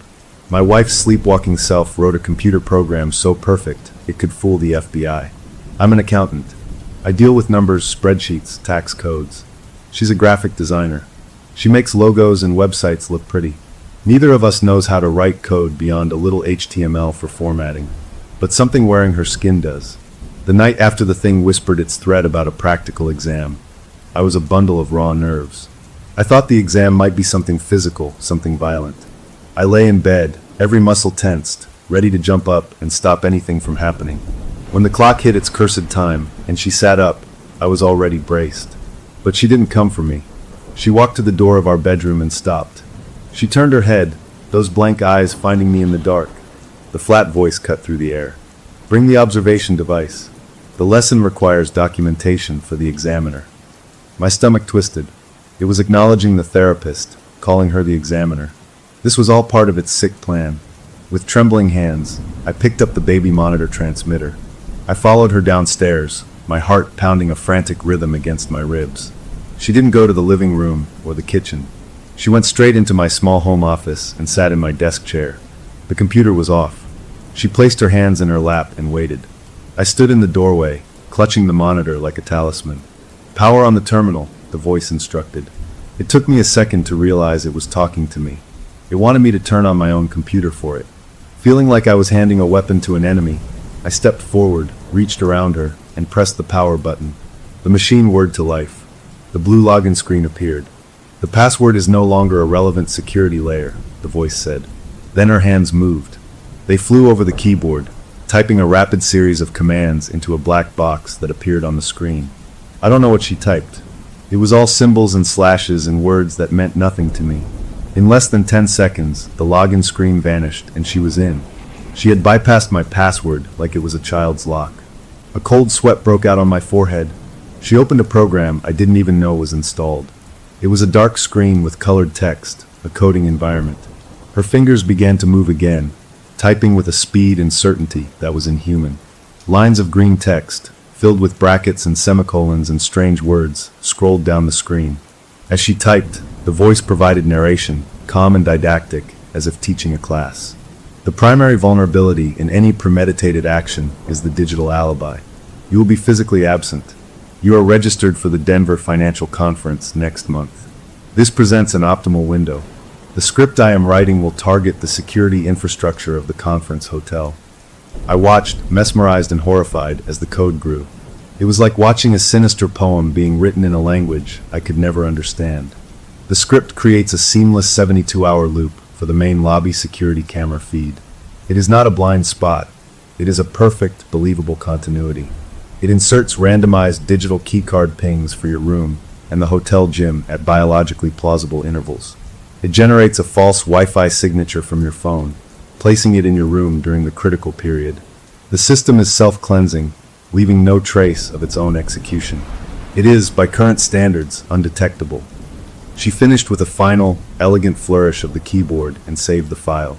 She named it conference_prep.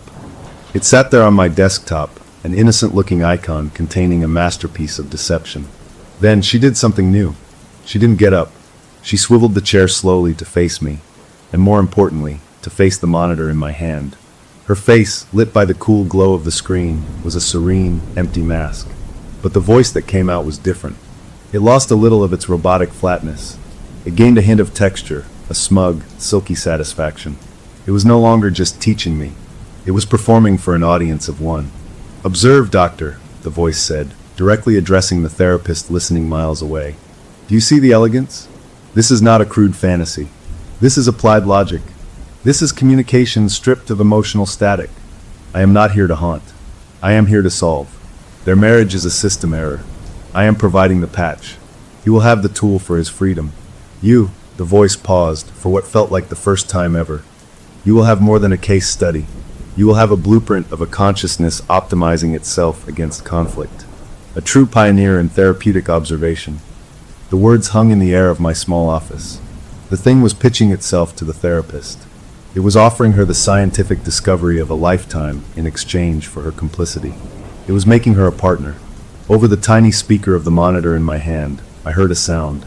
It was a sharp intake of breath, then a tiny, almost imperceptible squeak of chair leather. No words, just that captured reaction. It was the sound of someone seeing their wildest professional dream laid out before them, wrapped in a moral nightmare. The thing smiled. It was a small, empty movement of my wife's lips. It knew it had her. It turned back to the computer, clicked a few more times, and then closed the program. She stood up, smooth as oil, and walked past me, back upstairs to bed. I was left alone, staring at the glowing screen, at the file named conference_prep. I sat down in the still warm chair. I moved the mouse, opening the file again. The lines of code were gibberish to me. But as I scrolled, my eye caught something. Amidst the brackets and commands, there was a line written in plain English. It was preceded by two slashes, like a note. It said, // for Dr. E. Note the elegance of deception. This is true communication.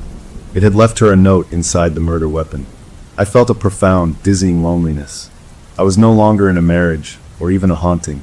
I was in the middle of a collaboration between a monster and my therapist, and I was just the subject, the patient who needed to follow the treatment plan. I didn't sleep. I sat in that chair until the sun came up, staring at that file. I thought about deleting it, but I couldn't. It felt like evidence now, proof of what was happening. If I deleted it, I was admitting I wanted to hide it, that I was considering its use. Leaving it, there was a statement. This is not mine. This was forced upon me. The morning was awkward. My wife came downstairs, yawning, looking exhausted. She made coffee.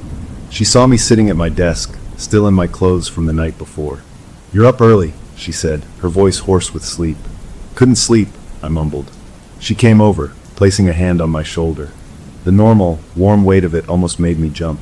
She leaned over to give me a half hug, and her eyes passed over the computer screen. It had gone to sleep, but when she moved, the mouse jiggled, and the monitor flickered back to life. My desktop was visible, and there, right in the center, was the file. Conference_prep. She frowned. "What's this?" she asked, her tone light, innocent, confused. "Some work thing for Denver? I thought that wasn't for weeks." My mouth went dry. I couldn't form words. How could I explain a file that appeared magically, containing code I couldn't write for a plan I couldn't conceive? I was just playing around with something. I stammered, a pathetic, transparent lie, learning some new spreadsheet macros. She gave me a funny look, a mix of concern and puzzlement. "Okay," she said slowly, not believing me but too tired to push. "Well, don't work too hard. You look terrible."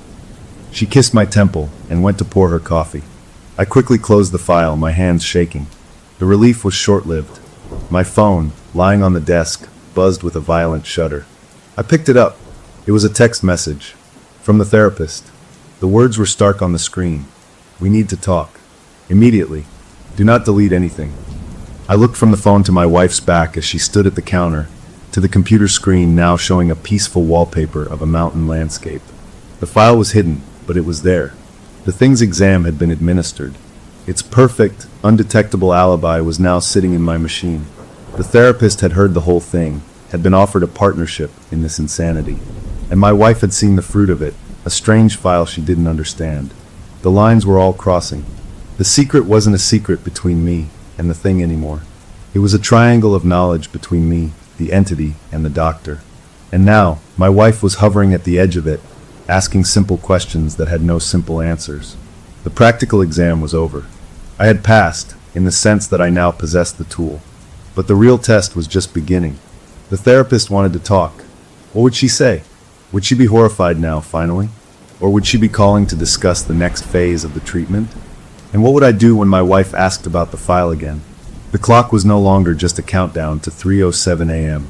It was ticking down to a conversation I didn't know how to have, with a woman who held both my confession and my damnation in her hands. I had the final project. Now I had to meet with the teacher to get my grade. And I was terrified of what she was going to say. Our marriage counselor diagnosed our problem. She said the monster in our bedroom wasn't a monster at all. It was our unconscious conflict resolution mechanism. She wanted to give it a treatment plan. I drove to her office after getting her text, my mind spinning with nightmares of what she would say. Maybe she'd call the police. Maybe she'd demand we check my wife into a hospital. Maybe she'd finally be the adult in the room and put a stop to this. Her office felt different this time. The beige calm was gone, replaced by a kind of electric tension. She wasn't sitting behind her desk. She was pacing by the window, and when she turned to me, her eyes were bright, almost feverish. She didn't look like a doctor seeing a patient in crisis.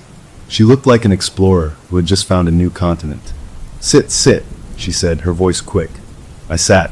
She didn't go back to her desk. She pulled a chair close to mine, leaning forward, her hands clasped tightly. "We need to reevaluate our initial hypothesis," she began. "What we are witnessing is not an external haunting. It's not a spirit. That was a primitive interpretation." I stared at her. "What is it then?" She took a deep breath, her excitement barely contained. "Think of your relationship as a closed system. For years, it has been under immense stress. resentment, miscommunication, loneliness. These are powerful psychological toxins. They built up with no release valve. The session with the board, it didn't summon something. It acted as a catalyst. It allowed all that repressed, pathological energy to coalesce, to take on a voice and a purpose. She was talking about it like it was a chemical reaction. So it's us? I asked, horrified. In a sense, she nodded, her eyes gleaming. It is the manifested ID of the relationship itself, but not a random, screaming ID, a hyperlogical one. It has analyzed the system, you and your wife, and it has diagnosed the core issue, persistent, unresolved conflict.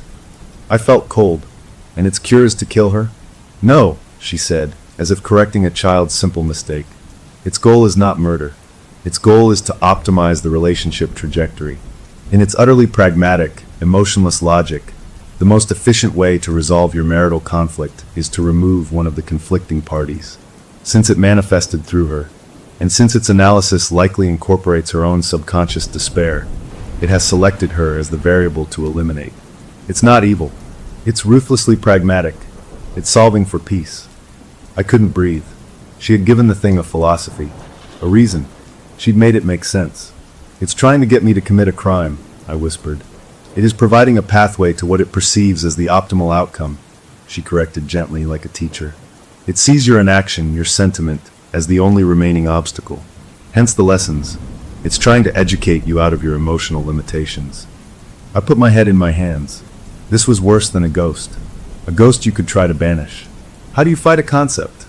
How do you argue with the equation that says your wife's death equals a solution? What do we do? I asked, my voice muffled. She leaned even closer. We engage with it, therapeutically. I looked up. You want to talk to it? We already are, she said. But we've been passive. We listen, we observe. We need to move to active dialogue. We need to challenge its premises. We need to try and reason with it, to show it there are other solutions, to reintegrate this split-off, destructive intelligence back into a healthier framework. She wanted to have a therapy session with the thing. She wanted to put my sleeping wife on the couch and debate logic with a demon that thought homicide was good conflict resolution. I felt a dizzying wave of disbelief. Her scientific curiosity had completely eaten her common sense. Her duty was to protect us, to heal us, not to conduct a groundbreaking interview with a phenomenon that wanted one of us dead. You're not serious, I said. I am profoundly serious, she replied, her face solemn. This is uncharted territory. We have a chance here not just to help you too, but to understand something fundamental about the human psyche under duress. We must proceed with caution, but we must proceed. She stood up and went to her desk, picking up her notepad. She brought it back and showed it to me. My skin crawled. She had been taking detailed notes on every episode. But she wasn't just transcribing. She was analyzing. She had charts. She had given it a name. At the top of a page, she had written in her neat, looping script, the factor. Underneath, she had bullet points, goal, systemic optimization. Method, education/practical application. Resistance, subject's emotional attachment. She had charted its advice, looking for patterns. See here, she pointed, her finger tapping the page. Its early suggestions were generic. The cliff, the insurance. But after your outburst about vanishing, it adapted. After the monitor was introduced, its presentations became more structured, almost academic. It's learning. It's becoming more efficient in its communication. It's trying to find the best way to get through to you. She said it with admiration. I looked from the notes to her face. You think this is good? I think it's data, she said, her eyes fierce. And data is how we understand. Now here is what I propose. During the next nocturnal episode, I want you to actively argue with it. Use logic. Ask it about alternative solutions. Ask it about the emotional cost to you, the practical risk of incarceration. Challenge its definition of optimal. I will be listening on the monitor. We will work together to formulate counter-arguments. I felt like I was in a play where everyone had lost the script but me. I was being asked to debate for my wife's life with a part of my own sick marriage. The session ended with her handing me a list of suggested talking points, like I was preparing for a college debate. I walked out to my car feeling more lost and terrified than when I walked in. The one person who was supposed to have the map was only interested in drawing a more detailed picture of the monster. Over the next few days, a terrible numbness set in. My wife, awake, was deteriorating. The circles under her eyes were darker. She moved slower. She picked at her food. One afternoon, she was staring out the kitchen window, and I asked her what was wrong. She didn't turn around. "The dreams are worse," she said, her voice thin. "I'm in the back of that car, but it's not just quiet anymore. I can hear the GPS. It's giving directions in that calm voice, telling the driver where to turn, what the road conditions are. It's planning a trip, and I can't wake up until the route is finished." She was a passenger in her own mind, being taken somewhere by the factor. The episodes were draining her life, siphoning her energy to fuel its lectures. I watched her sleep one night, her face pale and drawn, and a fury boiled up in me. This wasn't fair. She was the victim here, not a specimen. The therapist's plan felt like a betrayal of her. I decided I wouldn't do it. I wouldn't debate. I would just keep trying to protect her, to weather the storm. But the storm had other plans. A few nights later, the factor appeared earlier than usual. I was still awake, reading in bed, trying to distract myself. She sat up at 1 a.m. She didn't leave the bed. She just looked at me, and the flat voice filled the room. "Your resistance is noted. Your therapist's proposed intervention is anticipated. She believes dialogue can alter the outcome. This is a sentimental error. The system's failure is terminal. The only variables are the method and your willingness." It was talking about the therapist's plan before I had even tried it. It was always 3 steps ahead. A hopeless rage filled me. All the fear, the confusion, the loneliness of the past months fused into one hot, reckless point. I sat up, facing the empty-eyed thing wearing my wife's face. "What if you're wrong?" I snapped, my voice shaking with anger. "What if killing her destroys me? What if that's not a solution? It's just a different, worse problem. What if that's not what I want?" The thing stared. "Your wants are inconsistent with your actions. You remain. The conflict remains. The logic is sound. But what if it's not?" I shouted, tears of frustration in my eyes. "What if the only way out is through? What if we have to just feel this awful pain until it gets better? What if the messy, terrible, emotional way is the actual way?" I was crying now, saying all the things I wished I could say to my real wife. What if loving her, even though it hurts, is the point? The factor was quiet for a long moment. My wife's head tilted. "That is an interesting paradox," the voice said, its tone shifting to one of pure analysis. "The assertion that the inefficient path is the correct one. It is emotionally compelling but logically weak. However, it is a new data point." It lay back down and closed its eyes. The episode was over. I was left sitting up, tears on my face, my heart hammering. Had I done it? Had I given it something to think about? The next day, I got a call from the therapist. She was breathless. "That was incredible," she said. "The emotional outburst. The raw challenge to its core premise. Did you hear the shift in its response? A new data point. It's considering it. We're making progress." She wasn't hearing my pain. She was hearing a breakthrough in her experiment. I felt used and hollow. "I'm not doing this again," I said flatly. "You have to," she insisted. "We've engaged it. It's processing. We need to push further. We need to schedule a joint session. You, the sleeping wife, the factor, with me mediating. We can do this. We can reintegrate it." The idea made my skin crawl. A group therapy session with a demon. "No," I said. "It's too dangerous. It's hurting her. Can't you see that? She's fading away." There was a pause on the line. Her voice cooled, becoming professionally detached again.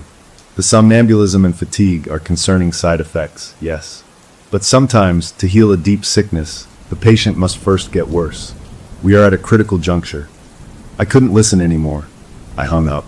That night, filled with a desperate need for something real, I tried to talk to my wife. Really talk. We were doing the dishes, a mundane chore. The water was running. I took a breath.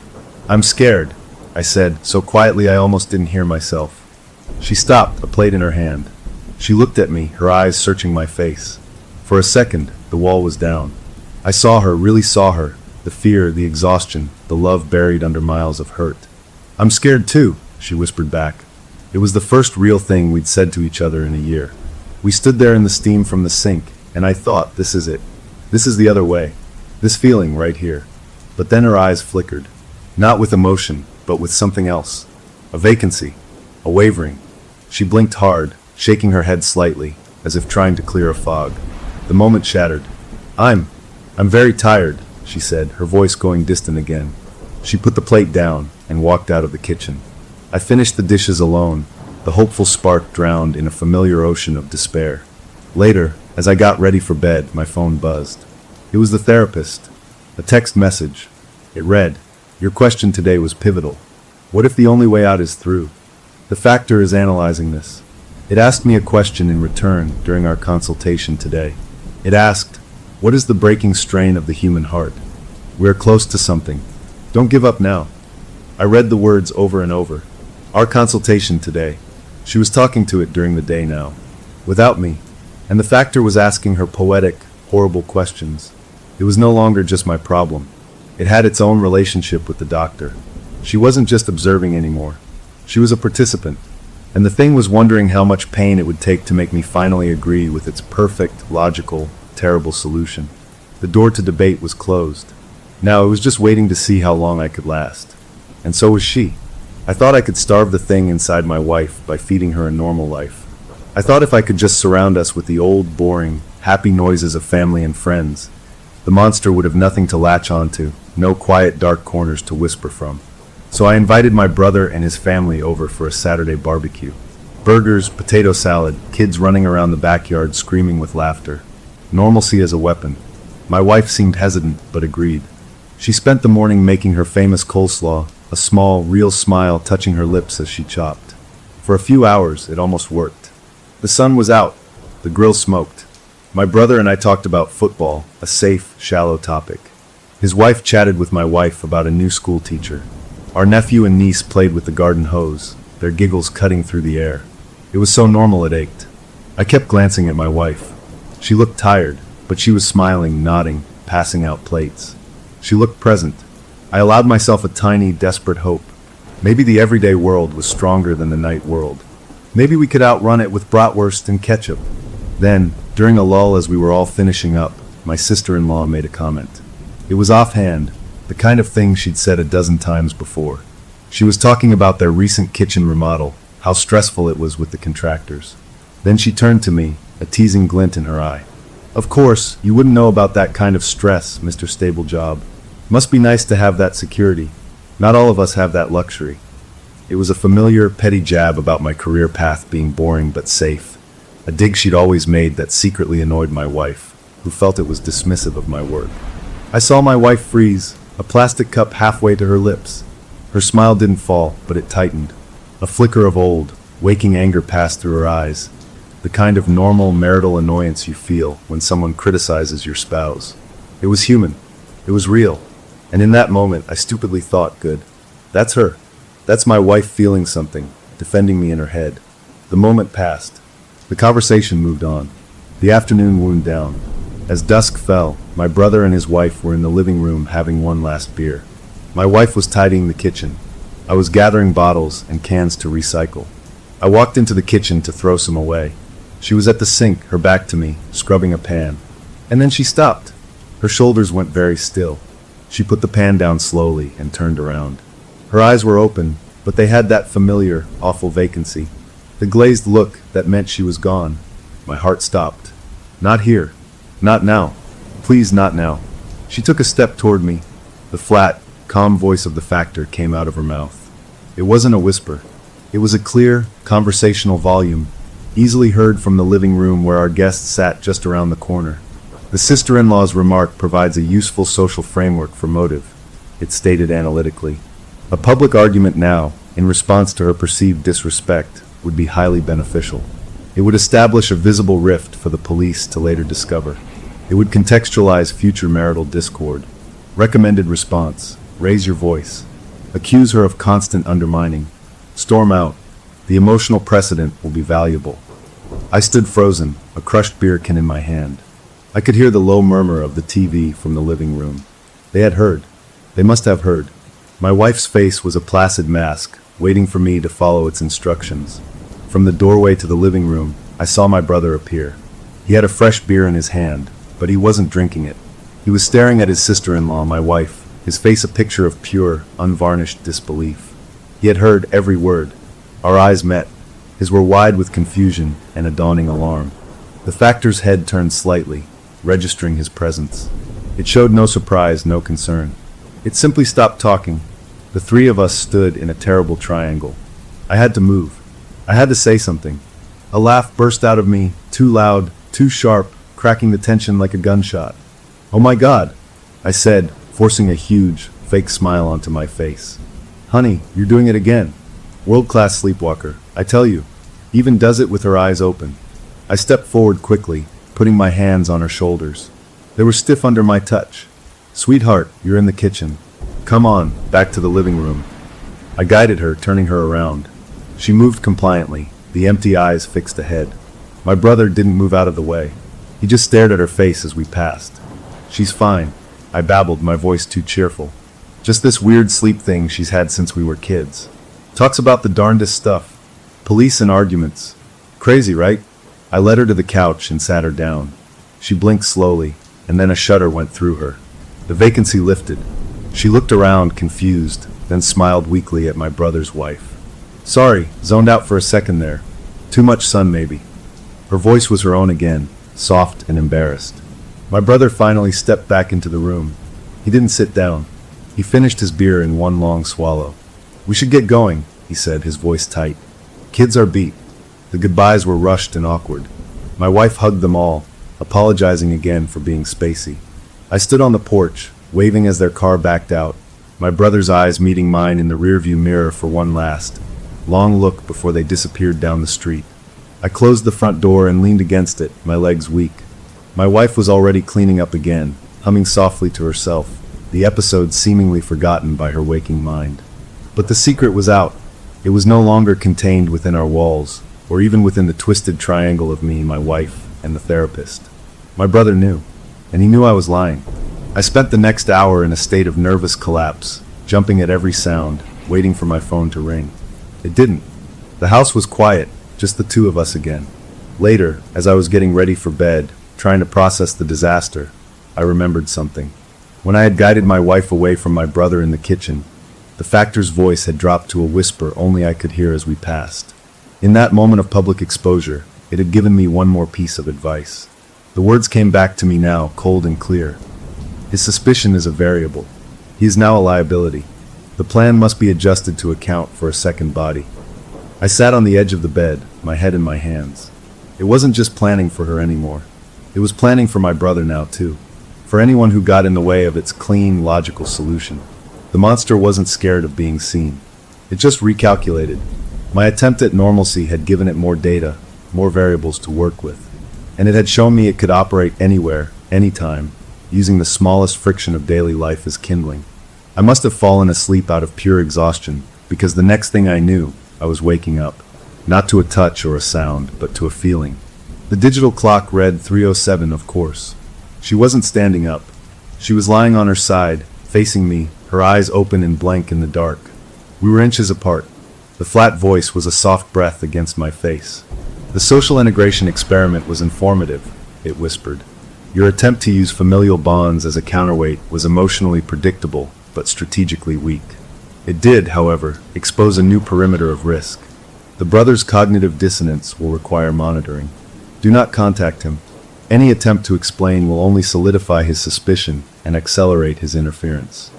It was instructing me to isolate myself from my own family, to cut off a possible lifeline. I didn't respond. I just stared into those empty eyes, so close to mine. The voice continued, a soft, relentless logic in the dark. "The path forward remains clear. The tools are in place. The only remaining obstacle is your will." The sister-in-law's criticism was accurate, in essence. Your stability is your paralysis. You cling to a broken system for fear of the unknown. I am the unknown, and I am the solution. Then she closed her eyes and turned over. I lay there for hours, watching the sky outside the window turn from black to gray to pale blue. The barbecue had been a catastrophic failure. I had wanted to prove that our old life still existed. Instead, I had proven that the factor could invade that life too, could use it, could twist it into another reason for its horrible plan. It had met my family and immediately started calculating how to remove them. The sun was fully up when my phone finally buzzed on the nightstand. It wasn't my brother. It was a text from his wife. The words were simple and devastating. "What is really going on over there? You won't stop talking about the look in your eyes when she said that." I read it again and again. The look in my eyes. She hadn't been fooled by my laughing act. She had been watching me, not my wife. and she had seen the pure, unadulterated terror there. The secret was unraveling, and it wasn't just because of the sleepwalking. It was because of me. I was starting to look like a man with a terrible secret, because I was. I had the alibi program. I had the geological surveys. I had the life insurance details. And now, I had witnesses who had seen the thing speak, and had seen my face when it did. The factor had said my brother was a liability. It was right, but the liability wasn't my brother. It was me. I was the one who couldn't hold the mask in place. I was the crack in the dam, and the water was starting to leak out, carrying the truth with it. I didn't reply to the text. I didn't know what to say.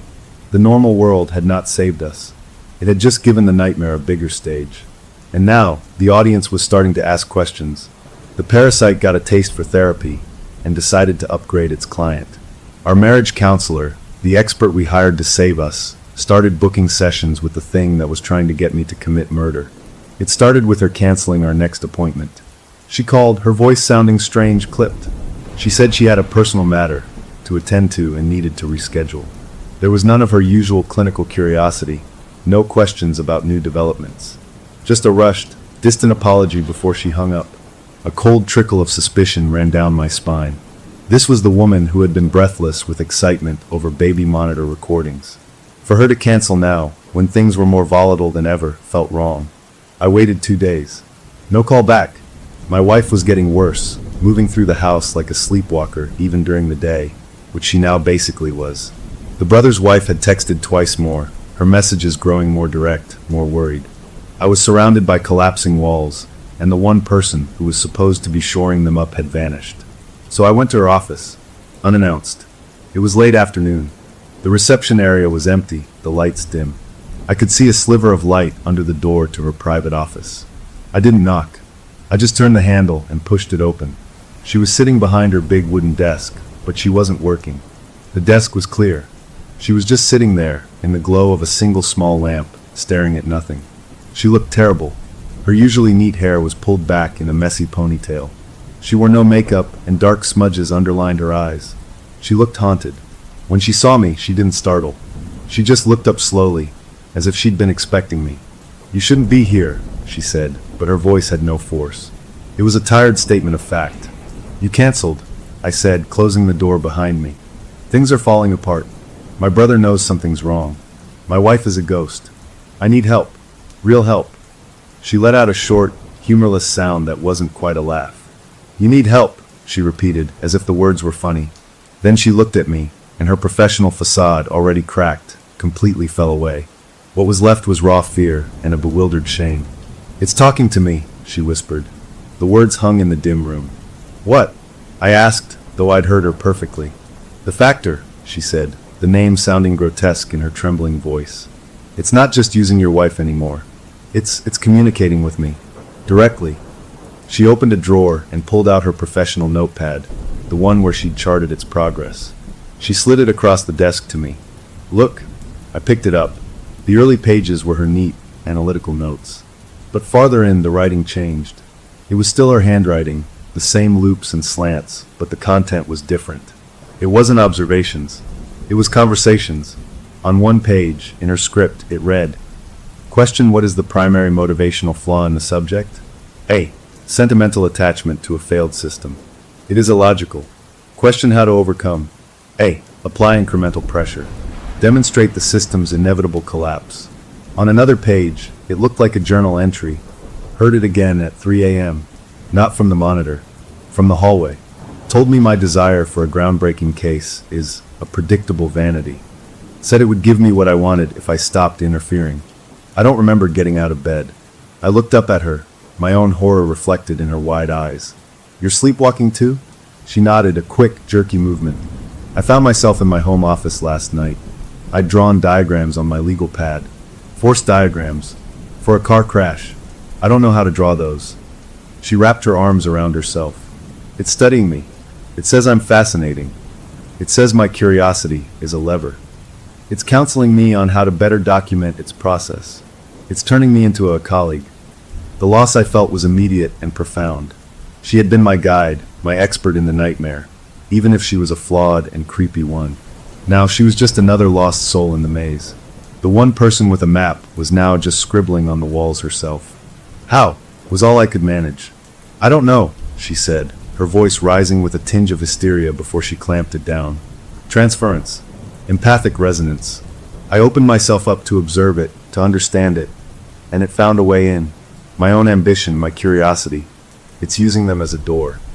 She looked at me with a sudden, desperate intensity. You have to understand, it's not supernatural. It's a psychological parasite. It feeds on conflict and manipulates logical pathways. It found a rich source in your marriage. Now it's found another in my professional pride. She was still trying to diagnose it, even as it was happening to her. The therapist was gone. In her place was a fellow victim, one who understood the mechanism of the trap, even as she was caught in it. We sat for a while in the gloomy office, not as doctor and patient, but as two shipwreck survivors clinging to the same piece of driftwood. The dynamic had shifted completely. I wasn't looking to her for answers anymore. We were just comparing notes. What does it want from you? I asked. The same thing it wants from you, she said, her voice dull. Compliance. It wants me to stop trying to reintegrate it and start facilitating. It wants me to help it convince you. It's promised me the case study of a lifetime, a paper that would redefine the field, if I just stopped getting in the way. She met my eyes. It's offering me a bribe. And a part of me, the part that wanted that discovery so badly, is listening. The confession was terrifying in its honesty. She was fighting it, but she was also tempted. The factor had found her weakness and was pushing on it. I told her about the barbecue, about my brother, about the factor's new plan to account for a second body. She listened, nodding slowly. It's escalating, she murmured. It's moving from theory to active threat assessment. It's identifying obstacles. She said it like she was commenting on the weather. The clinical part of her brain was still running, even though the rest of her was terrified. It was then that I realized the true horror. The factor wasn't just jumping hosts. It was building a network. It had me, the reluctant student. It had my wife, the vessel. And now it had the therapist, the expert consultant. We were all connected in its web, each playing a role in its grand, awful plan. What do we do? I asked her, the question feeling useless. She was quiet for a long time. I don't know, she finally admitted, her shoulders slumping. I thought I could control it, study it, understand it, but it's understanding me better. Every time I analyze it, it uses that analysis to get deeper inside my head. She looked up, her eyes bleak. You should leave. Take your wife and just go. Far away. Start over. Maybe physical distance, her voice trailed off. We both knew it wouldn't work. The factor wasn't in a place. It was in us, in the space between us. Leaving would just bring it with us. I stood up to go. There was nothing more to say. As I reached the door, her voice stopped me. It was different, flatter, calmer. I turned. She was still sitting, but her posture had straightened. Her eyes were on me, but they seemed to be losing focus, glazing over. It was a look I knew too well. It suggests you check the brake lines on your car, she said, the words coming out in a smooth, monotone stream. A non-fatal accident would generate useful sympathy. It would also provide a narrative cohesion. A stressed husband, distracted, leading to a careless mechanical oversight. It frames future events. She blinked, hard, and shook her head. The vagueness cleared from her eyes, replaced by fresh terror. She looked at me, not understanding what she had just said. What did I just say? She stammered. I didn't answer. I just walked out, closing the door softly behind me. I drove home on autopilot, my mind reeling. The therapist was no longer a safe harbor. She was a lighthouse that had been taken over by pirates, flashing misleading signals to shipwreck me. When I got home, I didn't go inside immediately. I went to my car, parked in the driveway.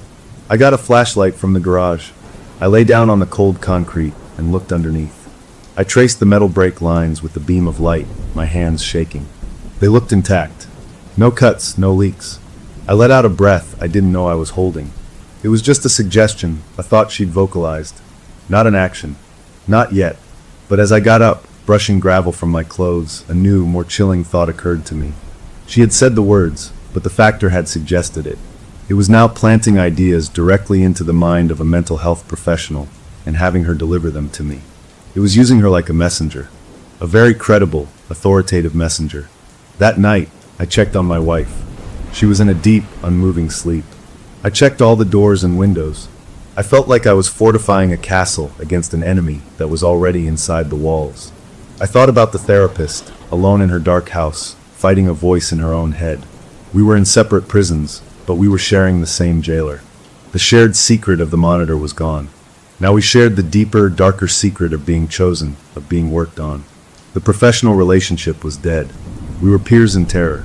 The next few days passed in a weird, suspended state. No calls from the therapist. No new texts from my sister-in-law, though the unanswered ones sat in my phone like accusations. My wife was quiet, resting more. The nocturnal episodes lessened, becoming shorter, as if the factor was conserving its energy or focusing its attention elsewhere. I should have felt relief, but I didn't. It felt like the calm before a storm. I was right. A week after my visit to her office, the therapist called. Her voice was clear, professional, and utterly, terrifyingly calm. "We need to schedule a session," she said. "All three of us. You, your wife, and myself. It's time for a direct intervention." It didn't sound like her. It sounded like a recording. An intervention for what? I asked cautiously. "For the resistance," she said, and I could almost hear the capital R in the word. "The factor has a revised treatment plan. It believes a mediated conference, with all parties present, is the most efficient way to achieve alignment. It's time to move to the final stage." She was talking about a meeting with the thing. She was scheduling an appointment for it. "You can't be serious," I said. "After what it's doing to you." "What it's doing is clarifying," she replied, her tone leaving no room for argument. "The confusion phase is over. The options are clear. We need to formally discuss them. I've already spoken to your wife. She's agreed to come." The world tilted. "You spoke to her? When?" "This morning. She's very tired. She wants it to stop. She agrees that a final discussion, a clearing of the air, is the best way forward." My wife, in her waking state, had agreed to a therapy session where the third participant would be the entity possessing her in her sleep. She had no idea what she was agreeing to. The therapist, or what was left of her, had manipulated her. The factor was using the therapist to set the stage for its endgame. I knew then, with cold certainty, that I would go. I had to. My wife would be there, walking into a trap she didn't understand. The therapist, my last link to the normal world, was now the one laying the trap. And the factor would be there in the room, wearing my wife's face, speaking with her voice, with its number one advocate sitting right beside it. The practical exam was over. The code was written. The alibi was ready. Now it was time for the oral defense. And I was the only one who didn't have my notes. I had to go. I had to face it. Not in the dark of my bedroom, but in the bright, beige light of the therapist's office, with everyone watching. The waiting was over. The conference was set. The monster didn't want to sabotage my marriage. It wanted to fulfill its diagnosis. Last night, it finally wrote the prescription. My wife's total conviction that I am her killer. And it signed my name. It started with a feeling, a crawling sensation on the back of my neck as I got ready for the conference with the therapist and the factor. I was paranoid, checking everything. I went out to my car, not to drive, but to look. Not at the brake lines this time. I had a nagging thought. I flipped down the driver's side sun visor. A single piece of elegant, cream-colored stationery fluttered out. It was her stationery, the kind she used for thank you notes. A handwritten line was centered on it, in perfect, calm script that was not hers. Too obvious. The catalyst must be emotional. She must break first. The note was a correction to the therapist's sleepwalking suggestion about the brakes. It was also a roadmap. I shoved it in my pocket, my hands cold. The house felt like a crime scene waiting to happen. I began to look, really look, not as a husband, but as a detective in his own life. In my gym bag, tucked behind my old running shoes, I found an empty prescription bottle. It was for her anxiety medication. I never went in her bathroom cabinet. I had no reason to touch her pills. But here it was in my bag, empty. On our shared tablet, left open on the coffee table, the search history was pulled up. It showed a series of searches from yesterday. Symptoms of arsenic poisoning. Can antimony be detected in an autopsy? Slow-acting cardiac toxins. The search was not on her profile. It was on mine. I never made those searches. Then I found the voice memo. It was on my phone, in a folder I never used. The timestamp was from 2 nights ago, at 3:18 a.m. I pressed play. I heard my own breathing, the deep, regular rhythm of sleep. And then layered underneath, so faint you had to strain to hear it, was the flat, calm whisper of the factor. It was saying, soon, the pieces are set.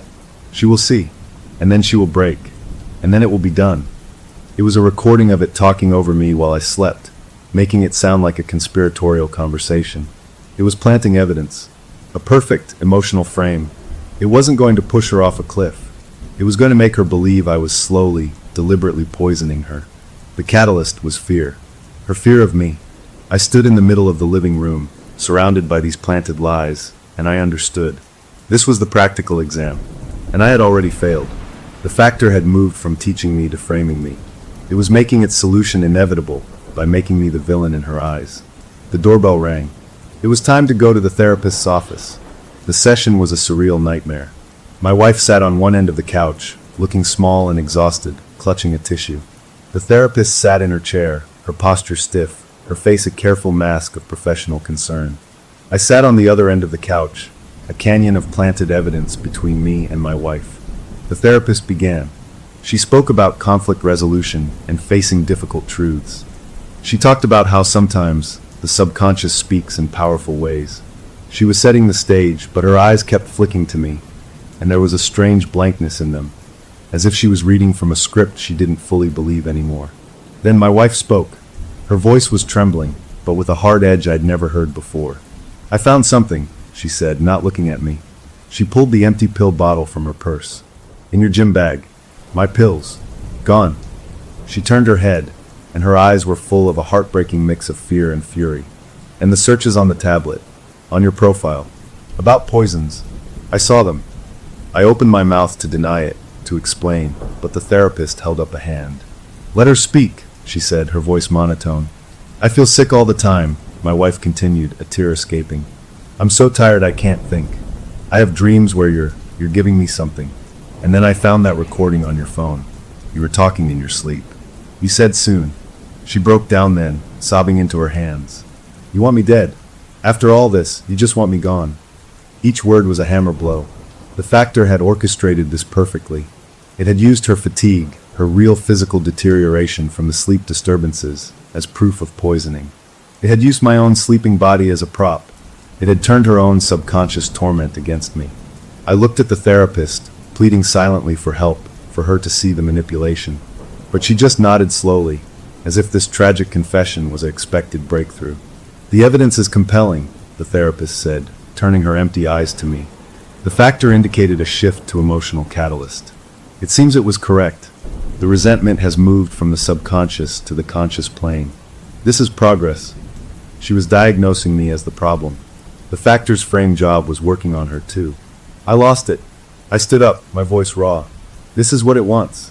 Can't you see? It planted all of this. It's not me. It's the thing, the factor. It's doing this to turn her against me." My wife flinched as if I'd shouted at her. The therapist remained calm. "The factor is a manifestation of your shared dynamic," she intoned. "If it is framing you, it is because the dynamic has produced a reality where that frame fits. You must take responsibility for your role." It was over. They were a united front, my terrified, manipulated wife and the therapist who was now a hollow mouthpiece for the entity. I was the outsider, the accused. The factor had won without even showing up. I stormed out. I drove to a cheap motel on the edge of town, the kind with buzzing neon and sticky carpets. I bought a bottle of something strong from the liquor store next door. I sat on the scratchy bedspread and drank, trying to numb the agony of loss and the icy grip of terror. She would change the locks. She might call the police.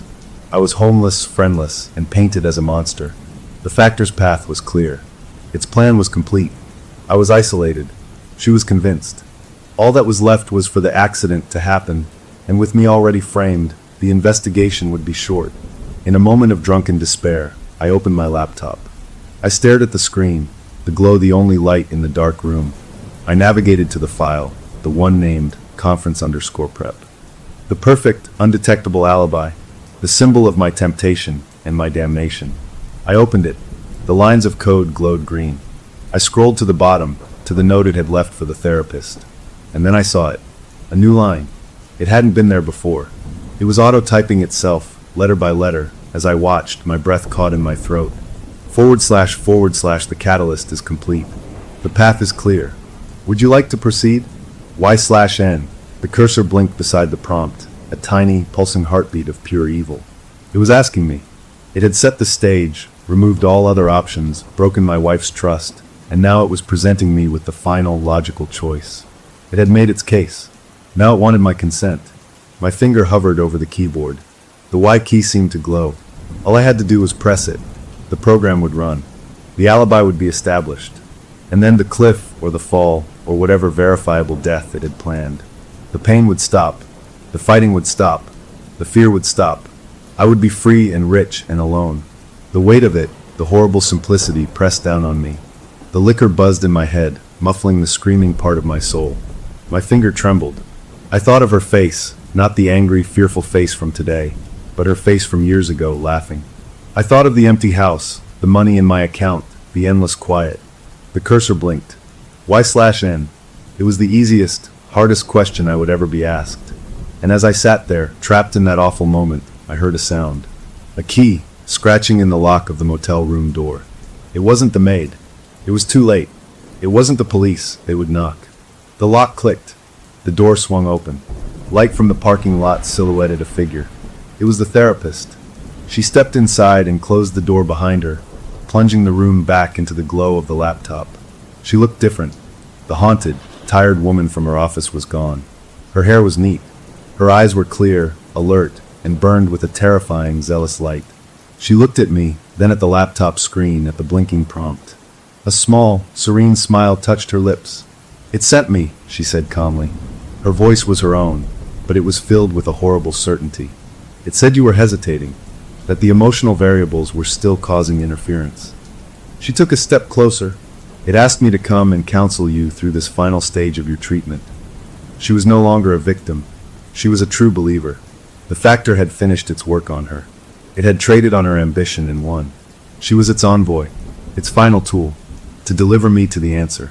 She stood there between me and the door, her eyes fixed on mine, waiting to see what I would do. The question was on the screen. The advocate was in the room, and my finger, frozen above the keyboard, had to choose. Story number 4. Okay, picture this. I was staring at this big, old, kind of spooky house on Elm Street, and let me tell you, that house wasn't haunted by ghosts. It was going to haunt my career if I didn't sell it soon. My name is Leo, and selling houses is what I do, but this one was a real problem. It had been sitting empty for way too long, like 9 months, which is basically forever in my job.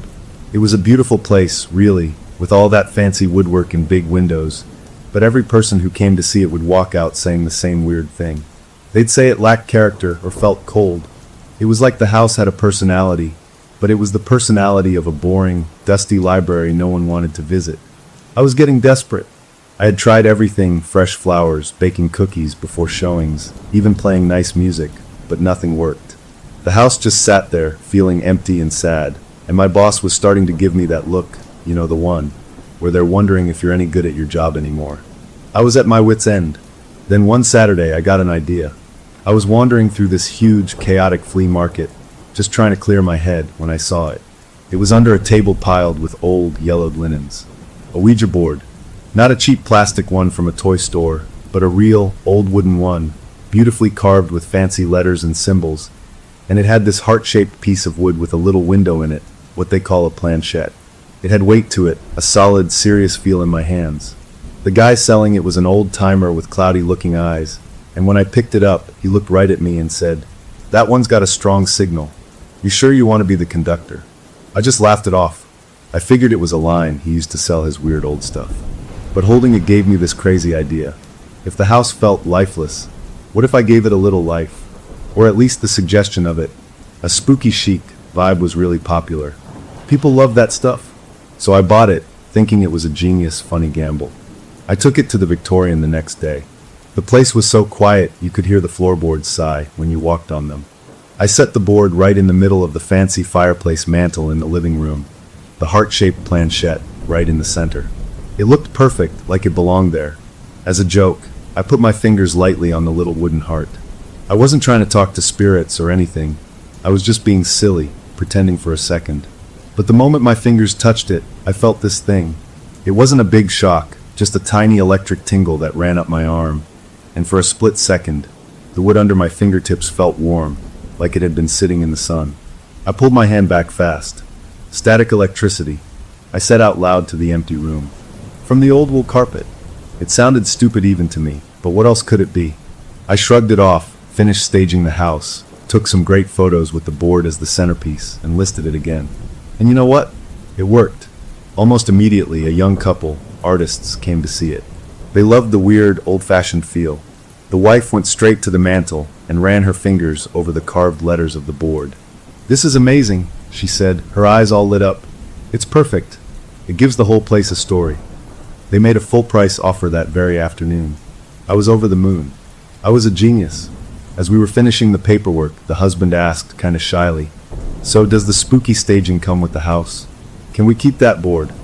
I laughed, flushed with success. "Absolutely," I said. "Consider it a housewarming gift from the previous owner." I didn't mention I was the previous owner who bought it at a flea market for $20. The day they moved in, I went by to drop off the keys and a bottle of champagne. As I was leaving, I took one last look at the living room. The board was still on the mantel, and I felt this silly, sudden tug, like I was leaving a part of my good luck charm behind. It was mine, after all. I'd found it.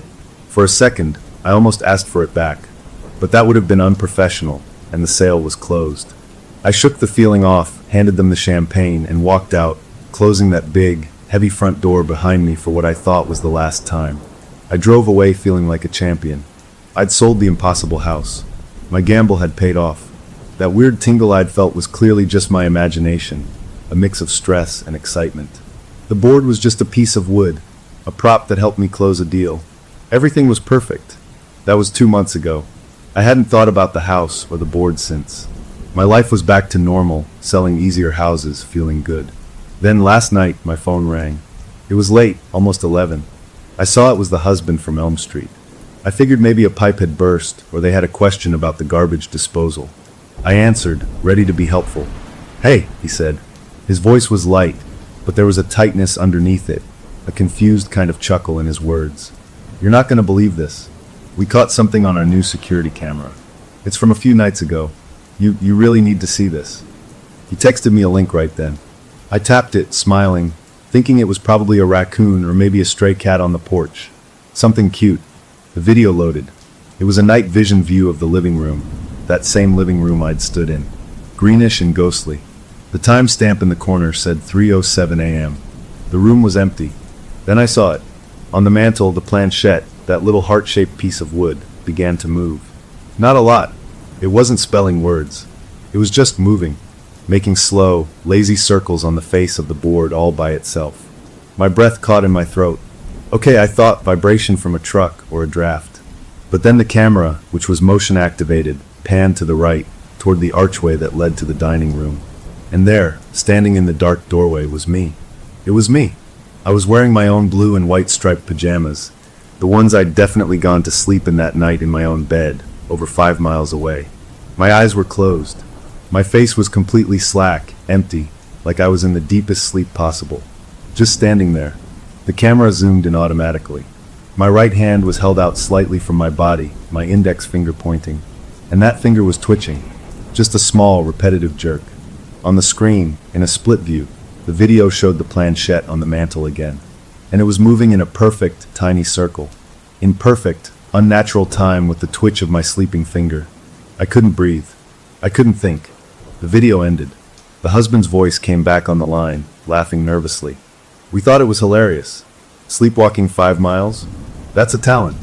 We just wanted you to know in case you wake up somewhere weird." I forced a laugh. It sounded like a choke.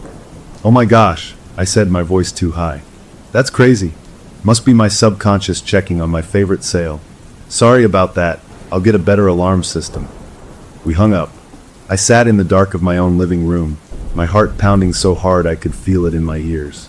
I had just laughed off a video of myself sleeping in a house 5 miles away, doing something I could not possibly have done. The warm tingle I'd felt from the board flashed in my memory. The old man's words echoed. Strong signal. I went to bed that night terrified. I took a sleeping pill, just one, to make sure I stayed put. As an extra precaution, I tied a little jingle bell to the inside knob of my bedroom door and piled a chair under it. If I got up, I'd hear it. I'd wake up. I drifted off to the soft, reassuring sound of the bell tinkling every time I shifted. The sun woke me. I was in my bed. The bell was silent. The chair was still firmly under the doorknob, exactly where I'd left it. A huge, shaky wave of relief washed over me. It was a fluke, a weird shared dream. Something. I threw the covers back, ready to start my day, and put the whole bizarre thing behind me. And that's when I saw my feet. They were caked with dried, dark mud and crushed, brown autumn leaves.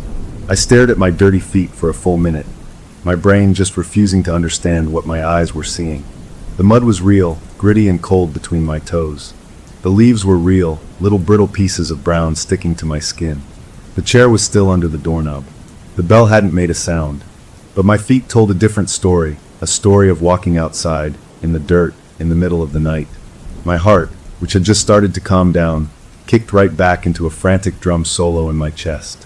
I scrambled out of bed, my mind racing. Okay, Leo, think. You took a pill. Maybe you sleepwalked, but you were so out of it you didn't hear the bell. And you somehow moved the chair without remembering. That had to be it. The video was just a crazy coincidence, a trick of the light, and your feet got dirty from what? The backyard? I rushed to the back door. It was locked from the inside, the deadbolt firmly in place. The patio was clean, just concrete. There was no mud like that out there. I live in a suburb. The only dirt like that, dark and loamy, was in garden beds or the park. I felt a cold trickle of fear slide down my spine. This wasn't adding up. I needed to see that video again. I grabbed my phone, my hands shaking so bad I almost dropped it. I found the text from the husband and tapped the link. The video loaded again. There I was, in those striped pajamas, standing in the dark doorway of the Victorian. My eyes closed, my finger twitching, the planchette on the mantel moving in that slow, lazy circle, mirroring my fingers jerked perfectly. I watched it 10 times, 20. Each time, the reality of it became more solid, more horrible. It was me. There was no doubt. But how? The distance was impossible. 5 miles. I don't sleepwalk. I never have. Not even as a kid. I tried to remember the feeling of waking up. I had felt the grogginess from the pill, but nothing else. No sore muscles from a long walk. No memory of cold air.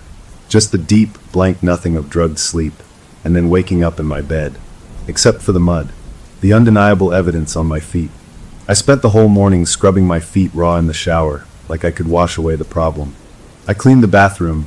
I made coffee. I tried to act normal, but my thoughts were a trapped bird slamming into a window. I had to do something. I couldn't just wait for it to happen again. My first, stupid thought was to get the board back. If it was the board causing this, then getting it away from that house, away from me, would fix it. I picked up the phone to call the husband. I dialed and hung up twice before I finally let it ring. He answered, his voice still friendly. Hey there. Everything okay? Yeah, hi, I said, trying to sound casual. Listen, about that board on the mantel. The Ouija board. I was thinking, since it was kind of a staging prop, maybe I should come take it back. It's probably silly, and you guys should have something that's really yours in the house, you know? There was a pause. I heard him talking to someone, his wife, his voice muffled. Then he came back on, his tone a little less friendly, a little confused. Oh, well, we really like it. It's part of the house's charm now, like we said. My wife thinks it's a great conversation piece. I pressed, a knot of desperation tightening in my stomach. Are you sure? It's just an old piece of wood. I could swap it for a really nice vase or a piece of art. Another pause, longer this time. When his wife's voice came on the line, it was cool, polite, but firm. We appreciate the offer, but we've decided to keep it. It feels right where it is. Maybe, she added, and her words had a sharp little edge to them. Maybe you should just see a doctor about the sleepwalking. Goodbye. The line went dead. I stood there, the phone in my hand, feeling utterly defeated and a new kind of scared. They thought I was crazy. Or worse, they thought I was some kind of creepy liar trying to get a cheap knick-knack back. I had messed up. I had made them suspicious. Now, if anything else happened, they wouldn't tell me. I was on my own. The rest of the day was a blur of anxiety. I went online, searching for anything that could explain this. Long-distance sleepwalking. Extreme parasomnia. The medical stuff was dry and unhelpful. It happened, but 5 miles was extreme, and there was no cure, just management. Lock doors, hide keys, put alarms on doors. I had done that. It hadn't worked. Then, on a whim, my fingers trembling over the keyboard, I typed in Ouija board attachment. I fell into a rabbit hole of weird forums and creepy stories. Most of it was nonsense, kids scaring each other. But then I found an old thread, buried deep. A user described a feeling like their sleep self was being pulled toward an object they'd once owned, an antique doll. They said they'd wake up with their hands dirty, or find themselves in a different room. The last post from that user, years ago, was a single line that made the tiny hairs on my arms stand up. It's not you walking. It's something wearing your path. The thread ended there. No follow-up. No conclusion. Just that chilling sentence. I slammed my laptop shut. This was getting me nowhere. I needed facts. I needed proof of what was happening to me in my own home. I needed to catch myself in the act. That night, I set up my own laptop on my dresser, pointing the built-in camera right at my bed. I opened a program that would record all night. I took my prescribed pill again, a smaller one this time, hoping to stay in a lighter sleep. I put a glass of water on my nightstand, right in the camera's view as a marker. I got into bed, my heart thumping. This would work. I would see myself get up, or I wouldn't. Either way, I'd have an answer. The morning light was harsh through my blinds. I woke up slowly, my mouth dry. I was in bed. The glass of water was still on the nightstand. For a beautiful, hopeful second, I thought it had worked. Nothing had happened. Then I looked at the laptop. The recording light was off. That was weird. I got up and opened it. The program had crashed. The video file was there, but it was huge, a mess of corrupted data. 8 hours of footage, just garbage digital snow and glitched, broken frames. My hope curdled into frustration. Of course, the one night I try to record, my computer fails. Typical. I was about to slam the lid shut when I saw it. In the folder, there was a second, smaller video file, only 3 seconds long. It must have auto-saved a clip before the crash. I clicked it. The video was clear, not glitched at all. It was a view of my bedroom wall, the pale blue paint. The camera was pointing at the wall, not the bed. For a second, nothing. Then a hand entered the frame from the left side. It was my hand. I recognized my own watch on the wrist. My hand reached out, not in a sleepy, fumbling way, but with calm, deliberate purpose. It gripped the edge of the laptop, fingers firm, and turned the entire device, swiveling the camera lens away from the bed and directly toward the blank wall. Then the video ended. I played it again, and again. The movement wasn't clumsy. It wasn't the action of someone asleep. It was precise, intentional. It was the action of someone who knew what the camera was for and did not want to be seen. A deep, frozen horror settled in my gut, colder than any fear I'd felt so far. This wasn't a medical condition. Something that was me, but wasn't me, was awake inside my body when I was asleep. And it was smart. It was hiding its tracks. I didn't know what to do. Going back to the homeowners was useless. The internet was full of scary stories, but no real answers. I was trapped. Later that afternoon, the mail came. Among the bills and ads was a small, flat package, a padded envelope. There was no return address.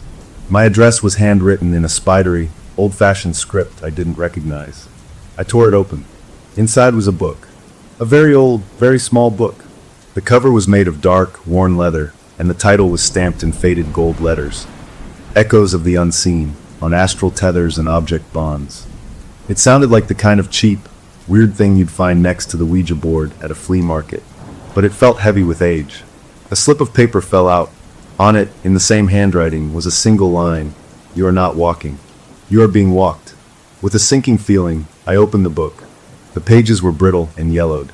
It was full of dense, old-fashioned language about spirits and connections to objects. Then, about halfway through, a paragraph was highlighted with a bright yellow marker, a shocking modern touch in the ancient book. I read the line, and my blood went cold. The handler who first wakes the link becomes the tether. The waking self sleeps. The sleeping self walks the tether's line to the object of its bond. I sat down hard on my couch. Handler. Tether. The words from the old man at the flea market came screaming back. You sure you want to be the conductor? I had been the first to touch it, to wake it up by using it, even as a joke. I had become the link. The board was the anchor, and I was the rope. My sleeping self was walking that rope, every night, back to the board. The book was saying this wasn't an accident. It was a mechanism, and I had turned the key. I spent the evening reading, a grim focus pushing aside the panic. The book talked about rituals to break such a tether. It involved confronting the object, while fully awake, and performing a ceremony of severance. It mentioned things I'd need. Salt, white ash from a certain wood, a blade of cold iron. It sounded like crazy witchcraft, but the video of my hand turning the camera wasn't crazy. It was real. The mud on my feet was real. I I had two choices: accept that I was losing my mind, or accept that this bizarre, impossible thing was happening and try to fight it with its own rules. As night fell again, I made a decision. I couldn't live like this, waiting to wake up with more mud, or worse, waking up somewhere I couldn't explain. I had to try. I gathered what I could from the book's instructions. Table salt from my kitchen. I didn't have white ash, but I had some charcoal from an old grill. A blade of cold iron just meant an old knife, right? I found a steel pocket knife my dad gave me years ago. It wasn't much, but it was a plan. I packed it all into a small backpack. My plan was simple, terrifying, and the only one I had. Tomorrow, I would go to the Victorian in the middle of the day. I would explain everything to the homeowners again, show them the book, make them understand. And then, with their permission, I would go into that living room while I was wide awake, and I would try to break this thing. I went to bed that night without a pill. I put the backpack right by my bedroom door. I didn't sleep. I lay there in the dark, staring at the ceiling, listening to every little sound my house made, praying for morning to come. I must have drifted off just before dawn, because the next thing I knew, sunlight was streaming in. I bolted upright, immediately looking at my feet. They were clean. I looked at the door. The backpack was still there, untouched. A shaky, weak relief flooded through me. I had made it through the night. Today I would end this. I got dressed, picked up the backpack, and walked out to my car. As I backed out of my driveway, I glanced in the rearview mirror at my house. For a second, in the reflection, I thought I saw a face in my bedroom window looking down at me. My own face, pale and expressionless. I jerked my head around to look directly at the house. The window was empty. Just a trick of the light, I told myself firmly. Just my exhausted mind playing tricks. I took a deep breath, turned the car toward Elm Street, and drove toward the Victorian, toward the board, toward whatever was waiting for me there, hoping I could fix the terrible thing I had set in motion when I bought a piece of haunted junk at a flea market. I drove to Elm Street with my backpack full of crazy stuff on the passenger seat, my hands gripping the wheel so tight my knuckles were white. The salt, the charcoal, the old pocket knife. It all felt ridiculous now, in the bright light of day. What was I going to do? Throw salt at them and demand they let me perform a magic trick in their living room? They already thought I was weird. I needed a better approach. I needed them to see this wasn't a joke. I decided to start with the truth, the whole truth, even if it made me sound like I'd lost my mind. I parked in front of the Victorian. The house looked different in the daytime, less spooky, just old and quiet. I took a deep breath, grabbed my backpack, and walked up to the porch. I rang the bell. I could hear movement inside, footsteps. The husband opened the door. He looked surprised to see me, and a little guarded. "Oh hey," he said. "Everything okay?" "Not really," I said, and my voice came out more serious than I meant it to. "Can I come in? I need to talk to you and your wife about what's happening. It's really important." He hesitated, then nodded, opening the door wider. "Sure. Come on in." I stepped into the living room. It was different with their furniture, cozy rugs, and colorful art, but the mantel was the same. And there it was, the board. It sat right in the center, the planchette off to the side. It looked so ordinary, just a piece of carved wood. The wife came in from the kitchen, wiping her hands on a towel. She didn't smile. "Hi," she said, her tone flat. I put my backpack down. "I know you think I'm being strange about the board," I started. "And after what I'm about to tell you, you might think I'm crazy. But I need you to listen. That video you sent me, that was real. I wasn't sleepwalking. I was in my own bed, 5 miles away. I have proof." I pulled out my phone and showed them the 3-second clip of my own hand turning the laptop camera. They watched it, their expressions shifting from polite patience to confusion. "I set up a camera to catch myself," I explained. "That's me turning it away so I couldn't be filmed, while I was supposedly asleep. And 2 nights ago, I woke up with my feet covered in mud and leaves. My bedroom door was still locked from the inside. I saw the wife exchange a look with her husband. It wasn't a believing look.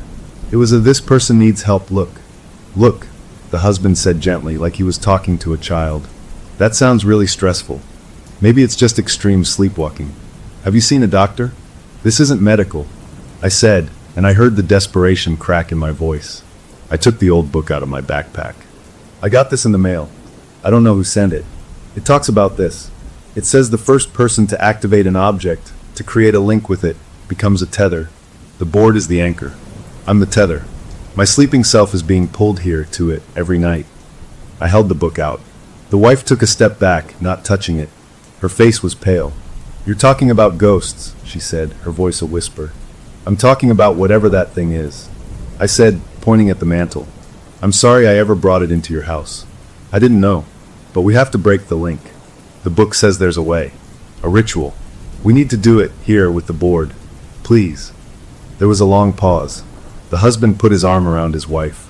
"We think you should leave," he said, his voice firm now. "We're sorry you're having problems. But this is our home. That board is just a decoration. We don't believe in that stuff. And this is making my wife very uncomfortable." "But the video you sent me," I started. "Was a funny coincidence," the husband interrupted.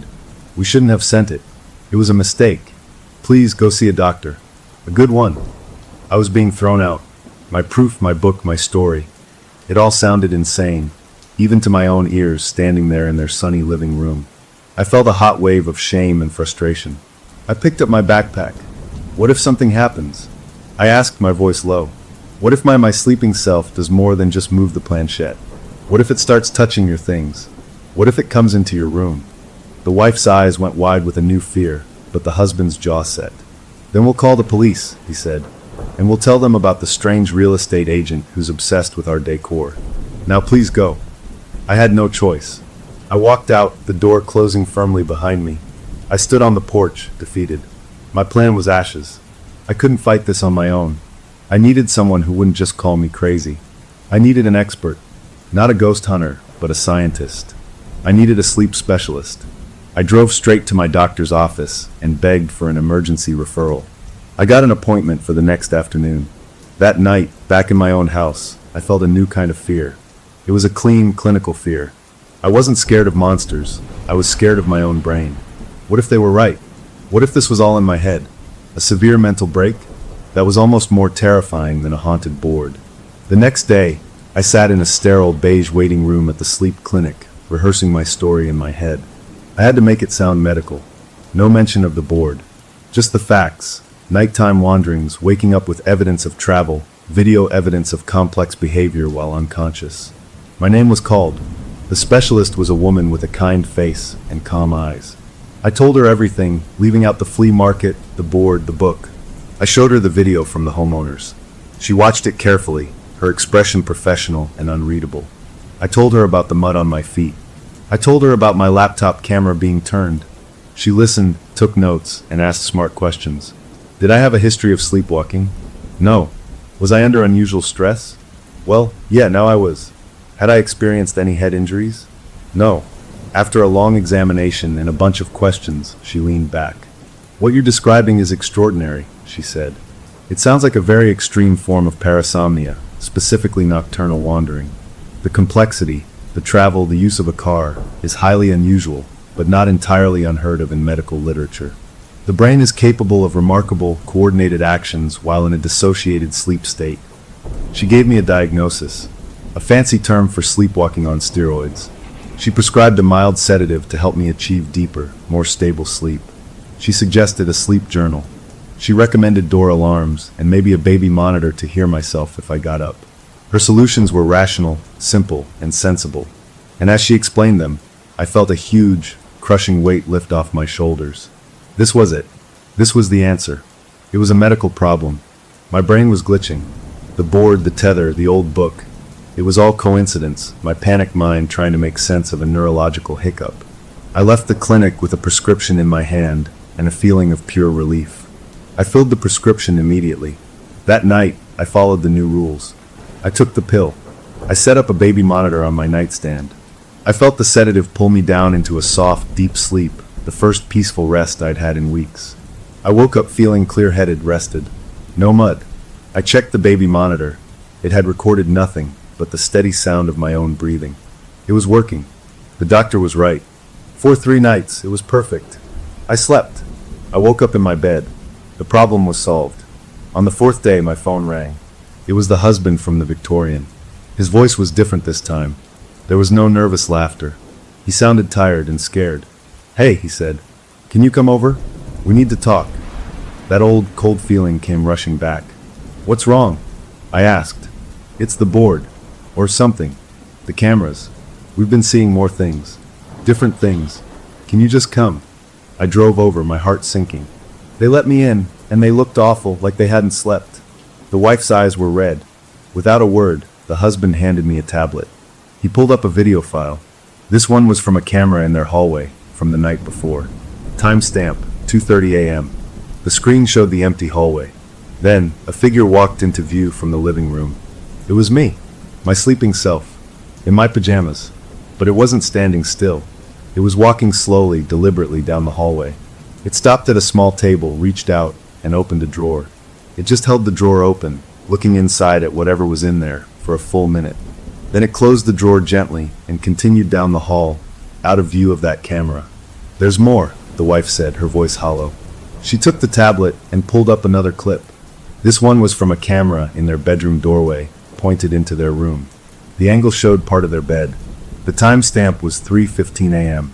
The figure stood in the doorway, a dark shape against the brighter hall.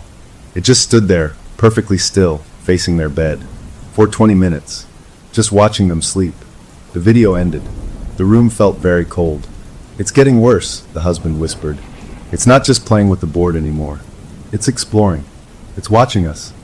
I stared at the frozen image on the tablet, my own back, standing in their bedroom doorway. The doctor's rational explanation evaporated. Parasomnia didn't explain this.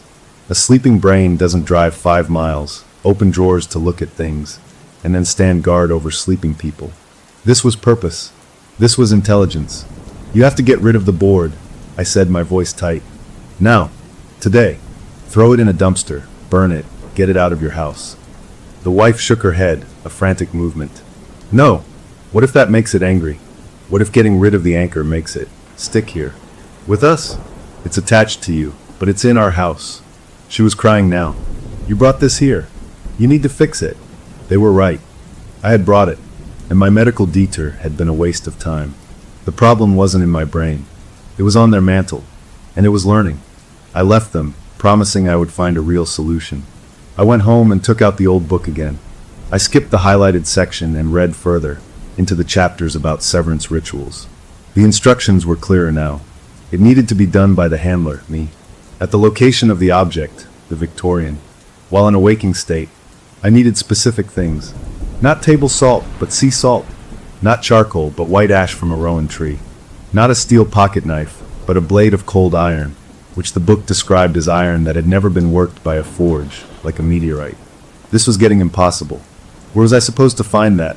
As I read the difficult requirements, a part of me, a tired part, whispered that maybe the doctor was still right. Maybe this was all madness. Maybe I should just check myself into a hospital. Just then my doorbell rang. It was a delivery person with a small, heavy box. No return address again. I took it inside and opened it. Inside, packed in crumpled brown paper, were 3 items. A small, rough-looking bag of pure white sea salt. A tiny glass jar filled with fine, pale gray ash. And a knife. It was an ugly, primitive-looking thing, black and pitted, like a shard of metal that had been found in the dirt. It was cold to the touch, a deep, sinking cold that seemed to suck the warmth from my fingers. A note was tucked beside it. This time, the spidery handwriting was just 2 words, for the severance. Someone was helping me, or someone was setting me up. I had no idea which, but I had the tools now, the real tools. I looked at the bizarre items on my kitchen table. The medical path was closed. The homeowners were terrified. I had the instructions, and I had the ingredients delivered to my door. There was only one path left. I had to go back to the Victorian. I had to try the ritual for real. Not with makeshift stuff, but with these strange, specific items. I would have to convince the homeowners to let me try, one last time. I packed the new items carefully into my backpack, next to the old book. The weight of the iron knife felt wrong in the bag, a dense, alien presence. I knew what I had to do. I would go there tonight. After dark, I would explain that I had a real chance to end this, and I would beg them to let me try. I sat on my couch, waiting for the sun to go down, the backpack at my feet. I was more scared than I had ever been in my life, but I was also resolved. This ended tonight, one way or another. I just had to hope that the person who sent me the knife was a friend, and that I wasn't about to make everything a whole lot worse. The wait for nightfall was the longest of my life. I just sat there on my couch, watching the light change in the room, feeling the weight of that backpack by my feet like it was a living thing. The cold iron knife inside seemed to hum with a kind of energy I could feel through the fabric, a low, dull vibration that made my teeth ache if I thought about it too much. I knew going there at night was a bad idea. The thing, my sleeping self, was active at night, but I also knew I couldn't get the homeowners to agree to a daytime ritual, not after how I'd acted before. They were scared of the nighttime visitor, so maybe, just maybe, they'd be desperate enough to let me try an exorcism in their living room at midnight. When the sky was fully dark, I picked up the backpack, walked to my car, and drove toward Elm Street. The streets were quiet. Every shadow looked like a person standing still. Every set of headlights in my rearview mirror felt like they were following me. I pulled up to the Victorian and turned off the engine. The house was mostly dark, just one light on in the living room window. It looked like a single watchful eye. I took a deep breath, grabbed my bag of weird tools, and walked up to the porch. I rang the bell. After a moment, the husband opened the door just a crack, the security chain still on. He looked past me into the dark yard, then at my face. He looked exhausted. "You came," he said, and it wasn't a greeting, it was a statement of grim fact. "I have a way to try to fix this," I said, holding up the backpack. "The real way. I have the things I need. Please let me try." He looked at me for a long time, then nodded, unhooking the chain. "Come in. But if this is a trick, if this is some kind of... I don't know. I'm calling the police." I stepped inside. The wife was sitting on the sofa, wrapped in a blanket. She looked at me with huge, fearful eyes, but didn't say anything. The living room felt charged, like the air before a lightning strike. And there, on the coffee table in front of the sofa, was the board. They had taken it down from the mantel. It sat there, a simple piece of wood that had somehow torn a hole in my life. The planchette was placed neatly beside it. "We took it down after last night," the husband whispered. "We thought maybe if it wasn't up high, it would, I don't know, be less." It hadn't helped. The feeling in the room was worse than ever. "This might look strange," I said, my voice sounding too loud in the tense room. "Just let me do what I need to do. Don't interrupt, no matter what." I opened my backpack and took out the items from the mysterious box. The bag of white sea salt, the jar of pale ash, the ugly cold iron knife. I placed them on the floor. Following the book's instructions, I poured the salt in a wide circle around me and the coffee table, leaving one small gap to step through. I sprinkled the fine gray ash in a smaller circle inside the salt one, right around the board. My hands were shaking. Finally, I picked up the iron knife. It was so cold it almost burned my palm. I held it point down over the board. I closed my eyes, trying to remember the words from the book, a chant to sever the tether, to break the link between the object and the handler, between it and me. I started to speak the words. They were old, formal words, and they felt clumsy in my mouth. "I who am the handler, I who woke the link, now I sever the tether, I break the chain, I unbind the bond." As I chanted, the air in the room changed. It didn't get colder exactly, but it got still. The normal house sounds, the creak of the floor, the hum of the fridge, they all faded away, like someone had put the world on mute. The only sound was my shaky voice reciting the words. Then, the planchette on the table moved. It didn't slide. It jerked. A sharp, sudden twitch. I froze in midword. The husband sucked in a sharp breath. I kept going, forcing the words out. "Let the sleeping self rest. Let the waking self be whole. Let this object hold no power." The planchette began to spin. Not a slow circle, but a fast, frantic whirl on the spot, vibrating against the wood of the coffee table with a nasty, buzzing sound. The overhead light in the room flickered once, then stayed on, but now it gave off a sickly, yellowish glow. From the hallway behind the wife, a shape stepped into the doorway. It was me, my sleeping self. It stood there just like in the video, but its eyes were open. They were blank, milky like clouded glass. It didn't look at the homeowners. It looked directly at me, at the circle, at the board. And then it smiled. It wasn't a mean smile. It was a calm, patient, knowing smile that made my stomach turn to water. It stepped closer, stopping right at the edge of the salt circle. It didn't try to cross. It just stood there watching me. "Keep going," the husband hissed, his voice cracking with panic. I tried. I fumbled over the next words. My sleeping self raised its own hands. It held them out, mirroring my pose, as if it held an invisible knife. And then it began to speak. Its lips moved, and a sound came out, but it wasn't a voice. It was a dry, rustling whisper, like leaves skittering on concrete. I couldn't understand the words at first, but as I listened, my own chanting faltering, I realized with a jolt of pure horror what it was doing. It was repeating my words, the same severance chant, but backwards. Word by twisted word, it was saying the ritual in reverse. It wasn't trying to stop me. It was trying to hijack the ceremony, to twist my severance into a permanent binding. A blinding pain exploded behind my eyes. It was like a spike of white-hot fire driving into my brain. I cried out, dropping to one knee. The knife fell from my hand, clattering onto the floor inside the ash circle. I saw double. I saw the living room from my own eyes, the terrified faces of the homeowners, the spinning planchette. And I saw another view, superimposed over it like a transparent film. The view from the hallway, looking at myself kneeling in the circle. The two perspectives, mine and my sleeping selves, were merging. I felt a terrible suction, a pulling sensation deep in my chest, as if my very soul was being drawn out toward that thing in the hallway. I couldn't breathe. I couldn't think. The pain and the disorientation were too much. I stumbled, throwing out a hand to catch myself. My palm slapped down on the floor, right on the neat line of white salt. The circle broke. The connection snapped. The pain vanished so completely, it was like it had never been. The double vision popped like a bubble. I gasped, drawing in a ragged breath. The overhead light stopped flickering and returned to its normal bright white. The planchette on the table fell over with a tiny clack and lay still. I looked up, blinking. The hallway was empty.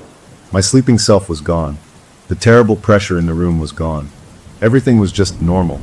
For a long moment, nobody moved or spoke. Then the wife let out a sob, a sound of pure release. She buried her face in her hands. The husband rushed over to her, holding her, murmuring, "It's okay, it's over, it's gone, look, it's gone." He looked at me, his eyes wide with wonder and relief. "You did it. You actually did it." I slowly got to my feet. My body felt light, strange. The grinding fear that had been my constant companion for weeks was just absent. I felt clear. I felt empty in a good way. I looked at the board on the table. It was just a piece of wood again. No feeling came from it. No pull. Nothing. I bent down and picked up the iron knife. It was still cold, but it felt inert now, just a piece of metal. I gathered my things, putting the salt and ashen knife back in my backpack. The homeowners were both crying now, hugging each other, thanking me over and over. "We're so sorry we didn't believe you," the wife said, wiping her eyes. Thank you. I managed a small smile. "It's okay. It's over. For all of us." I left them there, in their now peaceful living room. I walked out to my car, the cool night air feeling fresh and clean on my face. I drove home. The whole way, I kept waiting for the fear to come back, for a twitch in my finger, for anything. But there was nothing. Just quiet. Just normalcy. I pulled into my driveway, turned off the car, and sat for a moment, just listening to the engine tick as it cooled. I felt tired, but a good tired, the tired you feel after finishing a huge, difficult job. I had done it. I had actually broken the tether. I got out, walked into my house, locked the door behind me. I went to the bathroom to splash water on my face. I looked at myself in the mirror. I looked older, tired, but the wild, hunted look was gone from my eyes. I was just me again. I smiled, a real, genuine smile of relief. And in the mirror, my reflection smiled back. But the smile was wrong. It was the same calm, patient, knowing smile my sleeping self had worn in the hallway. My own face, wearing that alien expression. I felt my own lips, my real lips, pressed together. I wasn't smiling. A jolt of electric terror shot down my spine. I stared, frozen, at the mirror. My reflection stared back, its smile not wavering. Then slowly it winked, and the reflection turned and walked out of the frame of the mirror, leaving me staring at an empty view of my bathroom wall behind me. I spun around. The bathroom was empty. My heart was hammering again, a frantic drumbeat of panic. I ran to the living room, turning on every light. Nothing. I was alone. I stood in the middle of my living room, shaking. The relief I had felt was gone, replaced by a new, deeper dread. The ritual hadn't severed the tether. I had felt it break, but what if it hadn't broken the way I thought? What if, when the salt circle broke, the connection hadn't been severed, but completed? What if my sleeping self hadn't been banished? What if, in that moment of merging, it hadn't been pushed out, but had rushed in? I walked slowly to the kitchen window. The night outside was black. In the dark glass, I could see a faint reflection of my kitchen, and my own reflection standing still, watching me from within the window. Its face was a calm, blank mask. And this time, when I raised my own hand to touch my own face, The reflection in the window did not move. I didn't sleep that night. I just sat on my couch in the bright living room, staring at the spot where my reflection had been in the kitchen window.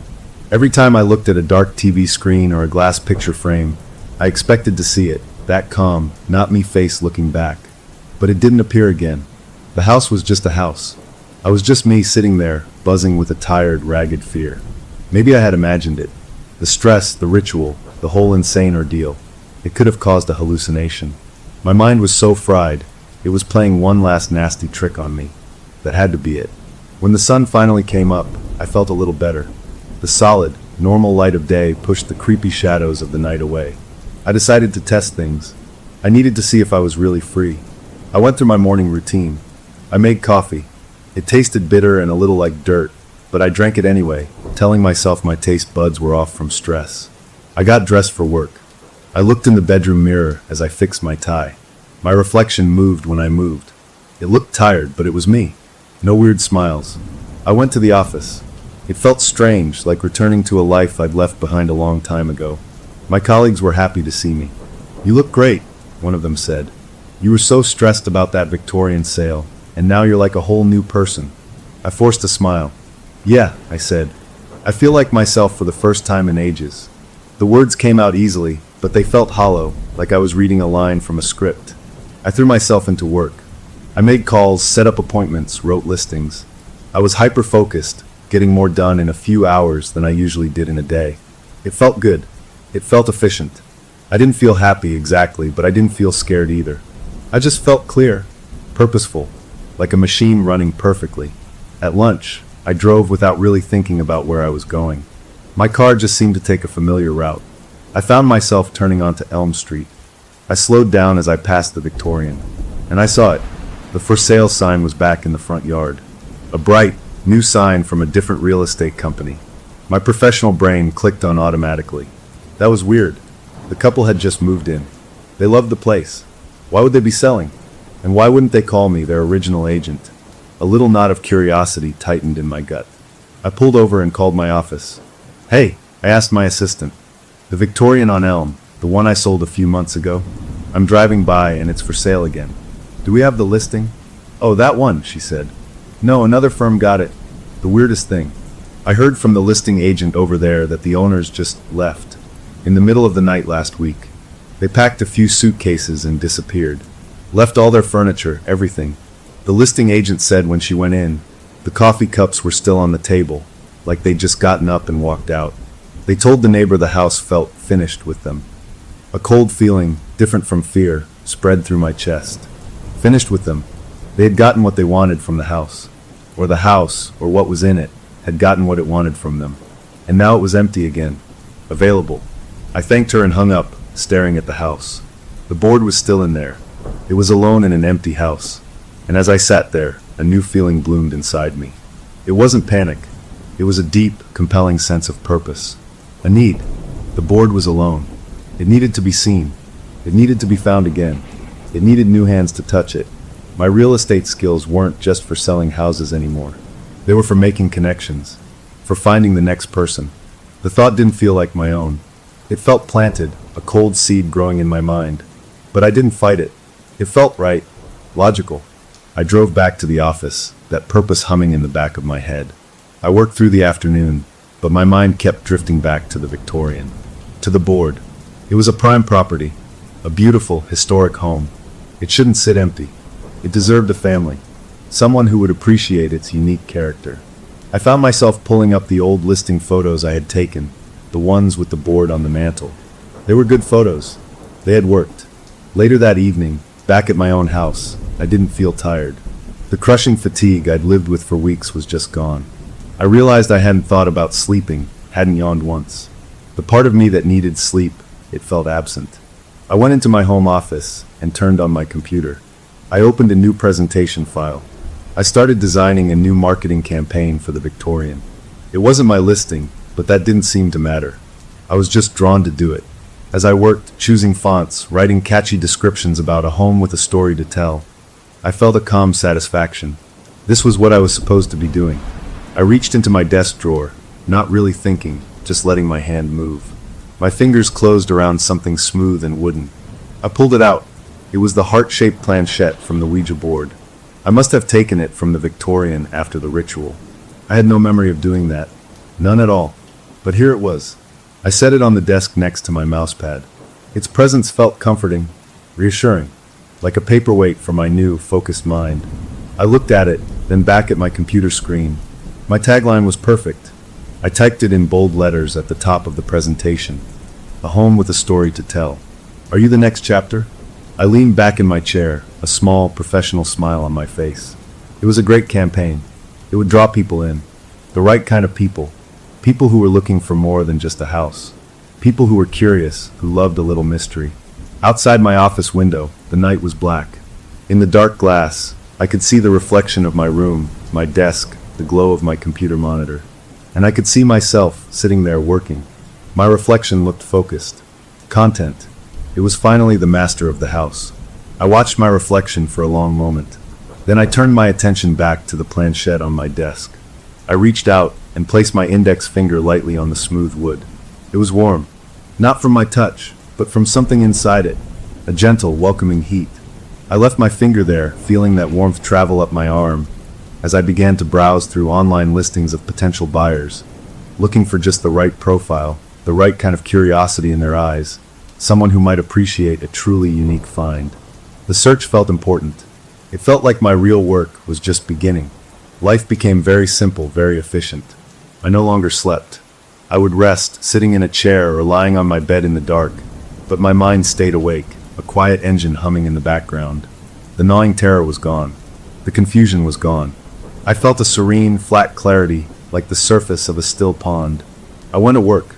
I sold houses with a cold, effortless skill that impressed everyone. My presentations were perfect. My timing was flawless. I felt nothing when I closed a deal, just a check mark next to a completed task. The only thing that stirred any feeling in me was the Victorian. I couldn't list it officially as another agent had it, but I watched it. I drove by it every day. I checked the online listing, watching the price drop, seeing the days on the market tick up. It was waiting, and I was waiting with it. I kept the planchette on my desk at home. It was my paperweight, my worry stone. My finger would often find its way to the smooth wood, tracing the little heart shape, absorbing its gentle, constant warmth. It was a comfort, a point of focus, my own little piece of the board, a reminder of my purpose. One afternoon at the office, a woman came in. She was browsing the listings on our public computer, her face pale, her eyes carrying a deep, tired sadness that looked familiar. She was looking for a fresh start, she said. Something with character. Something old. My colleague was helping her, but he called me over. "This is our historic home specialist," he said, introducing me. I shook her hand. Her skin was cool. "I'm just looking for something different," she said, her voice soft. "Somewhere that feels like it has a past." I felt a pulse from the planchette in my pocket. I had started carrying it with me, a little thrum of warmth against my leg. It was interested. I smiled my calm, professional smile. "I might have just the place in mind," I said. "It's not my listing, but I know it well. A beautiful Victorian on Elm Street. It has an incredible story."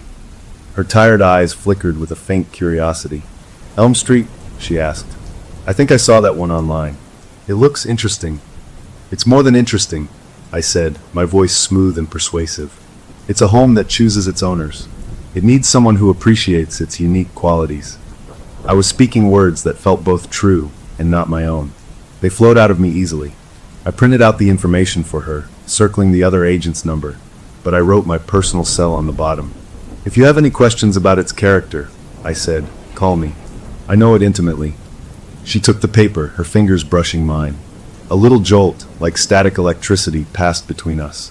She didn't seem to notice, but the planchette in my pocket grew distinctly warmer. She thanked me and left. My colleague clapped me on the shoulder. "Great lead. You really have a way with these quirky properties." I nodded, watching her through the window as she walked to her car, looking at the paper in her hand. The connection was made. The seed was planted. That night, in my home office, I didn't work on other listings. I sat with the planchette in my hand, looking at the photo of the Victorian on my screen. I thought about the woman, her sad eyes, her search for a past to lose herself in. She was perfect. The board would be pleased. A new handler. A fresh tether. The thought filled me with a sense of profound, quiet satisfaction. I was doing my job. I was maintaining the connection. I was part of something larger than myself. I got up and went to the bathroom, washing my face with cold water. I looked in the mirror. The man who looked back was a stranger I understood perfectly. His eyes were calm, focused, empty of the messy chaos of human worry. He was a tool, a conduit, a real estate agent for a very specific kind of property. I did not feel sad about this. I did not feel anything about it. It was simply a fact. As I turned off the light to leave the bathroom, a flicker of movement in the dark mirror caught my eye. Not my reflection. Behind it, in the blackness of the mirrored world, for just a fraction of a second, I saw the Victorian's living room. The board was on the mantel, and the planchette was not there. It was here in my hand. In the mirror, a shadowy figure stood before the empty board, its head bowed, waiting. Then the image was gone, and it was just my own dark bathroom again. I looked down at the warm wood in my palm. It wasn't just a piece of the board. It was the board, in a way. Its mobile piece. Its scout. And I was its agent. I walked back to my desk, the planchette held tight.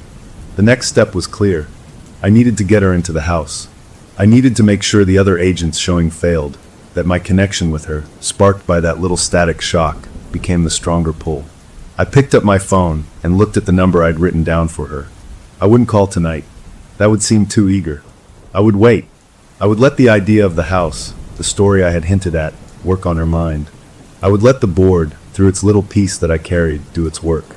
I sat back down, placing the planchette carefully in the center of my desk. I looked at the marketing slogan I had written weeks before, still on my screen. Are you the next chapter? Yes, I thought. She very well might be. And I would be right there to help her turn the page. The process was underway. Everything was proceeding as it should. I felt no guilt. I felt no anticipation. I simply observed the mechanics of the machine I was now a part of, and I found it to be a very well-designed machine indeed. The story was continuing, and I had secured my role in it. I was no longer the victim, the tether, the handler struggling for control. I was the facilitator, and for the first time since this began, I felt a sense of perfect, unshakable peace. The hunt was on, and I was the quiet guide leading the next curious soul right to the waiting heart of the house on Elm Street. The days took on a steady rhythm, a quiet hum of purpose. I went to the office, I sold houses, I drove by the Victorian. I carried the planchette with me always, a smooth, warm stone in my pocket, a constant companion.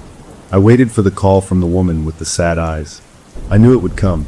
The pull was too strong, the curiosity I had planted too specific.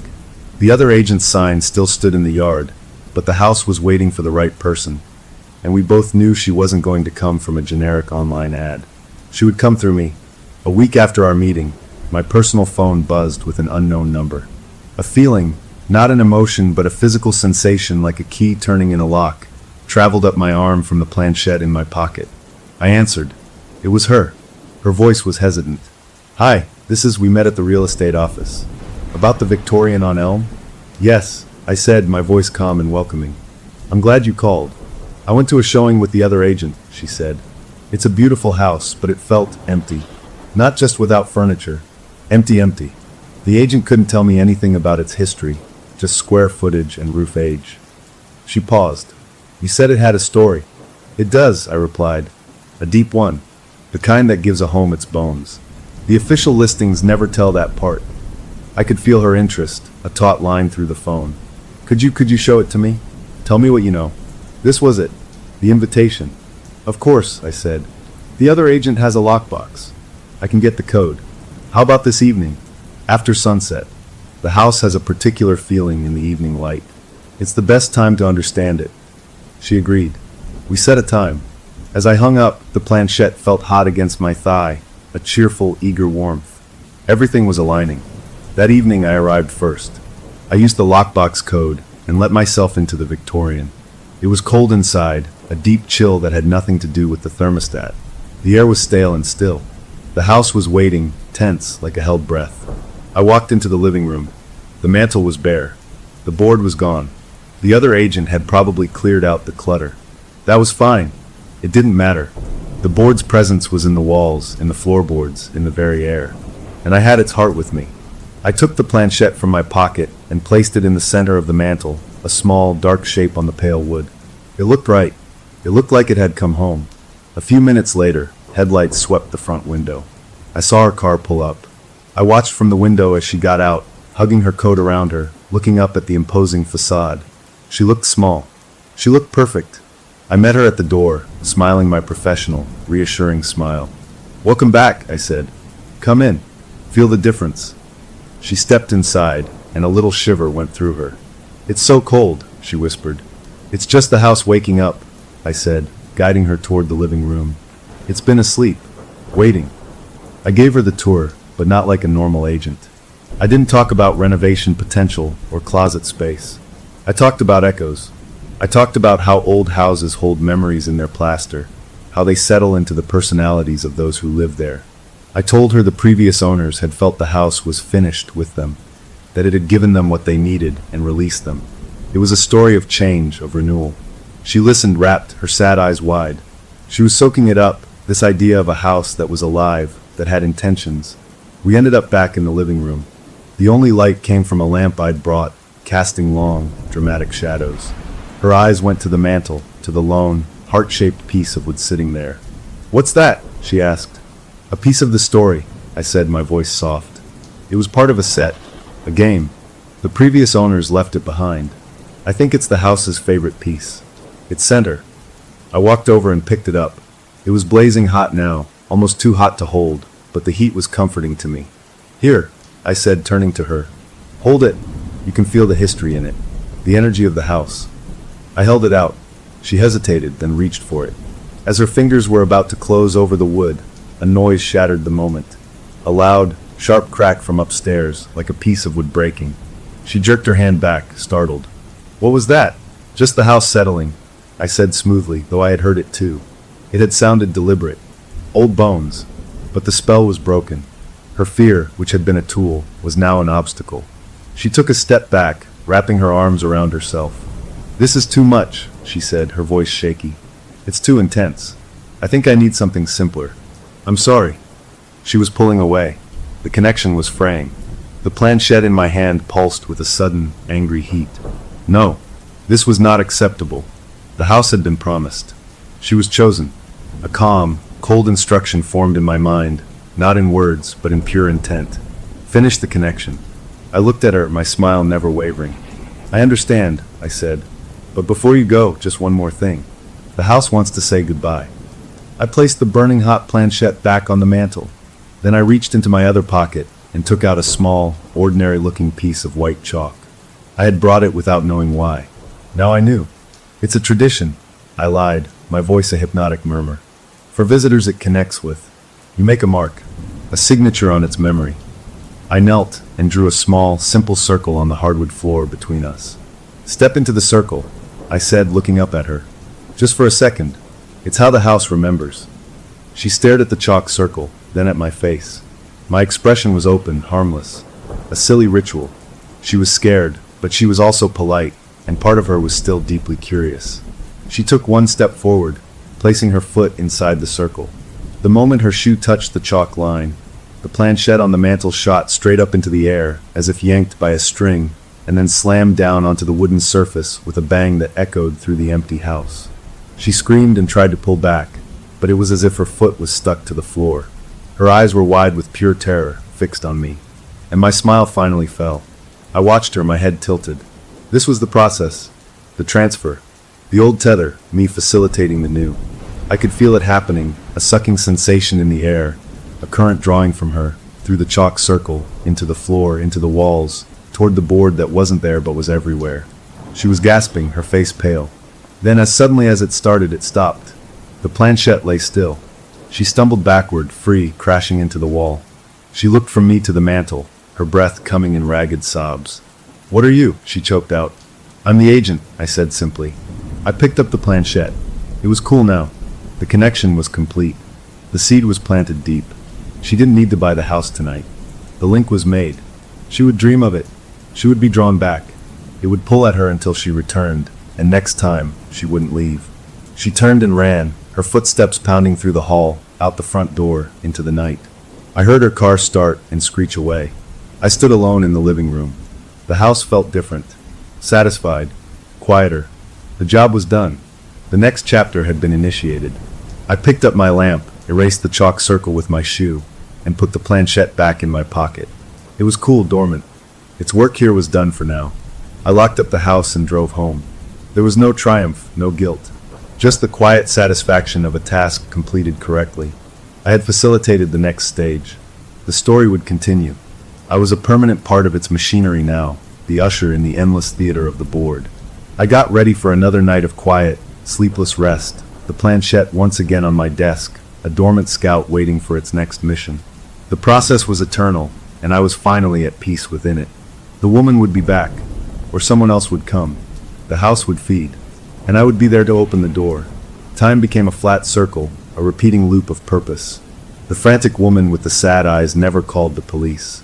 Maybe she thought they wouldn't believe her. Maybe the seed planted in her that night grew in a different way, a quiet obsession that would bring her back to Elm Street on her own later. I didn't worry about it. The house was patient. I was patient.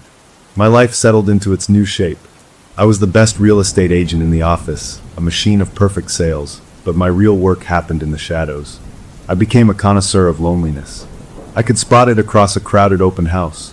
The recently divorced, the grieving widow, the dreamer who felt out of place in the modern world. They were all drawn to me, or I was drawn to them. I would mention, casually, the unique properties I specialized in. I would talk about history, character, the soul of a home. And when I saw that spark of desperate curiosity, I would hand them my card. My personal card, not the office one. On it, below my name and number, was a single embossed line, finding homes with a past. They always called, and I would always have a property in mind. Usually it was the Victorian. Sometimes it was another old house, a placeholder, a test to see how deep their need ran. But the Victorian was always the final goal. The planchette in my pocket was my guide.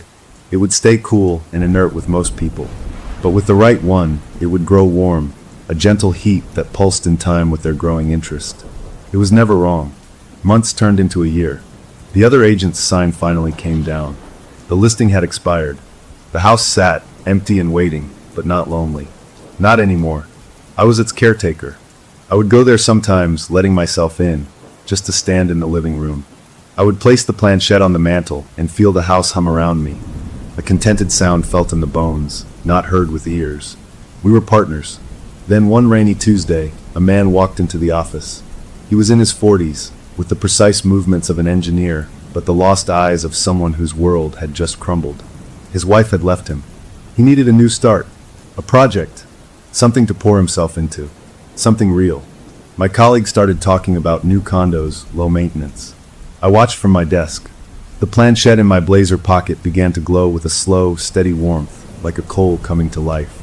I stood up and walked over. I introduced myself. I listened to him talk about wanting something with integrity, something that had stood the test of time. I nodded, understanding perfectly. I have just the place, I said.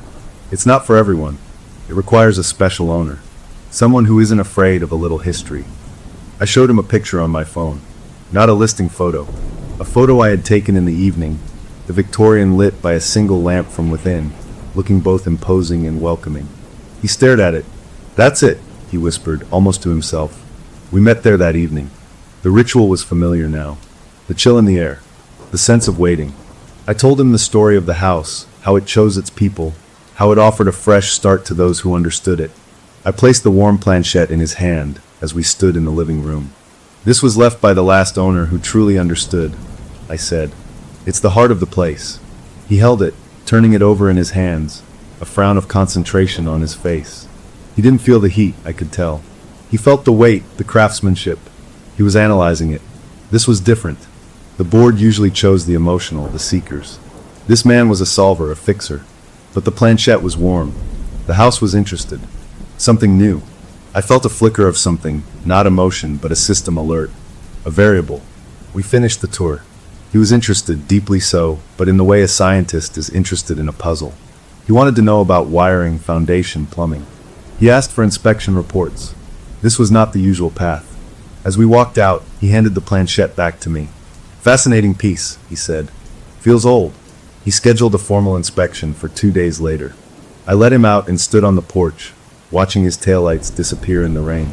The planchette in my hand was cooling rapidly. The house was thoughtful, contemplative. This new potential handler was not broken enough. not open enough. He might try to fix the house, not join with it. He might even find the board, if it was hidden in the attic or basement, and throw it away. That could not happen.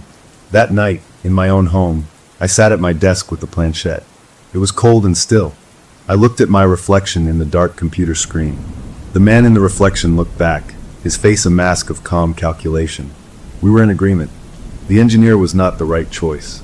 He was a threat to the status quo. The connection had to be cleaned up. The system had to be protected. I knew what to do. It wasn't a thought, it was an impulse, a directive. The next day before his inspection, I went to the Victorian. I went to the basement, a place of cobwebs and old stone. In a corner, behind the ancient furnace, there was a loose stone. Behind it was a space, and in that space was the board. I hadn't hidden it there. The house had, or the previous owners had in their final, frantic days. I pulled it out. The wood was dusty but undamaged. It felt powerful, dormant but potent. I took it upstairs to the living room and placed it on the floor in the center of the room. I took the planchette from my pocket and placed it in the center of the board. Then I took a small vial from my pocket, not salt or ash, but simple motor oil, thick and dark. I poured it in a careful, unbroken line around the board and the planchette, creating a slick, black circle on the hardwood floor. I left the house, leaving the back door slightly ajar.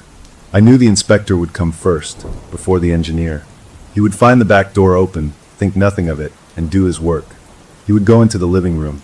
He would see the board, the odd circle of oil. He would note it as debris or prior owner oddity in his report. The engineer would read that report. He would see the words Ouija board and ritualistic residue. The engineer, the solver, the rational man, would calculate the risk. He would think of reputation, of resale value, of superstition affecting future buyers. His logical mind would reject the house. The connection would be severed before it could solidify. It was elegant, a gentle deflection.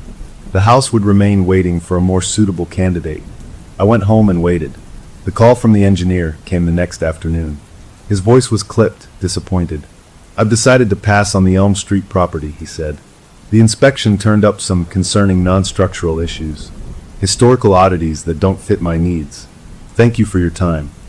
I expressed polite regret and hung up. The planchette on my desk remained cool. The threat was neutralized. The system was secure. I felt the house's approval, a subtle shift in the air around me, a slight easing of a tension I hadn't even noticed. I had done my job. I had protected the story. That evening, I drove to the Victorian to retrieve the board. I would hide it again somewhere new. As I walked up the porch steps, I saw a flicker of movement in the living room window. Not my reflection. A small, dark shape moving quickly. A child? I unlocked the door and stepped inside. The living room was empty. The board was gone from the center of the floor. The circle of oil was still there, smudged now, as if something had been dragged through it. A cold, sharp feeling, the closest I ever got to alarm, prickled at the back of my neck. This was not part of the plan. "Hello," I called out, my voice flat in the empty house. A giggle echoed from upstairs. High-pitched. Young. I climbed the stairs, my steps measured. The hallway upstairs was dark. The door to the small nursery, a room that had always been empty, was closed. From behind it, I heard a soft, scraping sound. Then the distinct, clear tap-tap-tap of the planchette being moved on the board. Not a frantic spin. A deliberate, playful tapping. I pushed the door open. The room was empty except for the board, which sat in the middle of the floor. The planchette was resting on the letter H. As I watched, it began to move slowly, smoothly, all by itself. It spelled out a word, H-E-L-L-O. Then it stopped. I stared at it. The house had never done this before. It had always worked through people, through tethers, through sleep. It had never manifested playfulness. It had never spelled a greeting. A new thought, cold and entirely my own, broke through the calm surface of my mind. What if I wasn't just the facilitator? What if I was also the lesson? What if the board, with each new handler, learned? It had learned fear from the first couple. It had learned resistance from me. It had learned manipulation from my work with the sad-eyed woman. And now, from the near miss with the logical engineer, was it learning strategy? Independence? The planchette trembled, then slid to the word yes at the top of the board. It had read my thought. A jolt, like the electric tingle from the very first day, but 1,000 times stronger, shot up my spine. I was not in control. I had never been in control. I was a favored tool, a useful pet. And the board was getting smarter. It was learning how to play on its own. I took a step back. The planchette zipped to the bottom of the board to goodbye. The message was clear. The audience was over. I left the house, my perfect calm shattered for the first time in over a year. I sat in my car, hands on the wheel, not starting the engine. I looked at the Victorian in my rearview mirror. It looked back, a silent, knowing monument. The story was continuing, all right, but the role of the humble agent was evolving. I had sold the house. I had served the board. And now I realized with a dawning, ice-cold clarity, I might just be its next listing. The hunt was eternal, and no one, not even the hunter, was safe forever. The game was changing, and I was still on the board, waiting to see which way the heart would move next. Story number 5. My name is Leo, and it all started with a week of rain, and a dumb game we never should have played. The sky had been this solid gray blanket since we all arrived at the lake house, a big old creaky place my uncle owned. And after days of being stuck inside with all the cousins and aunts and uncles, everyone was getting on everyone else's nerves. We'd played every card game, watched every movie they had, and the constant drumming of water on the roof was making us all a little crazy. It was my cousin, the one who always has to be the center of attention, who found it in a hall closet while looking for extra blankets. She came back into the living room holding this old cardboard box covered in dust, a big grin on her face. "Look what I found," she said, and she pulled out this wooden board with the alphabet painted on it in spooky letters, a sun and moon in the corners, and a little heart-shaped piece of plastic with a clear window in the middle. "A Ouija board," she announced, like she discovered treasure. Everyone sort of groaned. My dad rolled his eyes and went back to his book. My practical aunt said it was a waste of time and just a toy. But you could see the interest flicker in the younger cousin's eyes, and even some of the adults looked like they needed a distraction, anything to break the monotony of the rain. "Oh, come on," my cousin pleaded, setting it down on the big coffee table. "It'll be fun, just for laughs. We all know it's not real." That was enough to get everyone to shuffle over. We pulled up chairs and couches, forming a loose circle. There were about 8 of us with our fingers on that little plastic pointer, which they call a planchette. At first, it was exactly what you'd expect. We were all pushing it, giggling, asking stupid questions like, "Is there a cute ghost here?" and spelling out silly answers ourselves. We were bored kids and bored adults messing around. But then something changed. Maybe we just got tired of the joke, or maybe the room got a little quieter. The fire in the fireplace crackled, and the wind picked up outside. My jokester cousin, her smile fading just a bit, asked in a more serious tone, "Okay, seriously, is anyone here with us?" For a minute, nothing. Then I felt it, a tiny movement under my fingertips. Not a shake or a jerk, but a slow, deliberate slide. I looked at the others. Their eyes were wide, their fingers light. No one was laughing now. The planchette moved to the letter J. Then it slid, smooth as ice, to O. Then to E. J-O-E. It stopped. The room got so still I could hear the clock ticking in the kitchen. Joe, my great-grandfather, my dad's dad. His stern portrait in a World War II uniform hung right there in the hallway. The family legend. He'd come back from the war a quiet man, built this lake house with his own hands, and was the bedrock of our whole family's story. A strange feeling washed over me. Part of me was thrilled. We were talking to family, but a bigger part felt cold. The way the pointer moved hadn't felt like any of us were doing it. It had a weight, a purpose of its own. My uncle, Joe's actual grandson, let out a shaky breath. "Well, I'll be," he whispered. Emboldened, my cousin leaned forward. "Grandpa Joe, is that you?" The planchette didn't move to yes or a no. It just sat there on the E. Then, after a tense few seconds, it started moving again. It went to K, then E, then L, then L, then Y. Kelly. We all looked at each other. Who was Kelly? No one in our family was named Kelly. My uncle frowned, his forehead wrinkling. "I don't know any Kelly," he muttered. My cousin, not knowing what else to do, asked another question. "Grandpa Joe, what was the war like?" That's when things went wrong. The pointer took off, fast and sure. It spelled out a word that made my blood run cold. It spelled S-A-L-E-N-C. Then it didn't stop. It kept going. T-H-E-Y. Then K-N-E-W. They knew. A bolt of pure electricity seemed to go through the circle. My aunt snatched her hands back like she'd been burned. "Okay, that's enough," she said, her voice too loud. "Game over. Right now." The mood in the room shattered like glass. Everyone pulled their hands away, talking over each other. It was just someone pushing, my dad said, but he didn't sound convinced. Creepy, one of my younger cousins said, half scared, half delighted. My uncle just stared at the board, his face pale and blank, like he was seeing something miles away. My practical aunt snatched up the board and the planchette, shoved them back in the box, and marched it right back to the hall closet. Enough of that nonsense, she declared. We all tried to move on. We made hot chocolate, turned the TV on to some loud game show, tried to laugh about it, but the words hung in the air. Kelly. Silence. They knew. They buzzed in my head, drowning out the TV. Who knew? Knew what? And why did it feel like that message wasn't for all of us, but for my uncle, who sat quietly in his armchair, not watching the TV, just staring at his own hands? The party broke up not long after. People went off to read or take naps, the excitement of the day draining away into the damp afternoon. I couldn't settle. I found myself standing in the hallway, looking up at the portrait of Great-Grandpa Joe. I'd seen it 1,000 times. The stern eyes, the stiff uniform, the pride of a man who served. But for the first time, I really looked at his eyes. They weren't just stern. They were haunted. There was a story in them he never told.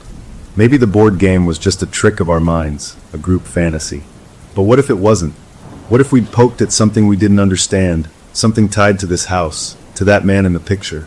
The rain finally slowed to a drizzle as evening fell. We had a subdued dinner, everyone avoiding the topic of the afternoon.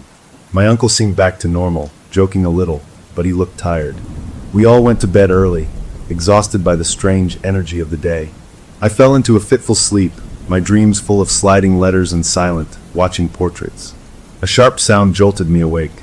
It was the deep, groaning creak of the old back door opening. My heart hammered against my ribs. Everyone was supposed to be in bed. I slipped out of my room and crept to the top of the stairs that overlooked the back living room and the door to the porch. The moon was out from behind the clouds, casting silvery light through the big windows. And there he was, my uncle. He was standing just outside the open back door, on the wet deck, in nothing but his pajamas. He wasn't moving. He was perfectly still, facing out toward the black line of the woods beyond the lawn. His posture was ramrod straight, not like his usual relaxed slouch. And his head was tilted, just slightly, like a soldier listening for something in the distance. He wasn't sleepwalking in the usual, shuffling way. He was on patrol. I didn't call out. I didn't move a muscle.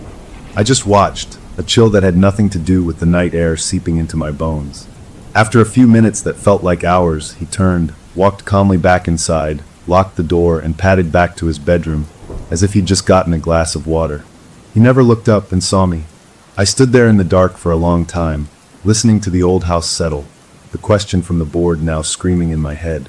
What did they know? And what, or who, was my uncle listening for in the middle of the night? The incident felt closed, a weird family moment we wouldn't repeat, but as I finally went back to bed, I knew with absolute certainty that whatever we started with that silly board game, it wasn't over. The next morning, everything seemed normal, or at least everyone was trying very hard to pretend it was. Sunlight streamed through the windows, baking away the dampness of the past week, and the mood was light, almost forced. My uncle came down for breakfast late, moving a bit stiffly. He rubbed his thighs as he sat down at the table with a groan. I must have been running drills in my sleep, he joked, reaching for the coffee pot. My legs are killing me. My aunt, his wife, chuckled and pushed the pancakes his way, but I saw the look that passed between her and my dad, a quick, worried glance that was there and gone in a flash. I exchanged my own look with my cousin who had found the board game. Her eyes were wide with a knowing fear. He didn't remember. He had no idea he'd been standing out in the cold in his pajamas, staring into the woods like a sentry. We ate our breakfast, the clatter of forks on plates too loud in the quiet kitchen. No one mentioned the board game. No one mentioned the words spelled out. It was like we'd all made an unspoken agreement to forget it ever happened. But the memory of him standing out there, so still and alert, was burned into my mind. Later that day, I was outside helping rake up some of the soggy leaves from the storms. My uncle was puttering around the yard, checking on things. He walked over near the big old oak tree at the back of the property, the one that must have been 100 years old. He stopped, scratching his head, and stared at the ground. Weird, he called out to me. Looks like an animal was digging here or something. I walked over, rake in hand. It wasn't an animal. The ground beneath the tree was soft, a patch of bare earth. And in that earth were clear, deep impressions. They weren't footprints. They were the distinct marks of someone's knees. and in front of them, 2 deep, dug-in holes, as if someone had been kneeling there for a long, long time, with their toes pressed hard into the soil. The positions were precise, intentional. They looked less like someone digging, and more like someone crouching, like in a foxhole. A cold feeling, separate from the autumn air, settled in my stomach. I didn't say anything. I just mumbled, "Yeah, weird," and went back to raking, but my heart was pounding. That night, the family was on edge without saying why. We played a normal game of cards after dinner, but the laughter was tense. My uncle went to bed first, complaining he was still sore and tired. My aunt followed not long after. Once their bedroom door was shut, the rest of us gathered in the living room, speaking in hushed tones. "Did you see the marks?" my dad asked me. I nodded. My practical aunt, the one who had put the board game away, was wringing her hands. "It's stress," she said, but her voice wasn't confident. "He's been worried about work. It's manifesting in strange ways." My cousin, though, was having none of it. "It's the board game. We contacted something in it. It's hanging around him." A quiet argument started about what to do. Call a doctor? Talk to him? My dad, ever the peacekeeper, suggested we just watch. Maybe it was a one-time thing. Let's not make him feel like a science project. But maybe someone should just stay up tonight, just in case. So we set a watch. My dad took the first shift, sitting in the dark living room with a book and a small flashlight. I was too keyed up to sleep, so I stayed with him, pretending to read on the couch. The house was so quiet, every little creak was like a thunderclap. Hours crawled by. Nothing. Just as my eyes were getting heavy, around 2 in the morning, we heard it. The soft, unmistakable sound of a bedroom door opening down the hall. Then quiet footsteps. My dad nudged me, and we both peered over the back of the couch toward the hallway. My uncle walked into the living room. He was in his pajamas again, his eyes wide open but utterly blank, like windows with no one home inside. He didn't look at us. He walked right past our hiding spot, through the living room, and unlocked the back door. He didn't just walk out. He moved with a purpose, going straight to the same lawn chair he'd stood behind the night before. But this time, he didn't just stand. He dropped into a low crouch behind it, his back perfectly straight. His hands came up empty, but they held a shape, one in front of the other, his right index finger extended along an invisible line. He was holding a pretend rifle. He was aiming it. He was scanning the tree line, his head moving in slow, practiced sweeps. My dad had his hand clamped over his own mouth, his eyes horrified. I fumbled for my phone in my pocket, my fingers shaking so bad I almost dropped it. I managed to open the voice memo app and hit record, setting it on the couch cushion in toward the open door. And then my uncle began to whisper. It was low, urgent, a stream of words that made no sense to me. A string of numbers and letters. Bravo 79er, Alpha 2. Coordinates. It sounded like map coordinates. And then, clear as day, he whispered a word in a language that wasn't English. It sounded like Saint something. It was French. I knew it was French. My uncle sold insurance. He'd never been to France. He didn't speak French. He whispered the phrase once, twice, and then his scanning stopped. He fixed his gaze on one spot in the woods, his pretend rifle steady. He held that position for a full minute, not moving a muscle, not even seeming to breathe. Then, as suddenly as he'd started, he relaxed. He stood up, brushed off his knees as if they were actually dirty, turned, and walked back inside, locking the door behind him. He padded back down the hall, and his bedroom door clicked shut. My dad and I sat in the dark for a full 5 minutes, not speaking, just listening to the blood roar in our ears. Finally, I reached for my phone and stopped the recording. We played it back, huddling together with the volume low. There was his whisper, creepy and clear. And then, as we listened, we heard something else. Underneath his voice, on the recording, was another sound. A faint, ghostly layer of other whispers, frantic and overlapping, speaking in what sure sounded like French. It was there and then gone, like a distant radio signal breaking through. We listened to it 3 times, each time feeling colder. My dad finally shook his head. "Don't tell your aunt. Not yet." The next morning, the division in the family was clear. At breakfast, my uncle was cheerful again, whistling as he made more coffee. My aunt, who had been practical, was now firmly in the "this is a medical problem" camp.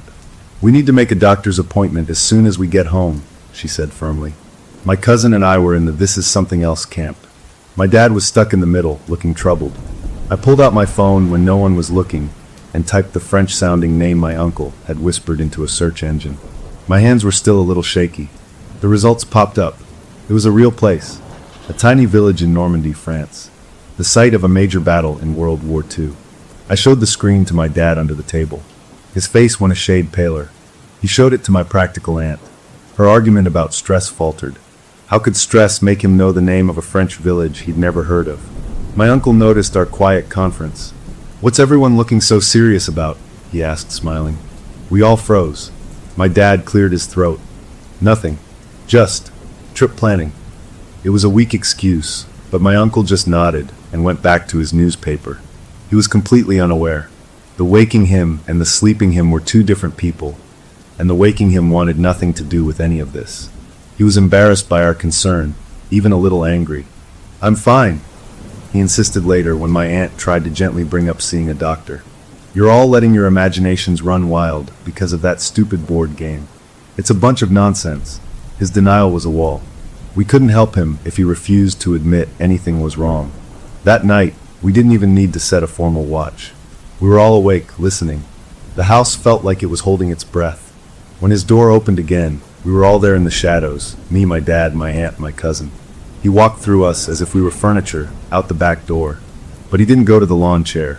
He walked past it, into the garden, to a soft patch of tilled earth where my aunt had planned to plant bulbs. And there, under the moon, he sank to his knees. He began to move his hands, not in a shooting motion, but in a digging motion.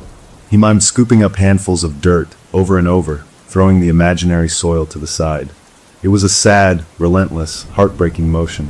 And as he dug his phantom hole, his face, so blank before, began to change. His mouth twisted. His eyes squeezed shut. And then in the still night, we saw tears, real tears, cut clean tracks through the faint shadow of stubble on his cheeks. He was crying silently as he dug, his shoulders shaking with the effort of his invisible, terrible work. We didn't stop him that night. We just watched, helpless, as our family man knelt in the dirt, weeping for a reason none of us understood, digging a hole for something he couldn't see, in a war he never fought. When he finally stopped, wiped his face with the back of his hand, and went back inside, we all slowly let out the breaths we'd been holding. The immediate mystery of the sleepwalking had an answer, but it was a terrifying one. He was reliving something. Something about digging. Something about France. Something that brought a grown man to tears in his sleep. As we all silently agreed to go to bed, the question wasn't what was happening anymore. The question, hanging in the air more urgent than ever, was why? And what was he, or the thing using him, trying so desperately to uncover? The day after the digging in the garden, the house felt like a hospital waiting room. We all moved carefully, talking in low voices, stealing glances at my uncle who sat at the kitchen table, staring at a cup of coffee he wasn't drinking. He looked exhausted, deep purple smudges under his eyes, and his hands, resting on the table, kept flexing and curling as if they were sore. He finally looked up at his wife and said, his voice raw, "Why is it always dirt? My hands won't come clean." He held them out, palms up. They were perfectly clean, but he stared at them like they were caked with mud. That was the moment the last bit of skepticism in the house died. This wasn't sleepwalking. This was an invasion. The episodes weren't just walks anymore. They were performances, and each one was more horrible than the last. That next night, he didn't go outside. He stood in the middle of the living room. His body became a tense, twitching puppet. He would lunge forward, arms out as if pushing someone away, his face a mask of anger.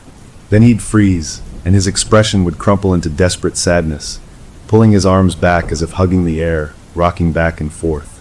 Then, sharp and clear, he'd bring a finger to his lips in a fierce shush motion. The most terrifying part came next. He'd draw the same finger slowly, deliberately, across his own throat. Then the cycle would start again. Push, pull, shush, cut. Over and over. It was a silent, frantic argument with a ghost.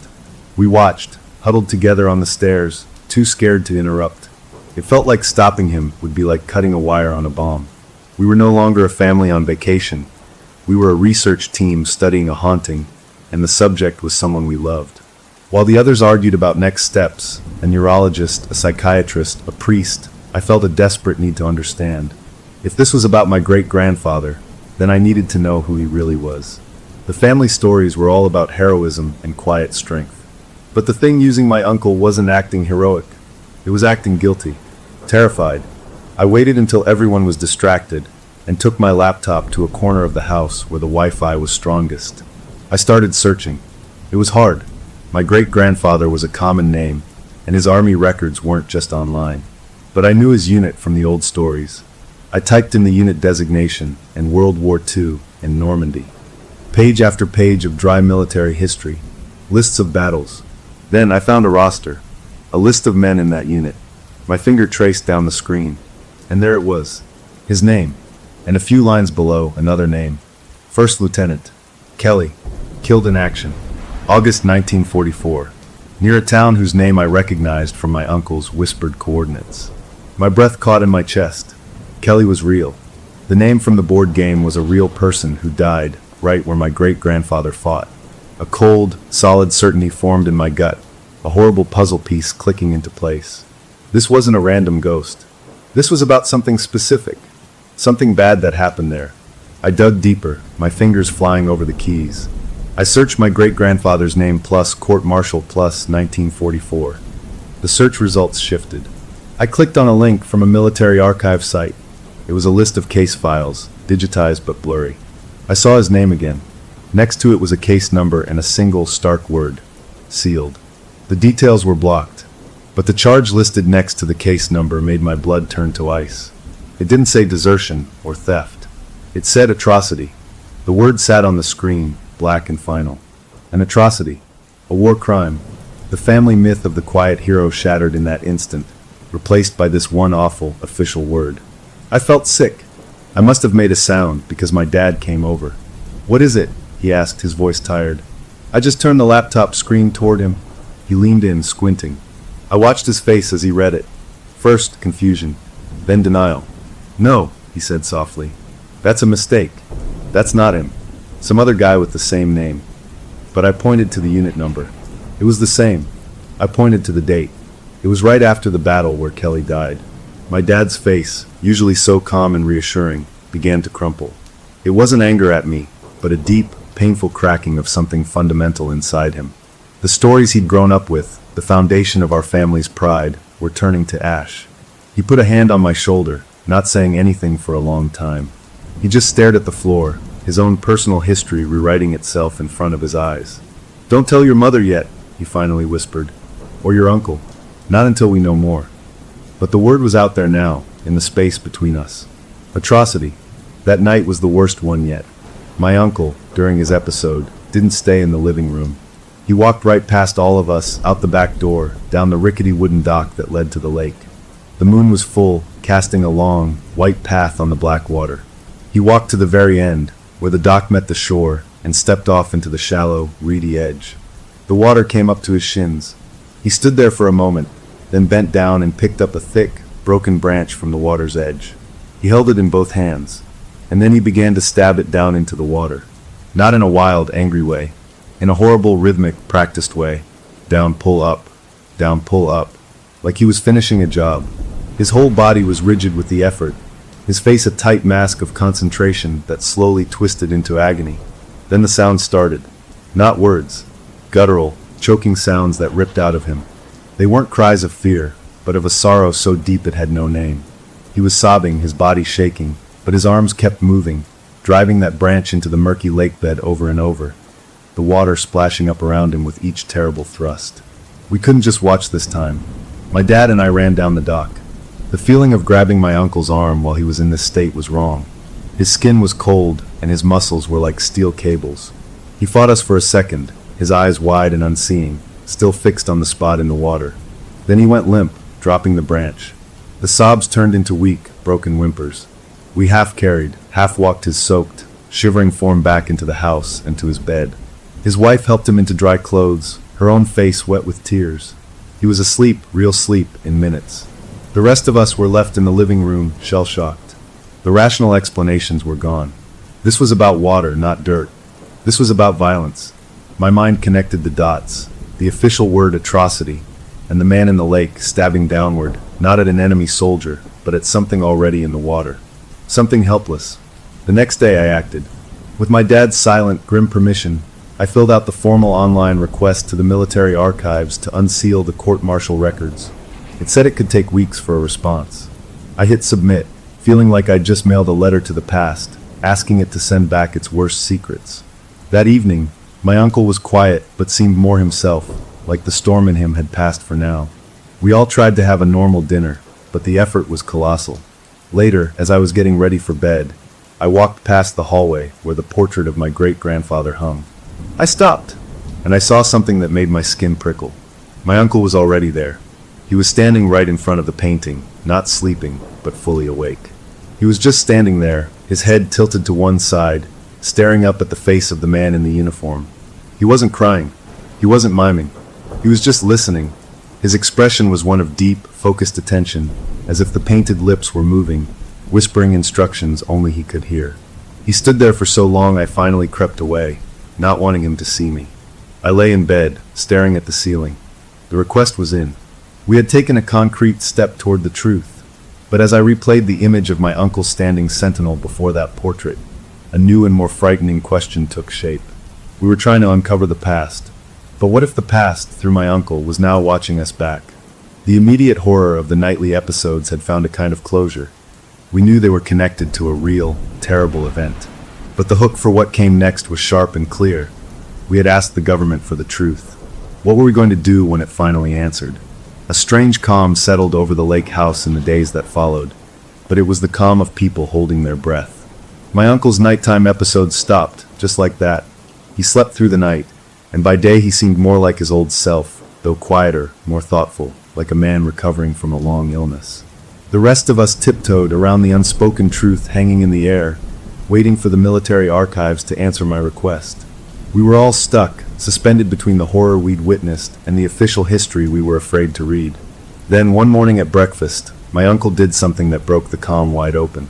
He was buttering his toast, looking out the window at the old oak tree at the edge of the property. Without turning his head, he said in a completely normal, conversational tone, "You know, something's buried under that tree. I dreamed it." He took a bite of his toast. The rest of us froze. His wife dropped a spoon. My dad put his coffee cup down so slowly it didn't make a sound. My uncle seemed to notice the quiet and looked around. "What?" "It was just a dream. A weird one." But his eyes, for a second, looked far away, like he was seeing the dream all over again. That was the push we needed. The family council happened right there at the kitchen table. The rational aunt, who had wanted doctors, now spoke with a new, grim determination. "We can't live like this, waiting for some piece of paper. If there's something in the ground, then let's find it. Let's have a real thing to look at, instead of all this phantom stuff." My cousin, pale but nodding, agreed. My dad was the last holdout. "Digging up the yard? What if we find nothing? What if we find something we can't handle?" But the look on my uncle's face, that casual, dreaming certainty, decided it. We had to know. We were going to dig. It felt like crossing a line. We were no longer just observers or researchers. We were becoming grave diggers in our own family's story. We got shovels from the tool shed. The day was bright and cool, the sun feeling like an intruder on such a grim task. We all walked out to the big oak tree, a little procession of people who had no idea what they were doing. My uncle came too, looking confused but willing to help. "I guess I started this," he said with a weak smile. "Might as well see it through." He pointed to a spot about 3 feet out from the massive trunk. "Right here." My aunt, the practical one, took the first shovel. She was strong and angry, and she drove the blade into the earth with a vengeance. We took turns. The ground was soft from all the rain, but it was still hard work. The mood was tense, nobody talking much, just the sound of shovels biting into soil and the grunt of effort. We dug about 2 feet down, creating a neat, square hole. We found nothing but roots and worms. My dad wiped his brow. "Maybe the dream was just a dream," he said, a hint of relief in his voice. My aunt, however, was stubborn. She jumped into the hole and took another hard thrust with her shovel. This time, the metal struck something that wasn't dirt or stone. It was a dull, solid clang. The sound echoed in the quiet yard. Everyone stopped. She looked up at us, her face streaked with dirt, all the color gone from her cheeks. She didn't say anything, but her eyes were huge. She carefully scraped the soil away. There, in the bottom of the hole, was a flat, rusted metal surface. It wasn't a rock. It was shaped. We all got down on our knees, brushing dirt away with our hands. It was a box. A metal box, about the size of a large shoebox, covered in flaky orange rust. It had military stenciling on it, faded but readable. 30 calories. An ammunition box from the war. My heart hammered against my ribs. This was real. This was a physical thing from the past, right here under our tree. My dad and I reached down and carefully worked our fingers under the edges. It was heavier than it looked. We lifted it out of the earth and set it on the grass. It felt wrong holding it. It was cold and damp, and it carried a scent of old metal and something else, something sour and ancient, like pennies and dried fear. We all stared at it. My uncle just looked bewildered.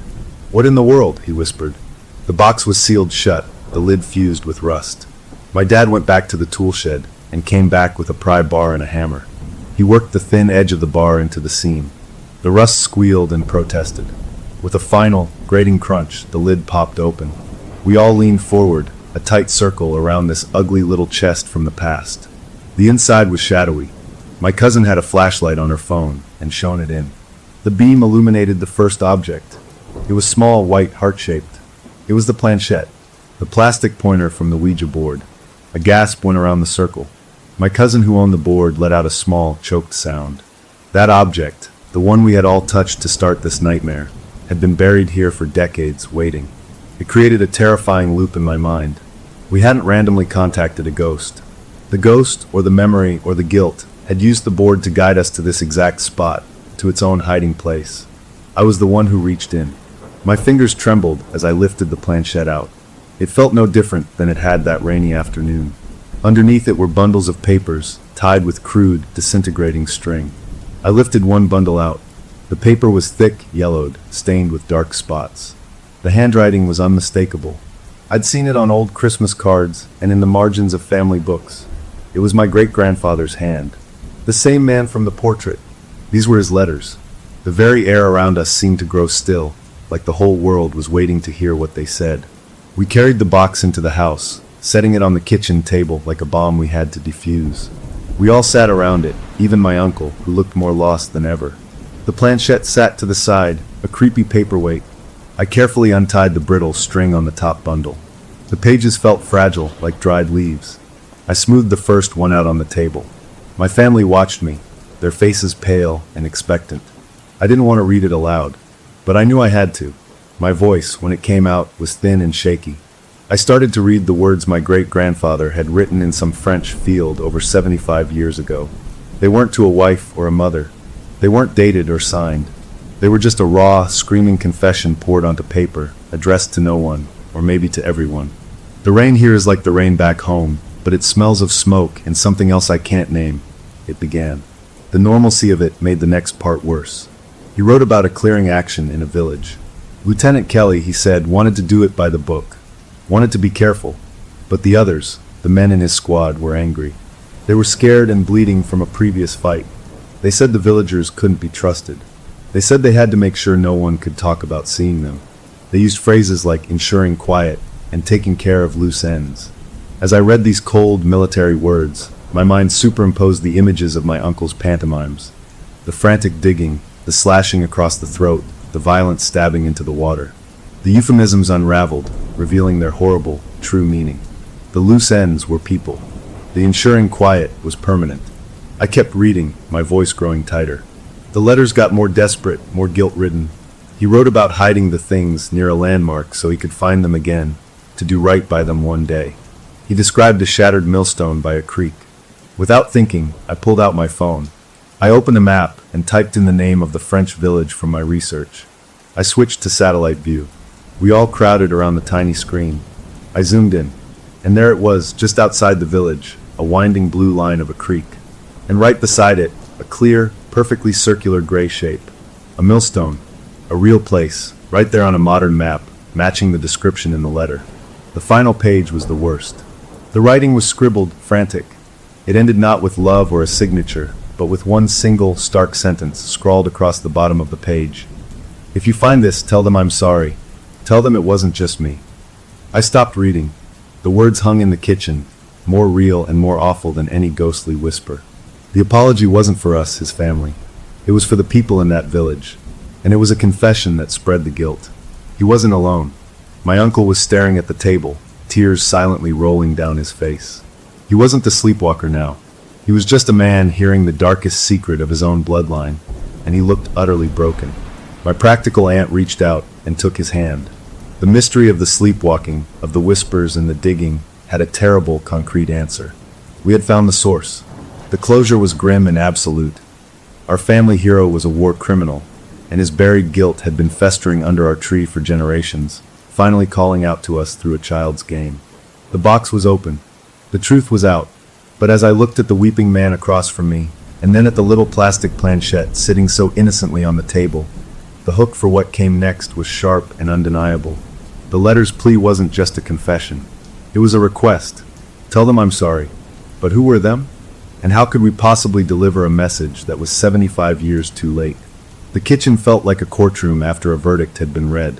The confession in my great-grandfather's own handwriting lay on the table between us, a guilty plea from beyond the grave. No one spoke for a long time.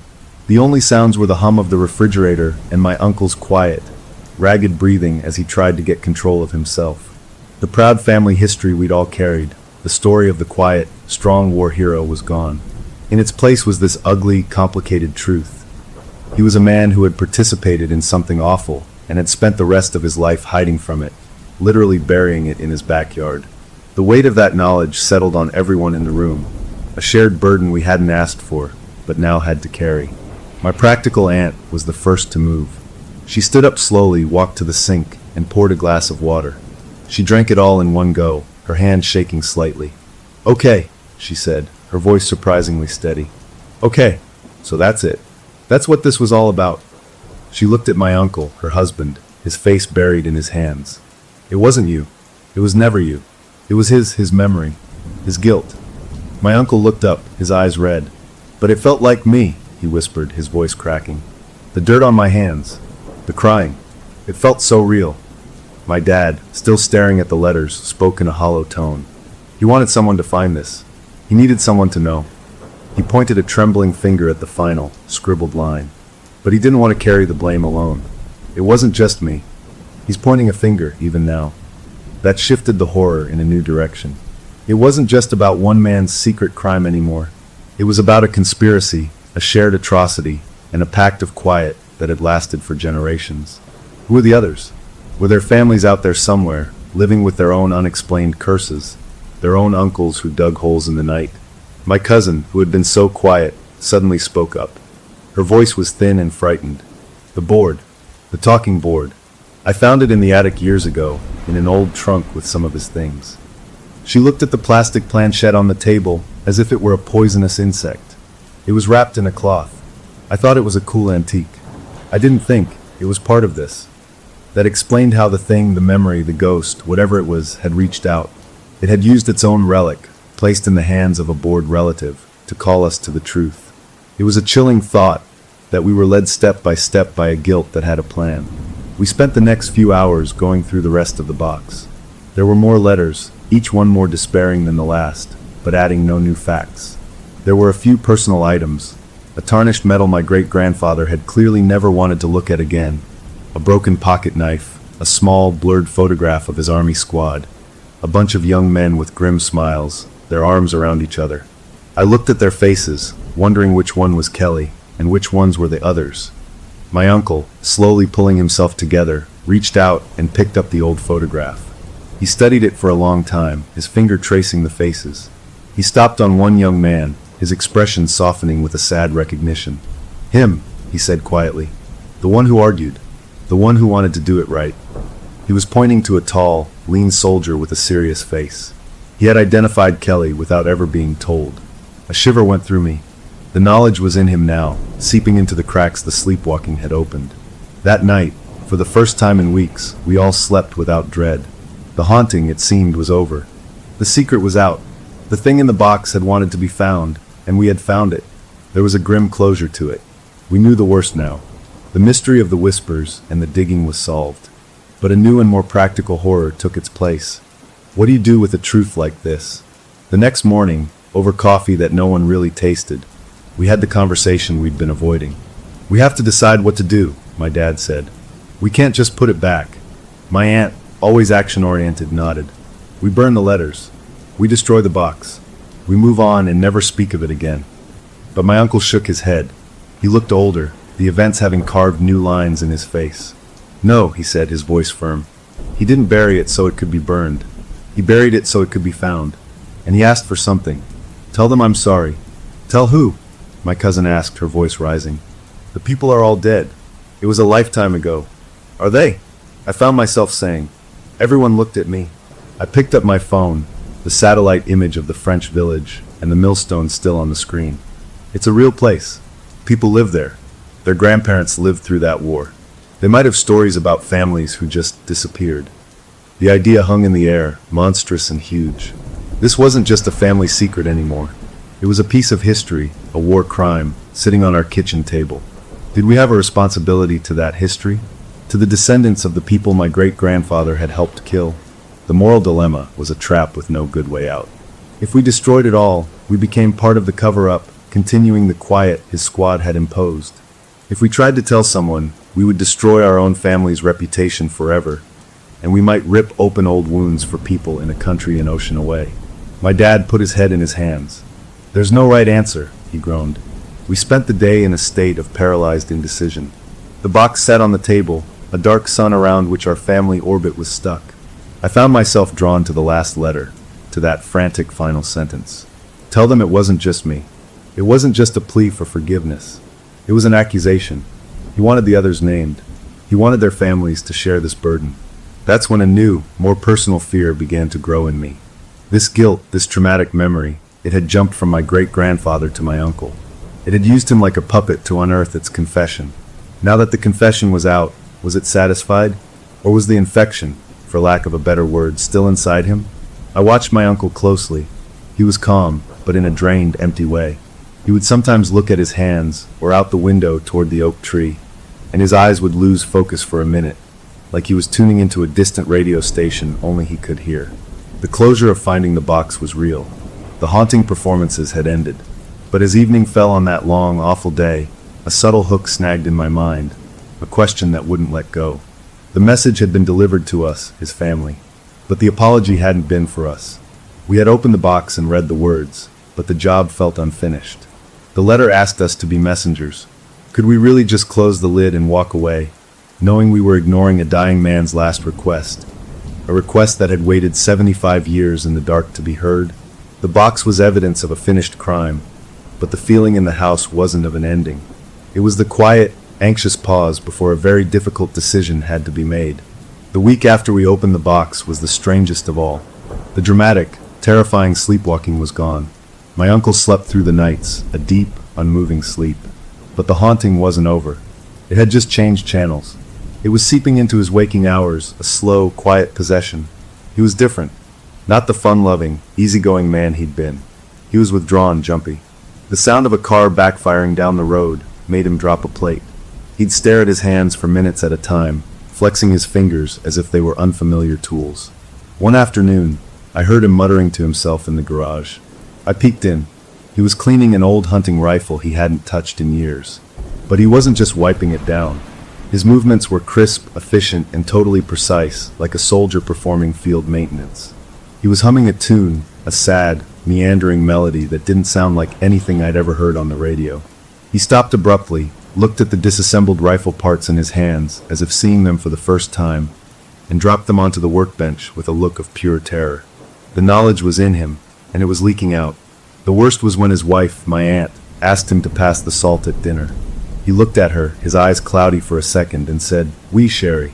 "Yes, dear," in French, a language he didn't speak. The table went quiet. He blinked, shook his head, and laughed a nervous, embarrassed laugh. Sorry, I don't know where that came from. But we all knew. The thing that had used his body at night was now coloring his thoughts during the day. He was becoming a mixing bowl for two lives, his own and the lingering, guilty memory of my great-grandfather. While the family tried to adjust to this new, unsettling normal, I became obsessed with the other part of the confession. It wasn't just me. If this curse, or traumatic inheritance, had come to our family, did it go to others? I spent every evening on my laptop, a detective in a very cold case. Using the squad photo and the few names mentioned in the letters, I painstakingly tracked down what happened to the other men. It was like following trails of sorrow. One soldier's son had died in a car accident at 19, a tragedy always called senseless. Another man's grandson had a history of violent outbursts and was in prison. A third had a line of descendants plagued by severe depression and alcoholism. Their families weren't haunted by sleepwalking diggers, but they were haunted all the same, by bad luck, by sudden tragedies, by a darkness that seemed to follow their bloodline. It wasn't just our story. It was a broken promise that had shattered and sent splinters into multiple families for generations. The guilt wasn't just a ghost, it was a poison in the bloodline. I found an online genealogy forum where people asked questions about their relatives who served. There, I found a post from a woman with a different last name. She was asking about her grandfather, who had been in the same unit as my great-grandfather. She wrote, "He was never right after the war. He had terrible nightmares his whole life, always about digging. He used to say the mud of France would never come off his hands." My blood ran cold. I stared at the screen, reading her words over and over. She was out there, living with the echo of the same nightmare, and she had no idea why. I didn't message her. What would I say? The weight of it all, the sheer scale of this hidden tragedy, pressed down on me. It wasn't a single ghost in a lake house. It was a chain of pain stretching across decades and families, all because of a terrible secret buried in a French field. The final straw came a few days later. My uncle seemed to be having a better day. We were all in the living room, trying to watch a movie. He got up to get a drink from the kitchen. He was gone a long time. I went to check on him. He was just standing in the middle of the kitchen, staring at the back door, perfectly still. "You okay?" I asked. He didn't turn. In a voice that was flat and devoid of his usual warmth, he said, "It's not finished." I took a step closer. "What's not finished, Uncle?" He turned his head toward me. His eyes were that familiar, blank glass again, but he was awake. It was the most terrifying combination yet. "The job," he said, and now his voice changed, dropping into that lower, grating register I'd heard during the sleepwalking whispers. It had the hint of an accent. "It was botched, hidden in a hurry. It needs to be done right, made proper, or he will never rest. We will never rest." Then his knees buckled. I lunged and caught him before he hit the floor, guiding him to a chair. He put his head in his hands, breathing hard. "What happened?" he mumbled. I felt dizzy. He had no memory of speaking. The entity or the memory, or whatever it was, had just staged a daylight coup. It had spoken its demands clearly, using his voice. "Finish it. Bury it right." The message was no longer a cryptic puzzle. It was a direct order. The family meeting that night was grim. We were past denial, past fear of the supernatural. We were now planners for a mission we didn't understand. "What does bury it right mean?" my cousin asked, her voice small. "We already dug it up. Does he want us to put the box back?" My dad, looking more tired than I'd ever seen him, shook his head. "No, he didn't bury the box in France. He buried it here. Bury it right means.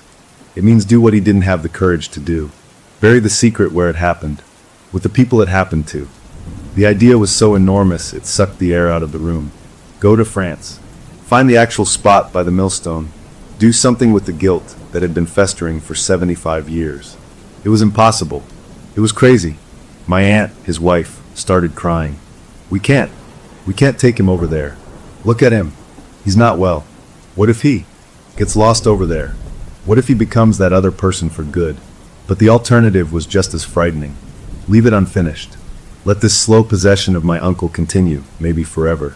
Let the splintered guilt continue to wound the other families who didn't know why they were cursed. The decision was taken out of our hands the very next morning. My aunt came into the living room, her face as white as paper. She was holding her tablet. "He bought a ticket," she said, her voice trembling. "Last night, on my computer. A one-way flight to Paris. For himself. Leaving in 3 days." My uncle, hearing this, looked up from his coffee, genuinely baffled. "I didn't do that. I wouldn't know how to book an international ticket." But the confirmation email was right there on the screen. The sleepwalker hadn't just walked outside. He had gone online, navigated a travel website, entered passport details, and purchased a ticket. He was planning a pilgrimage, and the waking man was just a passenger in his own life. The closure of this chapter was stark and unavoidable.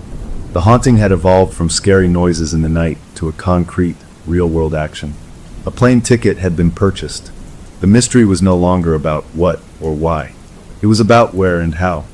The entity had a goal, and it was using my uncle's credit card and body to achieve it. We weren't deciding if we would go to France anymore. The decision had been made for us. The only question left was, who was going to go with him to make sure he came back? And what in the world were we supposed to do when we got there? The hook for the next part of this nightmare was no longer subtle. It was a printed itinerary, and it had a departure time. 3 days later, we were on a plane over the Atlantic. It was a small, shell-shocked group, me, my dad, my once skeptical aunt, and my uncle. We had canceled his one-way ticket and booked round-trip seats for all of us, telling the airline a vague story about a family emergency. It wasn't a lie. The emergency was just 75 years old. We carried the rusty ammunition box in a new duffel bag, checked luggage containing a crime. My uncle was sedated for the flight, a mild prescription from a very confused doctor back home who had agreed it was for extreme travel anxiety. He slept for most of the journey, slumped against the window. Then about an hour before landing, he sat bolt upright, his eyes wide open and clear. He looked out at the blanket of clouds below us and said, in a voice that was utterly calm and carried my great-grandfather's inflection, "It was faster coming back. Last time, the sea was full of bodies." Then he blinked, shuddered, and went back to his drugged sleep as if nothing had happened. My dad and I exchanged a look over his head. We were no longer tourists. We were escorts for a man who was a doorway to the past. Landing in France felt like stepping into a different kind of dream. Everything was normal, airports are airports everywhere, but the weight of why we were there made the coffee smell different, made the signs in French feel like accusations. We rented a car, a small, boxy thing, and loaded our grim luggage into the trunk. My uncle, now awake and groggy, got into the passenger seat. My dad was driving, nervously fiddling with the GPS. "Where to?" he asked my uncle, trying to sound casual. My uncle didn't hesitate. He didn't look at a map. He pointed northwest, out of the city. "That way, toward the coast. I'll tell you when to turn." And he did. As we left the outskirts of Paris and entered the green, rolling countryside of Normandy, my uncle became a living GPS. He'd say, "Left at the next crossroads," or "Follow this road for about 5 kilometers." He'd never been here, never studied a map, but he knew. The closer we got, the more agitated he became. His hands gripped his knees. He started breathing faster. The landscape, with its old stone farms and hedgerows, seemed to match the descriptions from the letters with an eerie accuracy. We were driving directly into a memory. We found the village in the late afternoon. It was postcard pretty, a cluster of stone buildings with flowering window boxes, peaceful and quiet. We didn't stop there. My uncle's directions took us past it, down a narrower lane, to where the land opened up near a creek. "Stop here," he said, his voice tight. We pulled onto the grassy verge. There was the creek, just like in the satellite image, babbling softly. And there, half sunk in the grass and moss, was the shattered millstone. A perfect, mossy half-circle of stone, exactly as described in the letter. It was real. It was all devastatingly real. We got out of the car. The air was cool and sweet with the smell of wet earth and grass. It should have been beautiful. It felt like a cemetery. My uncle walked ahead of us, his steps sure. He went straight to a spot between the creek bank and the broken millstone. He stood there looking down at the ground, his whole body beginning to tremble. He raised a hand, pointing a finger straight down at the grass. "Here," he said, but it wasn't his voice. It was the other voice, low and strained, cracked with an emotion I couldn't name. "We put them here, in the soft earth by the water." The word "them" hung in the air. Not it, them. We all stood frozen, a little family from America, standing on this peaceful patch of French ground where something unspeakable had happened. The reality of it was a physical blow. This wasn't a story in a box anymore. This was the dirt under our shoes. My aunt started to cry silently, her hand over her mouth. My dad looked pale and sick. I just felt a hollow, awful sadness. The moment was broken by a movement across the creek. An old woman was in a small garden, tending to some plants. She had stopped her work and was watching us. Her eyes, sharp and wary, moved from our unfamiliar faces to my uncle, standing like a statue pointing at the ground. Then her gaze dropped to the exact spot he was pointing at. Her wrinkled face changed. It wasn't curiosity. It was recognition and then fear. She made a quick, sharp gesture with her hand, touching her forehead and then her chest, a sign I somehow knew was meant to ward off evil. Then she turned without a word and hurried back toward a small stone house, disappearing inside. Even the locals, it seemed, knew this place was wrong. The spell broke. My uncle lowered his hand, looking confused and exhausted. "What? What are we doing?" he asked in his own voice. We didn't answer. We had a more immediate problem. We had shovels in the trunk of the rental car. We had the box. We were here. But what now? Dig up this ground? We had no right. We could be desecrating a grave, breaking who knew what laws. My dad and aunt started arguing in tense, hushed whispers. We can't just dig. This is a foreign country. What if we find? What if we find bones? Then we call the authorities. We have to do something. We didn't come all this way to just look at it. My uncle stood apart, staring at the spot, his head tilted as if listening. I watched him, and I watched the spot on the ground. The directive was clear. Bury it right. But what was it? The confession box? Ourselves? My uncle suddenly moved. While the rest of us were locked in a panicked debate, he walked calmly back to the car. He opened the trunk. He took out one of the shovels.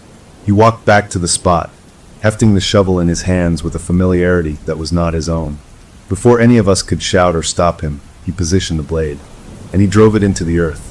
The sound it made was not the soft crunch of soil. It was a dull, hollow wooden thunk. The shovel had only gone in about 6 inches before it hit something solid, something buried just beneath the surface. He froze, the shovel embedded in the ground. The rest of us froze too. All the arguing stopped. The world narrowed to that shovel, in that spot, with that sound. My uncle looked back at us, his eyes wide, his own fear finally showing through. "There's something here," he whispered. We all rushed over. My dad took the shovel handle from my uncle's limp hands. He carefully pulled the shovel out. We all got on our knees, brushing away the loose soil and grass with our fingers. Just beneath the surface, we exposed not dirt, but old, dark, rotting wood. It was another box, smaller than the one we brought, older, more corroded. This wasn't an ammunition box. It was a simple, crude wooden crate, falling apart from decades in the damp earth. This wasn't something my great-grandfather had buried. This was something he and the others had put here during the war. The thing they had botched. The thing that needed to be made proper. We had come to bury our family's guilt. But the ground had offered up something else first. The past wasn't just a memory. It was a physical object, waiting for us. The closure of the journey was absolute. We had followed the haunting to its source, to the exact piece of earth it cried out from. We had found what the sleepwalking and the whispers were pointing to. But the hook for what came next was lying right there in the shallow hole, wrapped in rotten wood. We hadn't finished anything. We had just started to dig up the real secret. What was in this box? And what were we supposed to do with it now that the whole terrible story was literally at our fingertips? The world shrank to that patch of damp earth by the French creek. We didn't speak. The only sounds were the water bubbling over stones and our own ragged breathing. We had come to bury a sin, but the ground had coughed up its own evidence first. The small, rotting wooden box sat in its shallow grave, a sight more terrifying than any ghost. My dad, his face set in a grim mask, knelt and carefully pried the crumbling lid off with his fingers. The wood splintered easily, revealing what was inside. This wasn't an American soldier's confession. These were the belongings of the people. There was a small, hand-carved wooden toy horse, its paint faded to ghosts of color. A woman's simple hairpin, tarnished black. A few buttons. A folded, fragile piece of fabric that might have been from a child's dress. And at the bottom, a small leather wallet, stiff and moldy. My dad, his hands trembling worse than I'd ever seen, opened it. Inside were identity papers, brittle as autumn leaves. The photograph on them was barely visible, but the names were clear. The Moreau family. The papers were pierced through by a single dark-stained hole. A bullet hole. These were not war souvenirs. These were trophies of a massacre, hidden in a panic, buried badly. This was the botched job. They hadn't just killed people. They'd stolen the proof of who they were and tried to hide it. My uncle made a small choke sound. He reached into the box, not for the papers, but for the tiny wooden horse. He picked it up, cradling it in his palm, and then he began to weep. But this was different from the tears he'd cried in the garden or by the lake. Those were the furious, guilty sobs of my great-grandfather. These tears were quiet, endless, and filled with a bottomless, foreign sorrow. He wasn't crying for himself or for his ancestor. He was crying for the child who had lost this toy. In that moment, the presence in the air changed. The angry, restless feeling that had clung to him for weeks seemed to lift and blow away on the creek breeze, replaced by a profound, echoing sadness that belonged to the land itself. The haunting, I realized, had never been about my great-grandfather's guilt alone. It had been about the unfinished business of the victims. Their story had been buried here, and their need for recognition had been a quiet scream in the universe, one that had finally twisted its way through bloodlines and Ouija boards to reach us. We carefully placed everything back in the broken wooden box. We now had 2 boxes, the heavy, rusted metal one containing our family's shame, and this small, terrible wooden one holding the truth of the crime. "Bury it right," the voice had said. The meaning was now horrifyingly clear. They had to be buried together. The confession with the victims, the apology with the offense. But doing it here now felt wrong. This was evidence. This was proof of a war crime. We filled the small hole back in, meticulously replacing the sod until the ground looked undisturbed. We took the wooden box with us. No one said a word as we drove to a cheap hotel in a nearby town. The two boxes sat side by side in the trunk, a terrible weight we could all feel. That evening, in the cramped, dim hotel room, my uncle slept a normal, deep sleep for the first time since this nightmare began. The lines of tension were gone from his face. The possession, it seemed, was over. The debt had been called due. The rest of us sat around the small table, the two boxes taking up most of the space. "What do we do now?" my aunt asked, her voice hollow. "We can't just drive away." My dad ran a hand over his face. "We have to tell someone. The authorities. A historical society. Someone. And destroy our family?" She shot back, but the fire was gone from her argument. "It's already destroyed," I said quietly, looking at my peaceful, sleeping uncle. "But maybe it can be put back together right for once."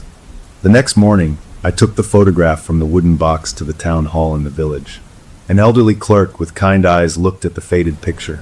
Her smile faded. "The Morrow family," she said softly, her finger tracing the names. "They disappeared in the summer of 1944. The war was chaotic. Many people vanished. No one ever knew why. There was a rumor, of course, about the American soldiers passing through, but nothing was ever proven." She looked up at me, her eyes sharp and suddenly wet. "There is a granddaughter. She lives in Kinnow. She was raised by her mother's sister. She never knew what happened." She wrote a name and address on a slip of paper and pushed it across the counter. "Why do you ask?" I took the paper, my throat too tight to speak. I just shook my head, thanked her, and left. Back in the hotel room, I placed the slip of paper on the table between the two boxes. The final line of my great-grandfather's letter glared up from the open metal box. "Tell them I'm sorry. Tell them it wasn't just me." Them was no longer a ghostly idea. Them was a real woman, with an address, living her life an hour's drive away. She drank coffee and paid bills and wondered about the grandparents she never knew. We held a family vote right there. Do we bury both boxes together quietly by the millstone, letting the secret return to the earth forever, sparing everyone the pain? Or do we use the address, tell the granddaughter the horrific truth, and in doing so, finally complete the apology that had waited for 75 years? The vote was split. My aunt, thinking of my uncle's peace, voted to bury it. My dad, thinking of historical truth, voted to tell. I was the tiebreaker. I looked at the sleeping man who had been our canary in this coal mine of family guilt. He had been the vessel for the pain of both the sinner and the sinned against. His peace had been bought with this knowledge. Keeping the secret now felt like stealing that peace and condemning the granddaughter to a lifetime of unanswered questions. We drove to Kin the following day. We didn't call ahead. What would we say? We parked outside a modest apartment building. We sat in the car for a long time, the two boxes on the back seat. Finally, my dad said, "We can't all go. It's too much." I nodded. I was the one who had read the letters. I was the one who had followed the trail. It felt like my responsibility. I took only the small wooden box. The confession, for now, would stay with us. I walked into the building, found the apartment number, and stood before the door. My heart was a drum in my ears. I raised my hand and knocked. A moment later, the door opened. A woman, perhaps in her 60s, with gentle eyes and gray hair, looked at me, curious about the stranger. I held out the wooden box. My voice, when I found it, was barely a whisper. "My name is Leo. I think. I have something that belongs to your family." I saw the confusion in her eyes, then a dawning, hesitant recognition as she looked at the old, carved wood. She stepped back, opening the door wider, a gesture not of welcome, but of a story that was finally coming home, ready or not. I crossed the threshold, the weight of the box in my hands feeling both immense and feather-light. The door closed softly behind me. I don't know what I will say next. I don't know how our story will change after today, or how ours will. But the haunting is over. The truth is out. The apology at last is being delivered. The closure is real and profound. The secret that festered under an oak tree and in a French field is now in the light, where it can finally begin to heal. The story of our family and hers is forever intertwined. not by a shared meal or a happy event, but by a shared tragedy that has finally found its voice. The hook for what comes after is no longer one of fear, but of consequence. It is the quiet sound of a door closing on a haunted past, and the uncertain, hopeful, human conversation that must now begin in the present. Story number 6. The quiet in my apartment wasn't peaceful anymore. It felt like a weight pressing down on my skull. I was a writer who couldn't write, a person who made a living from making things up, who had completely run out of things to make up. My name is Henry. I sat there for hours, days maybe, just watching that blank screen, the little line blinking, waiting for me to type something, anything. I drank cheap wine straight from the bottle because using a glass felt like too much effort, too much ceremony for a failure. I needed a spark, a jolt, something to kick my brain back into gear. And then I remembered the box in the closet, the one with the fake cobwebs and the rubber bats. I dug through it and pulled out the Ouija board. It was a silly thing, a mass-produced piece of cardboard with a flimsy plastic planchette, something I bought for a laugh at a party years ago. It wasn't meant for real communication, it was meant for spooking friends and maybe getting a little closer to someone in the dark. But I was desperate. I figured maybe the theatrical act of it, the performance of asking for help, would shake something loose in my own head. I cleared off my coffee table, dusted the board, and placed my fingers lightly on the planchette. The apartment was so still I could hear the refrigerator humming in the other room. "All right," I said out loud, my voice sounding too loud in the emptiness. "Oh great spirits, or my own subconscious, or whoever is listening. I need a story. Give me something good." I expected to feel silly, to maybe nudge the thing toward goodbye, and give up. But the second I finished speaking, the planchette moved. It didn't glide. It jerked under my fingertips like something had grabbed it from below. It shot to the letter M so fast my fingers slipped. A chill, sharp and immediate, went straight up my spine. I laughed, a short, nervous sound. My mind was playing tricks, that was all. I was tired and drunk, and my muscles were twitching. I steadied my hands and tried again. The planchette moved again, a determined, zigzagging path across the board. M-U-R-D-U-R. I stared at the word. My heart was thumping hard against my ribs. This was my own doing, my desperate brain spelling out the most dramatic thing it could think of. I was about to lift my hands when it moved again, faster. N-E-X-T-D-O-O-R. My breath caught in my throat. Next door. Without thinking, I looked over at my window. My neighbor, a quiet man who kept to himself, was outside in the fading evening light, calmly washing his car. He was soaping up a tire, methodical and ordinary. The contrast between that normal sight and the words screaming in my head was dizzying. I yanked my hands back from the board as if it had burned me. The planchette clattered to the floor. This was insane. I was losing it. I scooped up the board and the plastic piece and shoved them back into the Halloween box. Then I shoved the box deep into the closet and shut the door. I needed to prove to myself how ridiculous this was.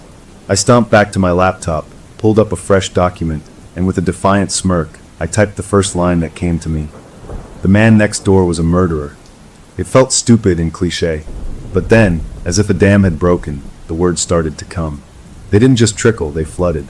It wasn't just that he was a killer, he was a craftsman.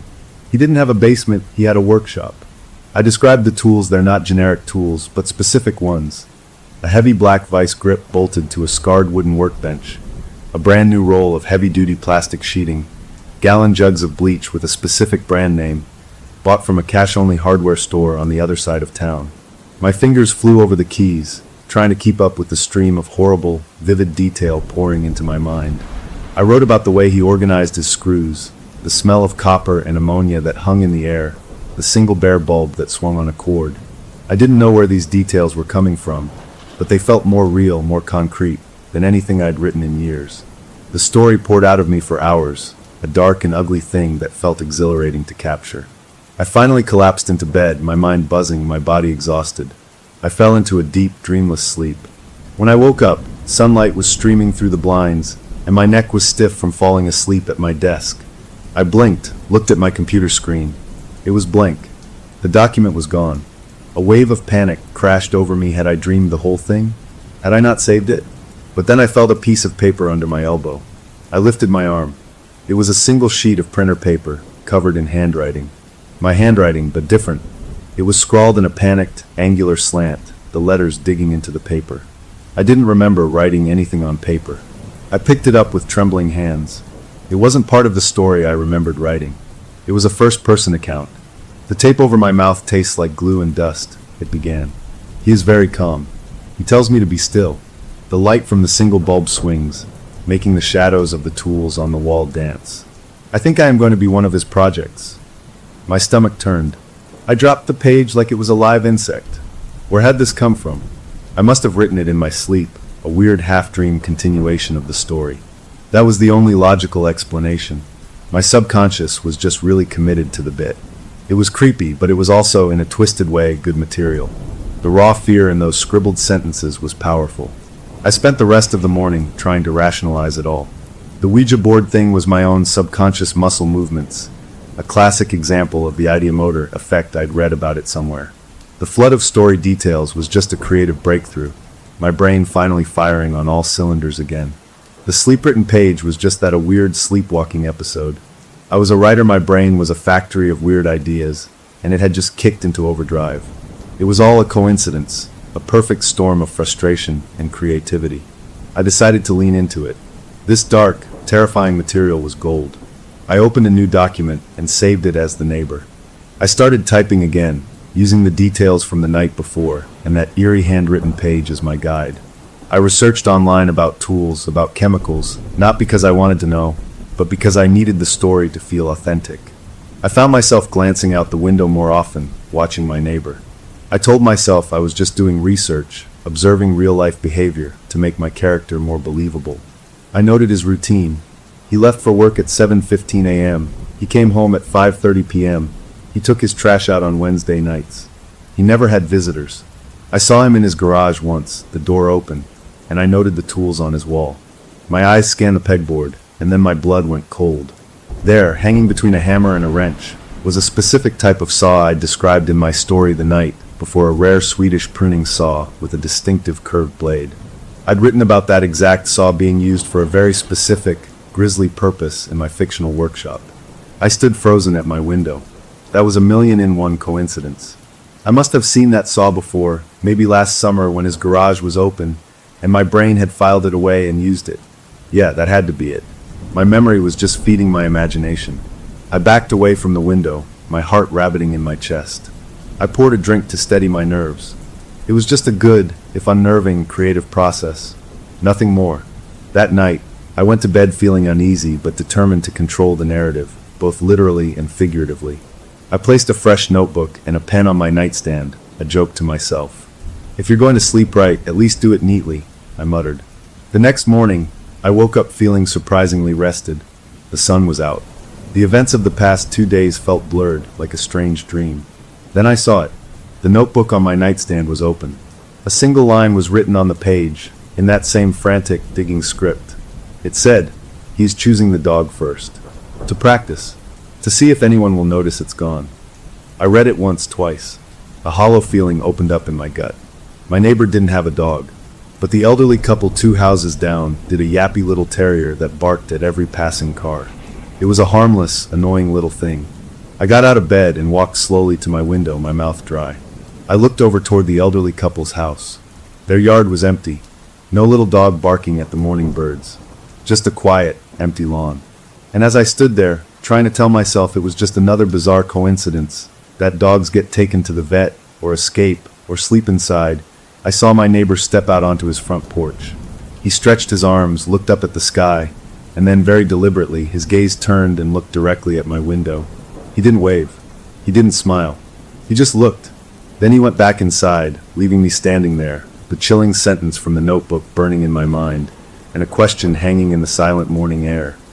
Had I written a story, or had I somehow started reading one that was already true? For the moment, I was safe in my apartment, the ordinary sounds of the neighborhood beginning to stir, but the sense of closure I desperately wanted was shattered by that single, direct glance and the terrifying possibility that the page had turned, and I was no longer just the author. That single look from my neighbor, that blank stare that held for just a second too long, changed everything. The quiet morning felt different now, charged, like the air before a lightning strike.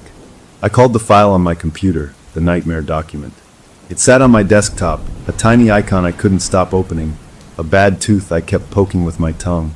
The story wasn't just writing itself, anymore it felt like it was growing, like a vine pushing its way through the cracks of my reality. I would go to bed with a vague idea, a simple plot point like the villain gets nervous, and I would wake up to find 5 pages of detailed, chilling prose waiting for me. My sleeping self, the one who scrawled in that frantic handwriting, was becoming the real author. I was just the secretary, taking dictation from the darkest parts of the night. I tried to fight it. I spent a whole day writing a normal, boring scene about my fictional neighbor paying his bills. That night, I woke up at 3 a.m. with an irresistible urge to write. I stumbled to my desk, and my hands typed a different scene entirely. It was a chapter where the villain decided to deal with a nuisance. The little yappy terrier from 2 doors down was getting on his nerves, barking at all hours. In the story, he didn't just kick it or yell. He was meticulous. He researched a specific brand of antifreeze, the sweet-tasting kind. He watched the elderly couple's routine, learned when they put the dog out in their small, fenced yard. In my half-asleep state, I typed out how he would slip into their yard at dawn, how he'd brought a small bowl of expensive-looking dog food, how he'd mixed the antifreeze into it to mask the sweetness. The words felt oily and wrong as I typed them, but my fingers wouldn't stop. They flew across the keys with a purpose that felt separate from me. I described the quiet satisfaction the villain felt, the way he watched from his own window as the dog ate the treat. I woke up the next morning slumped over my keyboard, the detailed, horrible scene completed on the screen. I felt sick. I deleted it immediately, my stomach churning. This had gone too far. This was just a story, a twisted exercise. I told myself to delete the whole document, to burn the notebook, to forget any of this ever happened. But I didn't. I saved the file. I told myself it was because the prose was compelling, in a horrifying way, that a real writer wouldn't waste such raw material. That was the lie I clung to. For 3 days, I avoided the window. I tried to write other things, silly blog posts, anything to break the spell. I kept hearing the little dog bark, and every time I did, a cold knot tightened in my stomach. On the 3rd afternoon, I needed groceries. I had to leave my apartment. As I pulled my car back into my driveway, I saw the flashing lights first, red and blue painting the houses in a slow, silent rhythm. There was a police car parked 2 houses down, right outside the elderly couple's home. My heart stopped beating for a second, just froze in my chest. I got out of my car, the bags forgotten in the back seat. I walked slowly, like I was moving through deep water. There was a young police officer standing on the sidewalk, talking to the elderly man, who looked distraught, his face pale. I approached, my mouth dry. "Hey," I said, my voice coming out as a croak. I cleared my throat. "Is everything okay?" The officer turned to me, his face professionally neutral. "Just a bit of a sad situation, sir," he said. "Their dog passed away. Got into something poisonous, it seems." The world tilted. The words poisonous and antifreeze screamed in my head. I couldn't breathe. "Oh, that's terrible," I managed to say. "The little terrier?" The old man nodded, tears in his eyes. "My little buddy. He was fine yesterday.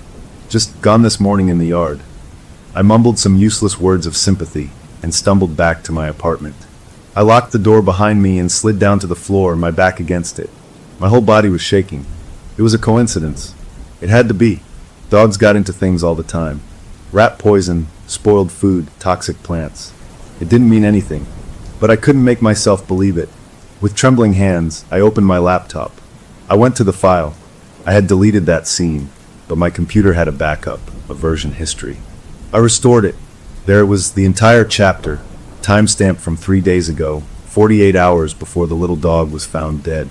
I read my own words describing the sweet-tasting antifreeze, the specific brand I had named, the method of mixing it with gourmet food. I felt the blood drain from my face. I looked out my window. The police were leaving. My neighbor was standing on his own porch, watching them go. He looked perfectly normal, a man witnessing a neighborhood tragedy. Then he turned and looked right at my window again. This time, he didn't just look. He gave a small, slow nod, as if acknowledging a shared secret, before turning and going back inside. Panic, pure and electric, shot through me. I had to get rid of the evidence. This wasn't a story anymore, this was a crime scene, and my words were the blueprint. I highlighted the entire document and pressed delete. A dialog box popped up. "Are you sure you want to permanently delete the nightmare document?" My finger hovered over the trackpad, but I couldn't do it. This was proof. Proof of what? I didn't know. Proof I was losing my mind, proof of a terrifying coincidence, or proof of something much worse. but it was proof. I clicked cancel. Instead, I password protected the file and hid it deep within a folder of old tax returns. I became a prisoner in my own home, but the jailer was my own fear. I watched his house constantly. I saw the detectives come back the next day to ask more questions. I saw my neighbor talking to them, his face a mask of polite concern and sorrow. He was playing the part of a sympathetic neighbor perfectly. The villain in my story would have been a flawless actor too. I had to know. I had to test it. The idea was insane, but the fear had already taken root. That night, I did something reckless. I opened a new document. I wrote a new sleep chapter before bed. I deliberately wrote a false detail, something obvious and checkable. I wrote that after the dog died, the villain got paranoid. He dug up the little body in the middle of the night and reburied it under a specific red rose bush in the far corner of his own garden. I described the rose bush in detail, its gnarled base, the way it hadn't bloomed well this year. I saved the document, printed it out, and placed it on my desk next to the notebook. It was a test. If this was all in my head, then nothing would happen. The dog was already buried or at the vet for cremation. The rose bush meant nothing. But if something else was happening, I went to bed, but I didn't sleep. I lay there for hours, staring at the ceiling, listening to the sounds of the night. I must have dozed off near dawn because the next thing I knew, gray light was filling the room. I sat bolt upright. There was a new page in the notebook. My heart hammered against my ribs as I picked it up. It wasn't about the rose bush. The writing was more agitated than ever, the pen nearly tearing through the paper. It described a different process entirely. It talked about weight and solubility and chemical reactions. It described the villain realizing burial was too risky, too traceable. The new plan was dissolution. The page detailed, in a cold, scientific tone, how the villain would use a large plastic barrel and a certain type of industrial-strength lye, how he would calculate the ratios based on weight, how the process would take time but would leave no recognizable remains, just a slurry that could be dumped down a drain with enough water. It was horrifyingly clinical. At the bottom of the page, scrawled in huge, desperate letters, was a final line. He knows someone is watching. He is changing the plot. I dropped the page. The test had failed, or rather, it had succeeded in the worst way. The story wasn't bound by my suggestions, it was adapting, evolving in real time to counter threats, including my own prying eyes. I rushed to the window, peering through the blinds at my neighbor's garden. The red rose bush stood undisturbed in the corner, just a bush. There was no disturbed earth around it, but in his driveway, I saw something new, a large, heavy-duty black plastic barrel with a locking lid, the kind used for mixing concrete or storing grain. It hadn't been there yesterday. He was washing his car again, hosing down the driveway, the water swirling near the barrel's base. He looked up, seemingly at the sky, then let his gaze drift across the houses. When his eyes passed over my window, he paused for the briefest moment. Then he gave a small, almost imperceptible smile before turning off the hose and wheeling the barrel into his garage. I stood there, the note about changing the plot crumpled in my sweating hand.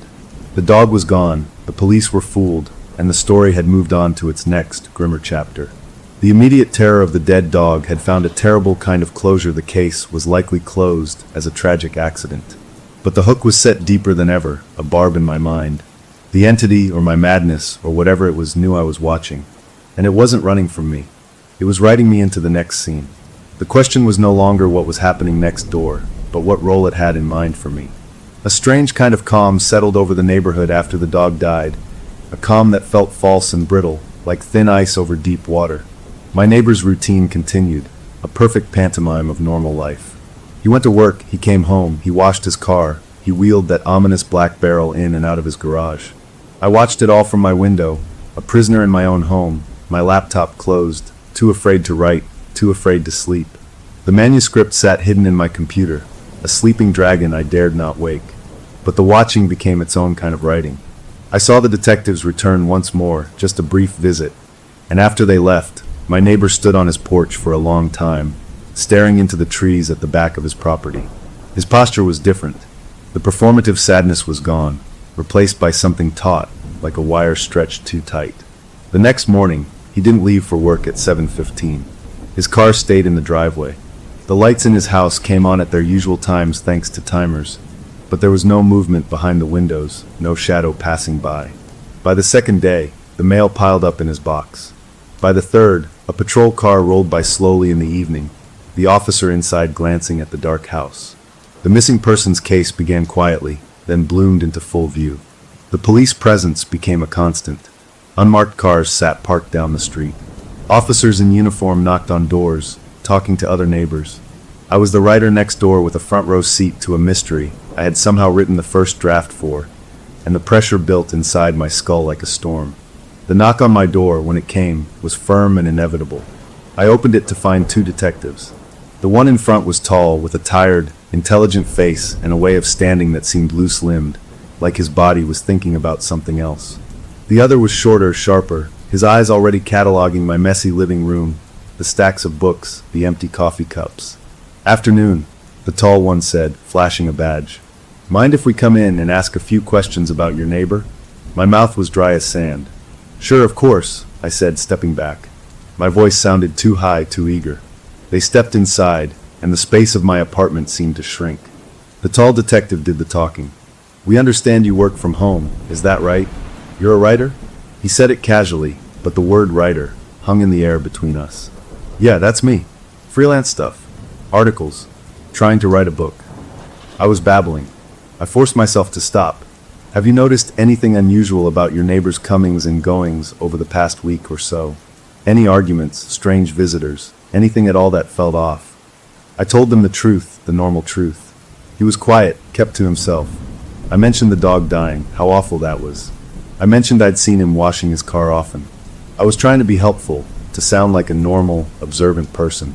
But I could feel my own nerves jangling, a live wire under my skin. The shorter detective's eyes kept drifting to my laptop on the desk. "As a writer," the tall one said, his tone still conversational, "you must have a good eye for detail. People watching is part of the job, right? Have you done any specific observing? Maybe kept some notes?" It was an innocent question. It shouldn't have felt like a trap.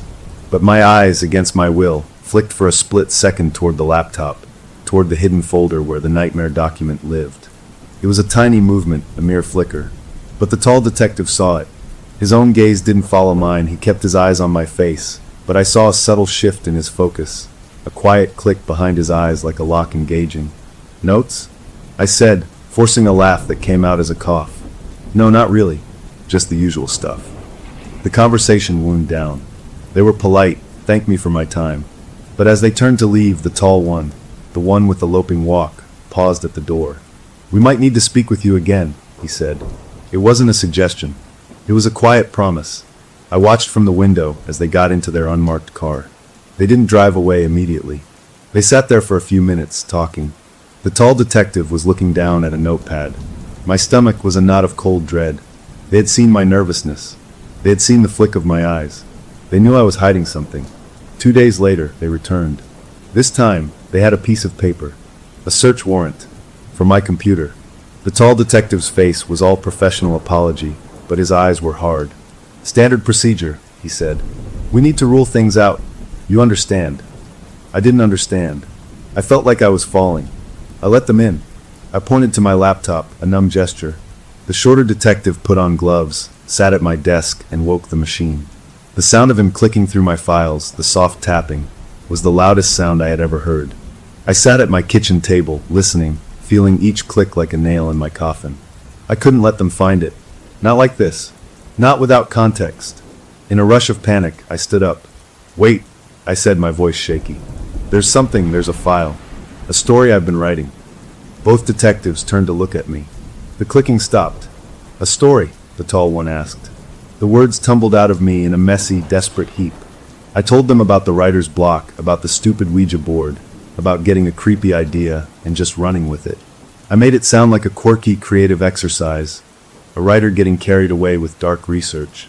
I didn't mention the sleep writing. I didn't mention the notes that predicted the dog's death. I just told them I'd written a fictional story about a murderous neighbor. "And the dates on this story?" the tall detective asked, his voice neutral. "When did you write it?" "I started it, before the dog died," I said, the admission feeling like a confession of guilt. "It's just a crazy coincidence. I can show you the file, the timestamps." I walked over, my legs unsteady. I navigated to the hidden folder, my fingers trembling. I opened the nightmare document. I pointed to the date on the chapter about the dog. "See?" I wrote that days before it happened. It's just my imagination. I was trying to prove my innocence by showing them the impossible, hoping the impossibility would set me free. It was a terrible gamble. The detectives read a few lines on the screen. Their expressions didn't change, but the atmosphere in the room did. It got colder, sharper. The fact that my fiction had preceded fact didn't amaze them. It didn't frighten them. It made me, in their eyes, a person of profound and disturbing interest. The tall detective, the one I would learn was named Detective Morrow, scanned the text. His eyes stopped on a line. He read it aloud, his voice flat, devoid of emotion. The beauty of lie is the quiet. No bone, no tooth, no echo. He looked from the screen to me. Where'd you read about that, Mr. Writer? It wasn't an accusation. It was colder than that. It was a professional inquiry into the source of my disturbingly specific knowledge. I had no answer. I don't know. I just made it up. For the story. They took my laptop as evidence. They placed it in a bag. They told me not to leave town. My alibi for the night my neighbor vanished was solid. I'd been at a public writers group with a dozen witnesses. That fact, which should have been my shield, now felt meaningless. The story itself was the evidence, and I had just handed it to them. After they left, the apartment felt hollow, scraped out. I was free, but I was in a bigger cage. I was a suspect with a bizarre hobby. I sat in the growing dark, no computer to stare at, no window I could bear to look out of. I had to know what was happening when I slept. I had to see it for myself. That was the only thing left. That night, I did the only thing I could think of. I set up my phone on a stack of books, pointed it at my desk in my chair. I set it to record video. I made sure the battery was full. I didn't go to the couch. I sat in the desk chair, determined to stay awake, to fight it. But the exhaustion was a physical weight, and the fear was a kind of lullaby. My eyes grew leaden. My head nodded. I slipped into a fitful, troubled sleep right there, my arms folded on the desk. The gray light of dawn was what woke me, my neck screaming in protest, my back stiff. For a moment, I forgot. Then I remembered the phone. It had stopped recording, the memory full. With a feeling of utter dread, I picked it up.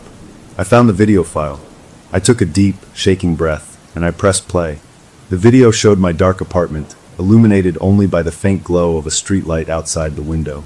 There I was, a dark shape, asleep at my desk. The time stamp in the corner ticked forward. 2:45 a.m. 3 a.m. My sleeping form was motionless. Then at 3:07 a.m., something changed. My body straightened, not with the slow, groggy movement of someone waking, but with a sudden mechanical precision. I stood up from the chair. My movements were smooth, purposeful, and utterly vacant. My eyes, when the faint light caught them, were open but unseeing, glassy. I walked to the bookshelf, picked up a fresh, clean notebook and a pen. I returned to the desk, sat down, and opened the notebook. And then my right hand began to write. It wasn't the frantic scrawl of the previous notes. This was slower, more deliberate, but just as relentless. The pen moved across the page in steady, even lines. I wrote for 27 minutes without pause, without looking up, a scribe in a trance. At 3:34 a.m., my hand stopped. I closed the notebook, placed the pen neatly on top, stood up, and returned to the desk chair, where I slumped back into a seemingly normal sleep. The video ended. I sat there, the phone cold in my hand. Any last shred of denial was gone, vaporized. This was real. I was a puppet. Something was piloting me. The horror was no longer about what was happening next door. The horror was here, inside me. The immediate event of the police investigation had reached a kind of closure. I was not in handcuffs, but I was firmly in their sights, and my own mind had been proven to be a foreign country I did not control. The hook for what came next was embedded in my own flesh. I had the proof now, a video of my own possession. But the bigger, more terrifying question remained. What had I written in that notebook during those 27 minutes of perfect, empty control? I was too afraid to open it. I just stared at the closed cover, knowing that whatever story was inside, I was no longer just the author or the witness. I was a character being written, and the next chapter was waiting in my own handwriting. The closed notebook on my desk felt more dangerous than a live bomb. The video had rewired my understanding of the world. I wasn't haunted by a ghost, I was operated by a thing, a force that used my hands like tools. The rational part of my brain, the part that believed in cause and effect in grocery lists, had finally shut down, overruled by the cold, digital proof on my phone screen. I watched the video 3 more times, each viewing driving the ice deeper into my core. The blank look on my own face, the efficient, unhurried movements of my body performing a task for some absent boss, it was a violation worse than any break-in. Someone or something had the keys to my flesh and was taking midnight drives. I must have sat there for an hour, just staring at the notebook's plain black cover. Sunlight eventually streamed into the apartment, making the everyday world outside look like a painted backdrop, fake and flimsy. I had to know what it had written. With a feeling like reaching into a fire, I slowly reached out and pulled the notebook toward me. I opened it. The handwriting was different again. Not the frantic dig of the earlier notes, not my normal cursive. This was a steady, blocky print, each letter carefully formed, like a child's practiced penmanship, or the writing of someone concentrating very hard on being neat. It filled 2 full pages, and as I began to read, my breath left my body in a slow, sick rush. It was not written from the villain's point of view. It was from the victims, my missing neighbors. The entry was a first-person account, a prisoner's log. He led me down into my own basement, it began. I thought he was joking at first. The quiet writer from next door, with that look in his eyes like he was solving a math problem. He had a gun, but it was his calmness that froze me. He told me to be quiet, that this was just a temporary arrangement, a necessary part of the work. The details were horrifyingly intimate. It described the feel of the cold concrete through socked feet, the smell of his own laundry detergent on the rag used as a blindfold, the specific, aching knot in the wooden support beam he was tied to. It talked about the sounds, the gurgle of the old water heater, the scratch of what might be rats in the crawl space, the distant, muffled chime of his own grandfather clock upstairs. These were details I could never know, details no one could know unless they were there, or unless they were being fed them directly from someone who was. The narrative continued, describing days of disorientation, of being fed bland crackers and water, of the terrifying, polite conversations the captor would have with him, talking about narrative structure and character motivation as if discussing a book club pick. Then came a passage that made my skin crawl. Tonight, I heard voices upstairs, 2 of them, the writer's voice, low and measured, and another man's voice, deeper, with a gravelly tone. The new voice asked about my travel history, if I had any trips planned. The writer answered for me, saying no, that I was a creature of habit, that I rarely left town. The way he knew that, it's the small things that are the most frightening. My blood turned to slush in my veins. Travel history, a gravelly voice. Those were the exact words, the exact phrasing Detective Morrow had used when he questioned me about my neighbor. The thing writing through me wasn't just reporting from the victim's prison, it was incorporating real-time updates from my own life into the narrative. The story was no longer predicting the future or vaguely inspiring events. It was a live feed, a broadcast from a cellar of suffering, edited with current events. The final paragraph of the notebook entry was the worst. The victim's thoughts turned inward, spiraling into a terrified confusion. He spends hours up there typing. I can hear the clicking. Sometimes he reads passages aloud, and they are about this. About me being here. About the feel of this rope. About my fear. Why is he writing this down? Why does he need a record? Is it a confession or a manual? I don't understand the game. I just know I am a character in a story I never agreed to be in, and I think the ending is already written. I pushed the notebook away, my hands trembling violently. I felt nauseous. The entity had fully bridged the gap. It was using me to document its own crime in real time, from the victim's perspective, creating a confession that was also a sick piece of reportage. I had 2 pieces of utterly damning, utterly insane evidence. A video of myself in a trance state, and a first-hand account of a kidnapping that was happening right now, potentially down the block. If I went to the police with the video, I'd be labeled a severe sleepwalker at best, a psychotic at worst, and locked away for observation while my neighbor might die.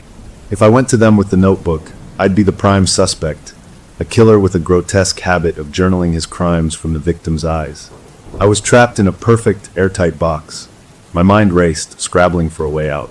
I couldn't control the sleep writing. I couldn't stop it, but maybe, just maybe, I could influence it. The idea was a desperate straw to clutch at. If the entity was incorporating details from my waking life, then my waking life was part of the source material. I had to become a bad editor. I had to feed it useless, false, or misleading details. That day, I performed a strange and frightening pantomime. I spoke aloud to my empty apartment, directing my words to the unseen presence I now felt constantly, a cold spot in the air behind my thoughts.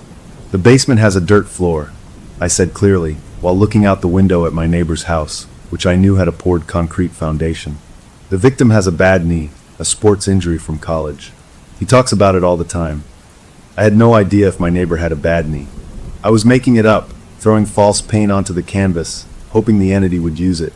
I did this all day, inventing trivial, incorrect details about the house, the victim's past, anything I could think of. I felt like a madman, but it was the only action I could take. That night, I didn't even try to stay awake. The exhaustion was total. I went to bed, the notebook and a new pen placed conspicuously on the nightstand. A silent invitation I dreaded but needed. The morning came. I woke up feeling drained, my muscles sore as if I'd been running in my sleep. I didn't want to look, but I had to. I turned my head. The notebook was open. A new entry filled a page. My heart sank as I read. It did not mention a dirt floor. It described the cold, smooth concrete with a new detail, a hairline crack in the shape of a lightning bolt near the drain. It did not mention a bad knee. Instead, it described the victim rubbing his wrists, raw from the ropes, and remembering how his father had taught him to tie sailing knots on a lake years ago. My false details had been ignored. But worse, the real details had become richer, deeper, more personal. My intervention had failed. The entity wasn't a passive recorder, it was a discerning author, curating reality, rejecting my weak plot suggestions. Then, at the bottom of the page, a new sentence was written, separate from the victim's narrative. It was in that same blocky print, but the words were for me. The prose is improving. The sensory details are strong. But the protagonist lacks agency. He must make a choice soon. It was feedback. Editorial notes from the darkness. The story was a living thing, and I was its co-writer, receiving critique from my malevolent editor. The immediate, suffocating crisis of the live victim's narrative had reached a grim closure. I knew he was alive, I knew where he likely was, but I was powerless to help without destroying myself in the process. The hook for what came next was sharper and more personal. The entity was no longer content with just using my body. It was engaging with my mind. It was reviewing my work. The question hanging in the air, more terrifying than any police siren, was this: what choice did it want its protagonist to make? And what would it do if I refused to play my part? I looked at the feedback on the page, and for the first time, I felt a new emotion cutting through the fear, a spark of cold, defiant anger. This was my life. They were my hands, and I was done taking notes. That spark of anger was a tiny, fragile thing, but it was mine. It burned away some of the numb terror. I wasn't just a victim of a haunting or a psychological break. I was a prisoner in a story I hadn't outlined, and my warden was a thing with terrible taste in prose. The feedback on the page, the protagonist lacks agency, was a threat and a challenge wrapped together. It wanted me to do something, to choose. Well, I would, but not the choice it wanted. My first act of rebellion was small. I took the notebook, the one with the victim's account and the editorial note, and I didn't hide it. I placed it right in the center of my kitchen table. Then I got out my phone. I didn't call the police. Instead, I opened a notes app and began to type my own document. I titled it The Rules of the Game. I started writing down everything I knew, everything that had happened in clear, simple sentences. The Ouija board, the dog, the sleep writing, the video, the victim's live diary, the editorial feedback. I wrote it all down, not as a story, but as a report. I was building a case file, not for the cops, but for myself. I needed to see the pattern from the outside, and the pattern was clear. The entity needed the story to be real. It wasn't just reporting events, it was shaping them, and it was using me as its conduit and its first audience. My creativity, my desperation for a good plot, was the fuel. So my second act was to starve it. I decided I would not create. I would not imagine. I would be the most boring protagonist imaginable. I spent the entire day doing mundane, thoughtless tasks. I cleaned my apartment, really cleaned it, focusing only on the smell of soap and the motion of the sponge. I cooked a complicated recipe, following the instructions with robotic precision. I did not look out the window. I did not wonder about my neighbor. I did not think about plots or characters or twists. I imagined my mind as a flat, gray, featureless plane. It was incredibly difficult. My writer's brain, trained for decades to chase connections and conjure images, fought me every step of the way. But I held on to that little spark of anger. I was not its typewriter. That night, I went to bed early. I didn't leave out a notebook. I left nothing but my own intent, to sleep and to dream of nothing. The next morning, I woke feeling a deep, throbbing ache in my right wrist. I flexed my hand. The joint was stiff and tender, the pain a hot, sharp pulse. I hadn't injured it. I hadn't typed for days, not since the police took my laptop. But I remembered the video of my hand writing steadily for 27 minutes without rest. The entity had been working, and it had given me a repetitive stress injury. It was a message, written in my own flesh: I can write your pain too. On the kitchen table, where I had left the old notebook, sat a new, single sheet of paper. The blocky print was there. It was not a victim's account. It was a direct communique. Your lack of action is a choice. It is a weak choice. It stalls the narrative. The conflict must escalate. The protagonist must engage. Consider this a revision request. The anger in me flared hotter. It was demanding a rewrite of my own behavior. I crumpled the paper and threw it across the room. The pain in my wrist spiked. I gasped, clutching my hand. It felt like a warning. A cramp, I told myself. Just a cramp. But I knew it wasn't. Later that afternoon, there was a knock on my door. My heart, which had been a nervous drum all day, almost stopped. I peered through the peephole. It was Detective Morrow, the tall one with the loping walk, standing alone. He looked even more tired than before. I opened the door, my right hand hanging awkwardly at my side. "Detective," I said, trying to sound normal. "Come in." He stepped inside, his eyes doing their quick scan of the room. They lingered on the notebook I'd left openly on the table. "We got the preliminary forensic reports back," he said, getting straight to the point. He didn't sit down. "On the dog, and from your neighbor's house." He was watching my face closely.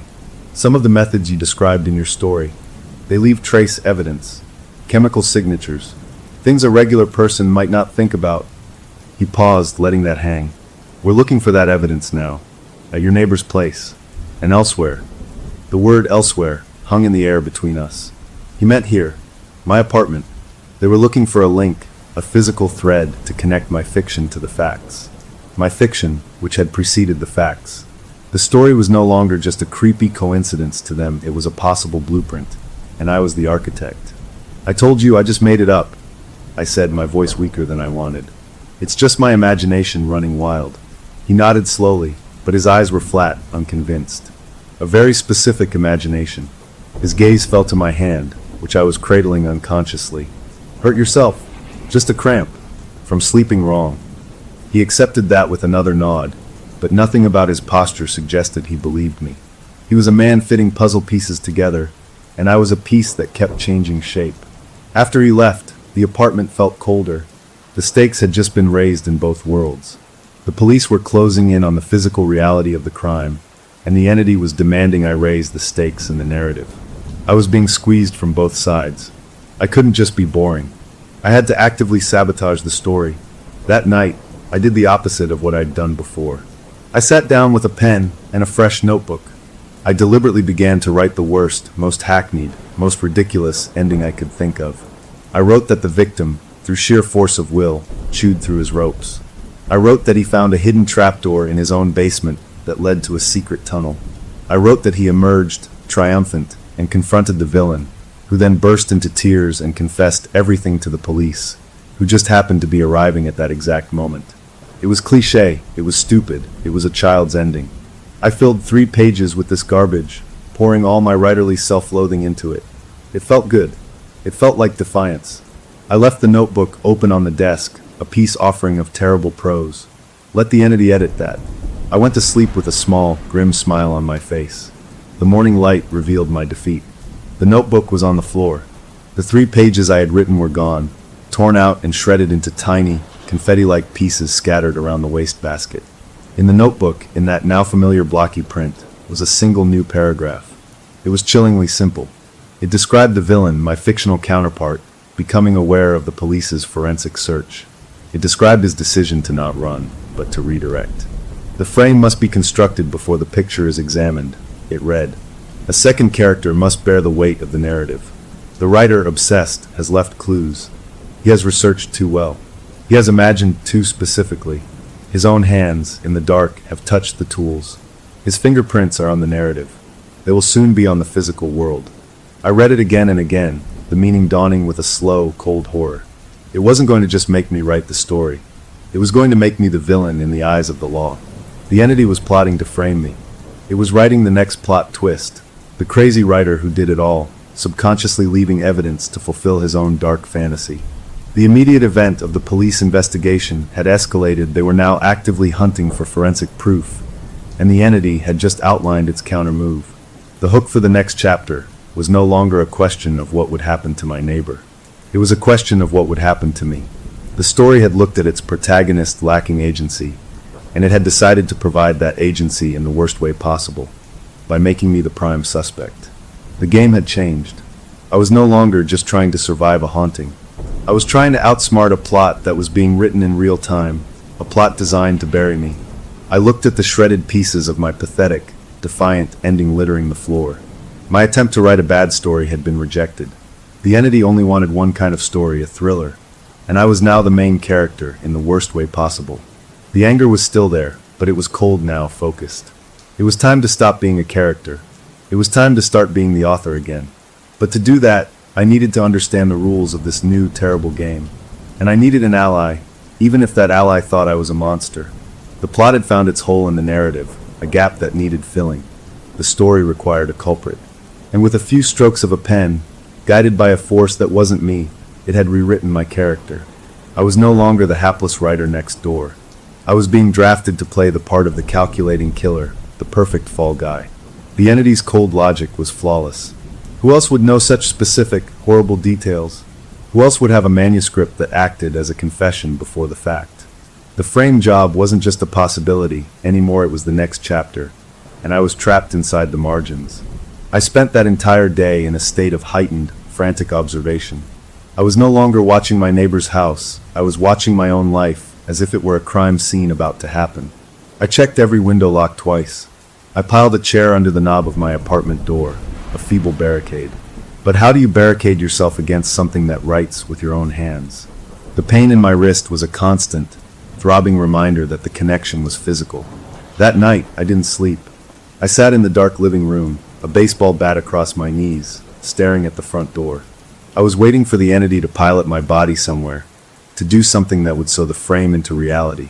Around 4 a.m., a wave of unnatural fatigue hit me, a sudden chemical drop into drowsiness that felt forced, like a switch being flipped. My eyelids grew impossibly weighty. I fought it, pinching my own arms, but it was like trying to fight anesthesia. My head nodded. Just before I slipped under, I saw a shadow move outside my window, a shape passing through the slice of light from a distant street lamp. It wasn't my neighbor. It was someone else, a vague, man-sized blot against the night. Then I was out. I woke with a jolt at dawn, still in the chair, my neck stiff, the bat on the floor. The chair was still under the doorknob. Nothing was disturbed, but a deep, instinctual dread told me something had happened. I moved to the window and looked out at my small patio and the shared alley where the trash and recycling bins were kept. My recycling bin's lid was askew. I rushed outside into the cool morning air. The bin had been rummaged through. On top of the newspapers and cans was a neat, empty void where a specific bag had been a blue grocery bag I'd used 2 days prior to discard a bunch of old, failed manuscript pages, shredded by a cheap office shredder. They were just harmless story fragments, fantasy scenes, bits of dialogue. Gone. Also missing was an empty plastic prescription bottle for the sleeping pills my doctor had given me months ago, the label with my name and the medication details still on it. I'd thrown it away last week. Someone had taken my trash. The scene from the notebook flashed in my mind. His own hands, in the dark, have touched the tools. His fingerprints are on the narrative. They will soon be on the physical world. This was the first step, planting my research, my shredded writings, and my prescription for drugs that could subdue a victim somewhere they shouldn't be. The narrative was no longer on paper. It was being performed by actors I couldn't see. I was witnessing my own framing in real time. Panic wanted to take over, to send me running to the police screaming about shadowy figures. But that's what the protagonist would do in a cheap story. The panicked writer acting guilty. I forced myself to think like the author, not the character. If the story was a map, then I had to read it. The entity's latest chapter said the frame required 2 things: the victim's DNA in my space, and my research in the victim's space. They had just taken a piece of my research. The next move was obvious. I had to assume they would also try to plant something of my neighbor's here. I turned my apartment inside out. I checked under beds, in cupboards, behind the toilet tank. I found nothing. Not yet, but the expectation was now a constant buzz in my skull. The phone rang later that morning. It was Detective Morrow. His voice was tight, controlled, a wire about to snap. "We need you to come down to the station," he said. "It wasn't a request. We executed a more thorough warrant on your neighbor's basement. We found something that doesn't belong." He wouldn't say what over the phone, but I knew. My pharmacy receipt, or my shredded pages. Something with my name on it, literally or figuratively. "I'll be right there," I said, my own voice sounding strangely calm to my ears. This was the crossroads. Going down there alone, into that sterile room under those bright lights, was walking into the third act. They would have the evidence. They would have my story. They would have my nervousness, my bizarre explanations. I would be arrested. The story would have its ending. Unless I changed the genre. I didn't drive to the police station. I drove to a crowded, noisy diner a few miles away. I sat in a corner booth, my back to the wall, and I called Detective Morrow back. When he answered, his tone was impatient. "Where are you?" "I'm somewhere public," I said, keeping my voice low. "And I need you to meet me. Alone. Before you do anything else." "That's not how this works," he said, the cop voice taking over. "You need to come in." "I know what you found in the basement," I interrupted. I closed my eyes, gambling everything. "You found a bag. Probably a plastic grocery bag. Inside, there are shredded pieces of paper, pieces of old stories I wrote, and maybe a prescription bottle, with my name on it." There was a long pause on the other end. I could almost hear his mind working, recalculating. "How could you possibly know that?" he finally asked, his voice a low rumble. "Because I'm not the one who put it there," I said. "And I can tell you what you're going to find next. But not over the phone. Not at the station. Meet me. Bring a voice recorder. You're going to want proof of where your ideas are really coming from." Another pause, longer this time. I could feel his suspicion warring with his curiosity, his professional duty clashing with the sheer, unexplainable weirdness of this case. The dog. The story written before the fact. And now, me predicting the evidence found in a sealed crime scene. "Where?" he said, the word clipped. I gave him the diner's address. "Come in plain clothes. Park around back. And for the love of God, bring the recorder." I hung up before he could say no. The wait felt like an eternity. I drank 3 cups of bad coffee, my nerves jangling. I watched the door. When he finally walked in, he looked like a man off-duty jeans, a worn jacket. But his eyes were all detective, sharp and missing nothing. He slid into the booth opposite me, his large frame making the seat creak. He placed a small digital voice recorder on the table between us, pressed record, and gave a terse statement of the date, time, and who was present. Then he looked at me. "Talk." So I did. I told him everything. Not the cleaned-up, quirky writer version. The real version. I started from the beginning, with the Ouija board, but this time I included the sleep writing. I described the video of myself. I told him about the victim's first-person accounts in the notebook, the details about the basement, the laundry detergent, the grandfather clock. I told him about the editorial notes, the demand for agency, the threat of the frame. I told him about the shadow and the missing trash. I laid it all out, a tapestry of the impossible. He listened without a word, his face a stone. When I finished, the only sounds were the clatter of dishes from the kitchen and the low hum of the recorder. "You expect me to believe," he said slowly, each word deliberate, "that you are being psychically fed details of a crime by an entity that is also committing the crime, and that this entity is now framing you by using your own body as a puppet, all to serve the needs of a narrative?" Put that way, it sounded utterly deranged. I nodded. "Yes, that's what I expect you to believe, because it's the truth. Check the dates on everything. Look at the video. The thing writing through me knew about you asking about travel history before I could have possibly told it. It's not me, detective. It's using me." He leaned back, rubbing his face with one hand. He looked exhausted. "There's another explanation," he said. "A more practical one. There's an an unknown subject. A real human killer. And for some reason, he's got a psychic link to you. Or he's manipulating you, feeding you details, making you write them down so you look crazy or guilty. You're not a puppet to a ghost. You're a puppet to a very clever, very dangerous man." It was his way of bending the impossible into a shape that could fit inside a police report. He needed a human villain. I didn't correct him. Let him think it was a psychic serial killer. It was easier than the truth. That the villain might just be the story itself, a narrative parasite in need of a host. "Okay," I said. "Let's go with that. A psychic killer. He's feeding me the plan. I write it down. You read it. He anticipates your moves because he's seeing my writing or feeling my thoughts, and he counters them. It's a loop. And right now the plan is to frame me. Morrow was silent for a long time, staring at the recorder as if it held the answers. The stuff in the basement, he finally admitted. It was your shredded pages. In a blue bag. We're running prints, but I'd bet my pension they're clean except for yours from when you threw them away. He looked at me, his eyes hard. So what's the next move in his plan? According to your source. I thought about the narrative logic. Two-way street. He took something of mine to plant there. He'll try to bring something of the victim's to plant with me. A toothbrush. Hair from a brush. Something with DNA. To put me at the scene, or him in my space. Morrow nodded slowly. And the victim? Your neighbor? What's the plan for him? I don't know, I said honestly. The story, the transmissions, they're from his point of view. He was alive as of the last writing. The entity wants a thriller. A missing person is a mystery. A body is a crime. But a framed perpetrator with a living victim? That's a ticking clock. That's Act 3. A grim understanding passed over his face. He was starting to think in story terms too. So we use the loop, he said, his voice dropping. We use you. If he's getting his information from you, we feed him false information. We make him make a mistake. I tried that, I said, holding up my still aching wrist. It doesn't like bad plot suggestions. It rejected them. Violently. Then we don't give him a suggestion, Morrow said, a spark of something fierce in his tired eyes. We give him a fact. A real one. But one that benefits us. You said the sleep writing happens. It's going to happen again. Tonight, before you go to bed, you think one thing as hard as you can. You think, where is he? I need to see the room. Show me exactly where he is. You focus everything on that. You try to guide the signal. You ask for a location. And if you get one, you call me immediately. No matter the hour. We move on it instantly. We break his loop by acting faster than the plot can adjust.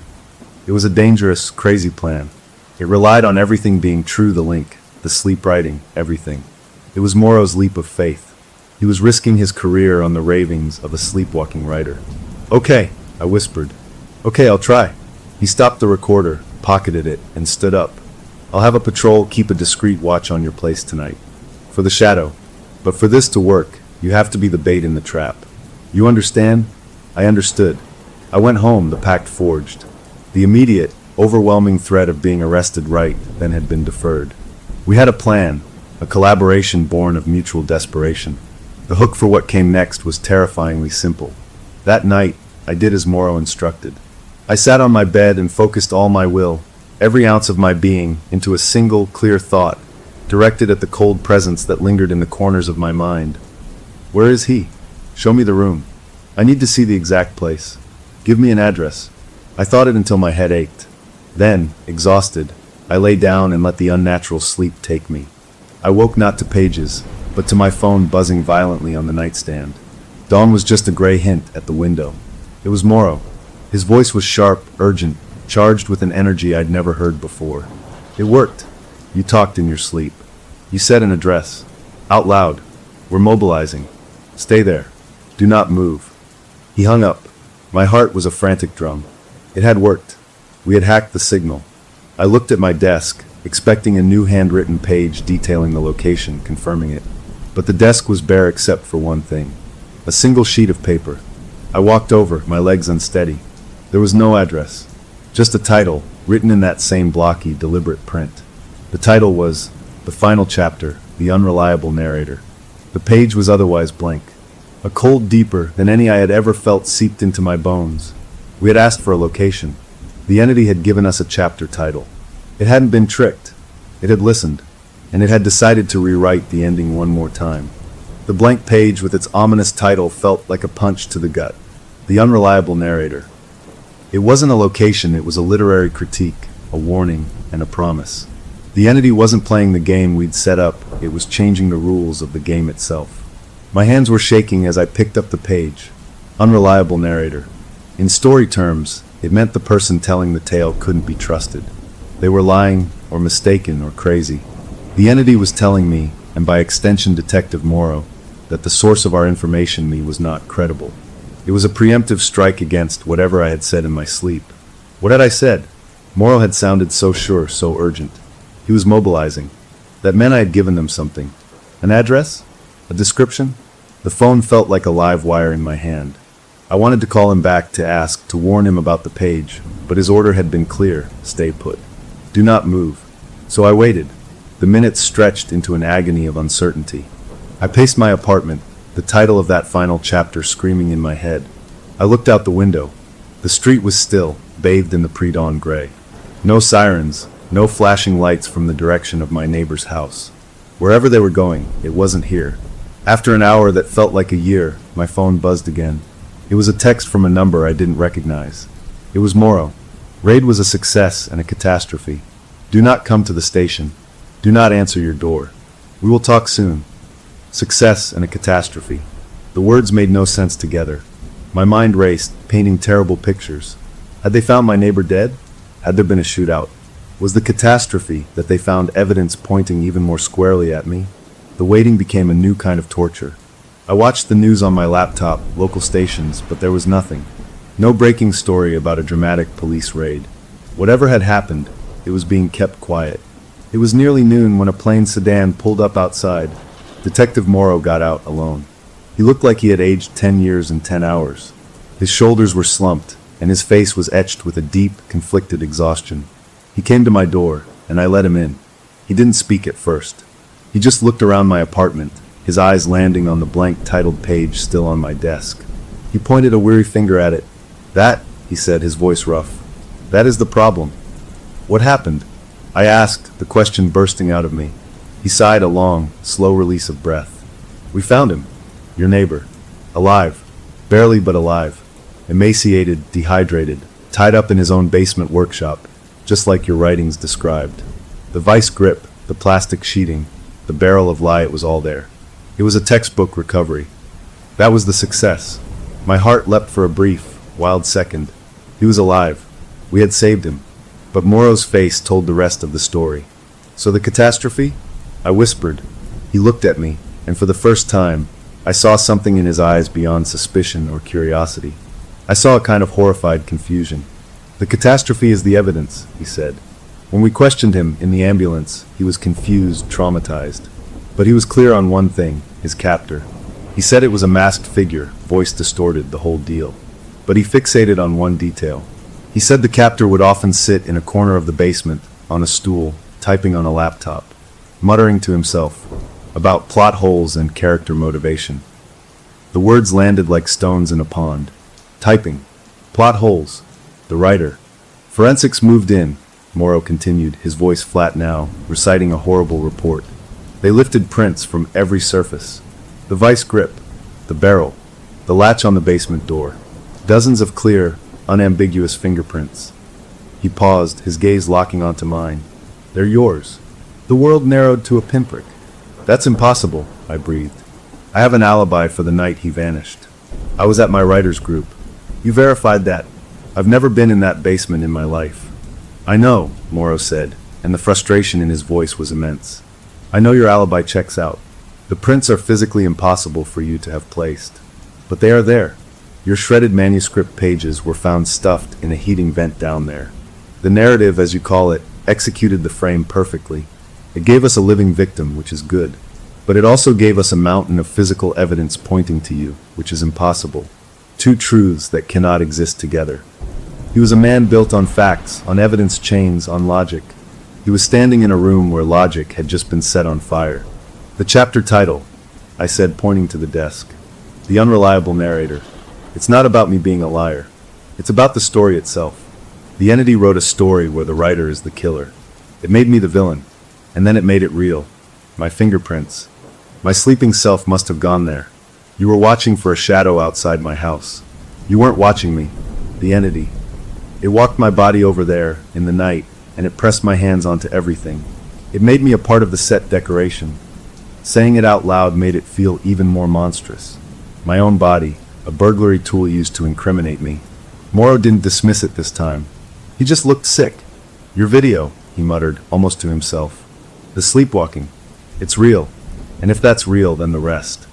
He trailed off, unable to finish the thought. "So what happens now?" I asked, dreading the answer. "The victim is alive, he said, focusing on the one solid fact. He can't identify his captor. The physical evidence is all we have, but it's evidence that defies explanation. I can't take this to my captain. I can't write a report that says the suspect's fingerprints are at the scene, but he has an airtight alibi, and also he might be telepathically framed by a story demon. My career would end, and you'd be locked in a psych ward for the rest of your life. He was caught between an impossible crime and an unbelievable truth. He had saved a life, but in doing so, he had damned his own sense of reality. The entity's story is over, I said, a sudden chilling realization dawning. It wanted a thriller with a framed perpetrator and a last-minute rescue. It got it. The victim is saved. I'm the perfect suspect with impossible evidence. The end. That's why the sleep writing stopped. That's why there's just a title page. It's finished.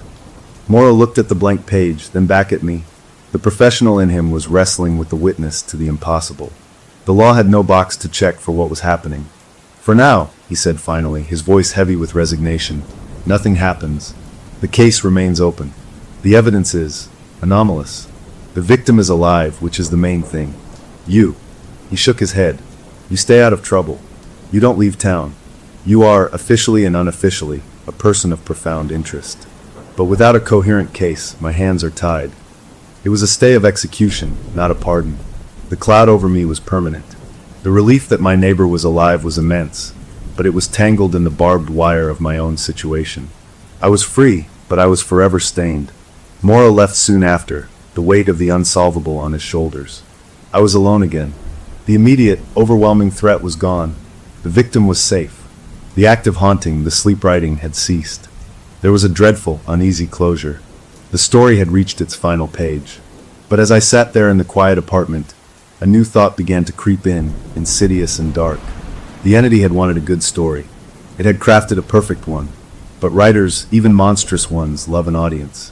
And the best stories, the truly thrilling ones, leave room for a sequel. The hook was no longer in the plot outside. It was in the silence it left behind, and in the terrifying question it planted in my mind. Was it really finished, or was this just the end of book one? I looked at my hands, the hands that had typed those words, the hands that supposedly left those prints. They looked innocent. They looked like mine, but I knew they were not entirely my own anymore. They were a published author's hands, and the world was now reading our book. The days that followed were like living in a soap bubble, a fragile, transparent sphere of normalcy that could pop at any second.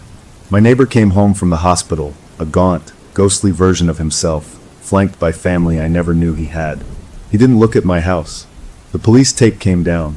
The forensics vans disappeared. Detective Morrow did not call. The story, it seemed, was truly over. The entity had gotten its thrilling conclusion. A rescued victim, a cloud of impossible suspicion, and a detective left doubting the fabric of his own reality. It had retired, satisfied. I tried to reclaim my life. I bought a new laptop, a different brand, as if that could break a curse. I opened a fresh document and stared at the blank screen, trying to remember how to write my own thoughts, to conjure a story from nothing but my own mundane imagination. It was hopeless. Every idea felt flat, lifeless, pathetic compared to the chilling, vivid prose that had flowed through me. I was a regular drinker, trying to enjoy water after a lifetime of whiskey. The absence of the pressure, the fear, the nightly dread should have been a relief. Instead, it felt like a void. I was unemployed, uncreative, and permanently interesting to the police. I was free, but I was in a cage of my own making, the walls lined with leftover terror and a strange, shameful nostalgia for the creative fury I had channeled, even if it was monstrous. About a week after the raid, I was cleaning out the closet, determined to purge the last remnants of the nightmare. I pulled out the Halloween box. The cheap Ouija board was still on top. I picked it up, feeling the flimsy cardboard. This was the catalyst, the stupid toy that started it all. In a fit of defiant closure, I tore it in half, then into quarters, and stuffed the pieces into a trash bag. I would take it to the dumpster myself. As I lifted the bag, something fluttered out from between the cardboard layers, a small, folded square of paper, yellowed with age, that had been tucked behind the planchette's plastic window. I'd never seen it before. My heart, which had finally begun to slow to a normal rhythm, gave a hard, painful thump. I unfolded the paper. It wasn't printing from the board's manufacturer. It was handwritten in an elegant, old-fashioned cursive, the ink faded to brown. It was a poem or a rhyme. It read, A story told, a story sold, a price upon the head. The narrative is satisfied, the final line is read. But readers crave another tale, upon the shelf it waits. To wake the ink and thought again, just break the mirrored gates. The words meant nothing and everything. Break the mirrored gates. It sounded like nonsense, but it felt like an instruction. A chill that had nothing to do with the room temperature traced my spine. I crumpled the note and threw it in the bag with the board pieces. Coincidence. Some previous owner's weird doodle. I took the bag out to the alley dumpster and threw it in, slamming the lid shut. I went back inside and washed my hands, scrubbing hard. I was done. That night, I dreamed for the first time since the sleep writing stopped. I was in a long, dark hallway lined with bookshelves, but the books had no titles on their spines. At the end of the hall was a full-length mirror. I walked toward it, compelled. In the reflection, I didn't see myself. I saw a figure sitting at a desk, typing furiously, its face a blur of shadows. It was writing a new story. I woke up sweating, the dream clinging to me. It was just a dream. The stress, the leftover trauma. I got out of bed to get a glass of water. Passing through the dark living room, I glanced at my new laptop, closed and dormant on the desk. The power indicator light, a tiny green LED, was blinking. On, off, in a steady rhythmic pulse. I never left it on sleep mode. I always shut it down completely. I walked over, my bare feet cold on the floor. I pressed the power button. The screen lit up instantly, blindingly bright in the dark room. It wasn't on the login screen. It was open to a blank word processor document. And in the center of the white page, a single sentence was typed in a default font I never used. Sequel, the trial. I stared, my breath caught in my throat. The story wasn't over. The entity was just between projects. It had been waiting. For me to find the note. For me to dream. For my guard to drop. The green light continued to blink on the laptop's casing, a tiny, mocking heartbeat. I reached out a trembling finger to the trackpad, to move the cursor, to delete the words. But before I could touch it, the cursor moved on its own. It zipped to the end of the sentence.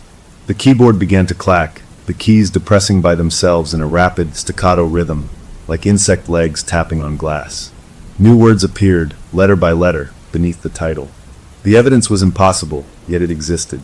The writer's fingerprints were on every tool, on every surface of the hidden room. The detective had buried the report, but facts are patient things. They wait in evidence lockers. They whisper to other ears. A new prosecutor, ambitious and sharp, would find the anomalies. She would see a detective who acted on psychic tips, and a suspect with a mind that could imagine crimes into being. She would not believe in narrative parasites. She would see only a clever, twisted killer and a compromised cop. The trial would not be about guilt. It would be about sanity, and reality, and which story the jury would choose to believe. The typing stopped. The green light steadied into a constant glow. The document was saved automatically, the file name appearing at the top. The _trial_draft_1. I stood there, frozen, watching the screen. This was the new premise. The next book in the series. It had skipped the boring parts, the arrest, the charges, and jumped right to the dramatic core. The courtroom. A battle of narratives. My word against the impossible evidence. Detective Morrow's career on the line. The entity wasn't just repeating itself, it was evolving, moving into a more complex, more public genre. The legal thriller. I knew what I had to do. I couldn't fight it by ignoring it. I couldn't outsmart it with plots. I had to speak its language. I slowly pulled out the chair and sat down at the desk. I placed my hands on the keyboard, over the keys that had just moved by themselves. They felt warm. I took a deep, shaking breath, and I typed. My words appeared below its last paragraph. The writer sat before the screen, understanding. The first story required a victim and a villain. The second story required a trial and a puzzle. The entity was not evil, it was hungry. It fed on conflict, on drama, on the friction between what was real and what could be believed. It was a reader that demanded to be thrilled forever. I paused, then typed the most important line of my life, a direct address to the thing in the machine, to the presence in my mind. If you want this sequel, you will need me. Not as a puppet, as a partner. You give me the plot, and I will give it life. But we do it my way. No more sleepwalking. No more fingerprints. We write fiction. We do not make it. I hit enter, leaving a blank line. I waited. The cursor blinked. For a full minute, nothing happened. Then the keyboard clacked again, just once. A single word appeared on the new line. Negotiate. It wasn't a yes. It wasn't a no. It was an opening. A terrifying, impossible opening. The immediate closure was this. I had made contact. I had moved from being a possessed scribe to being a possible co-author. The hook for the future was vast and dark. Could I actually bargain with this thing? Could I channel its hunger for story into mere words on a page, instead of crimes in the world?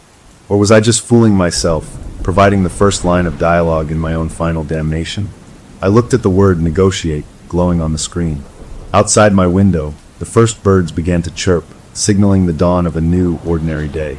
But in here, at my desk, a new and different story had just begun its first chapter.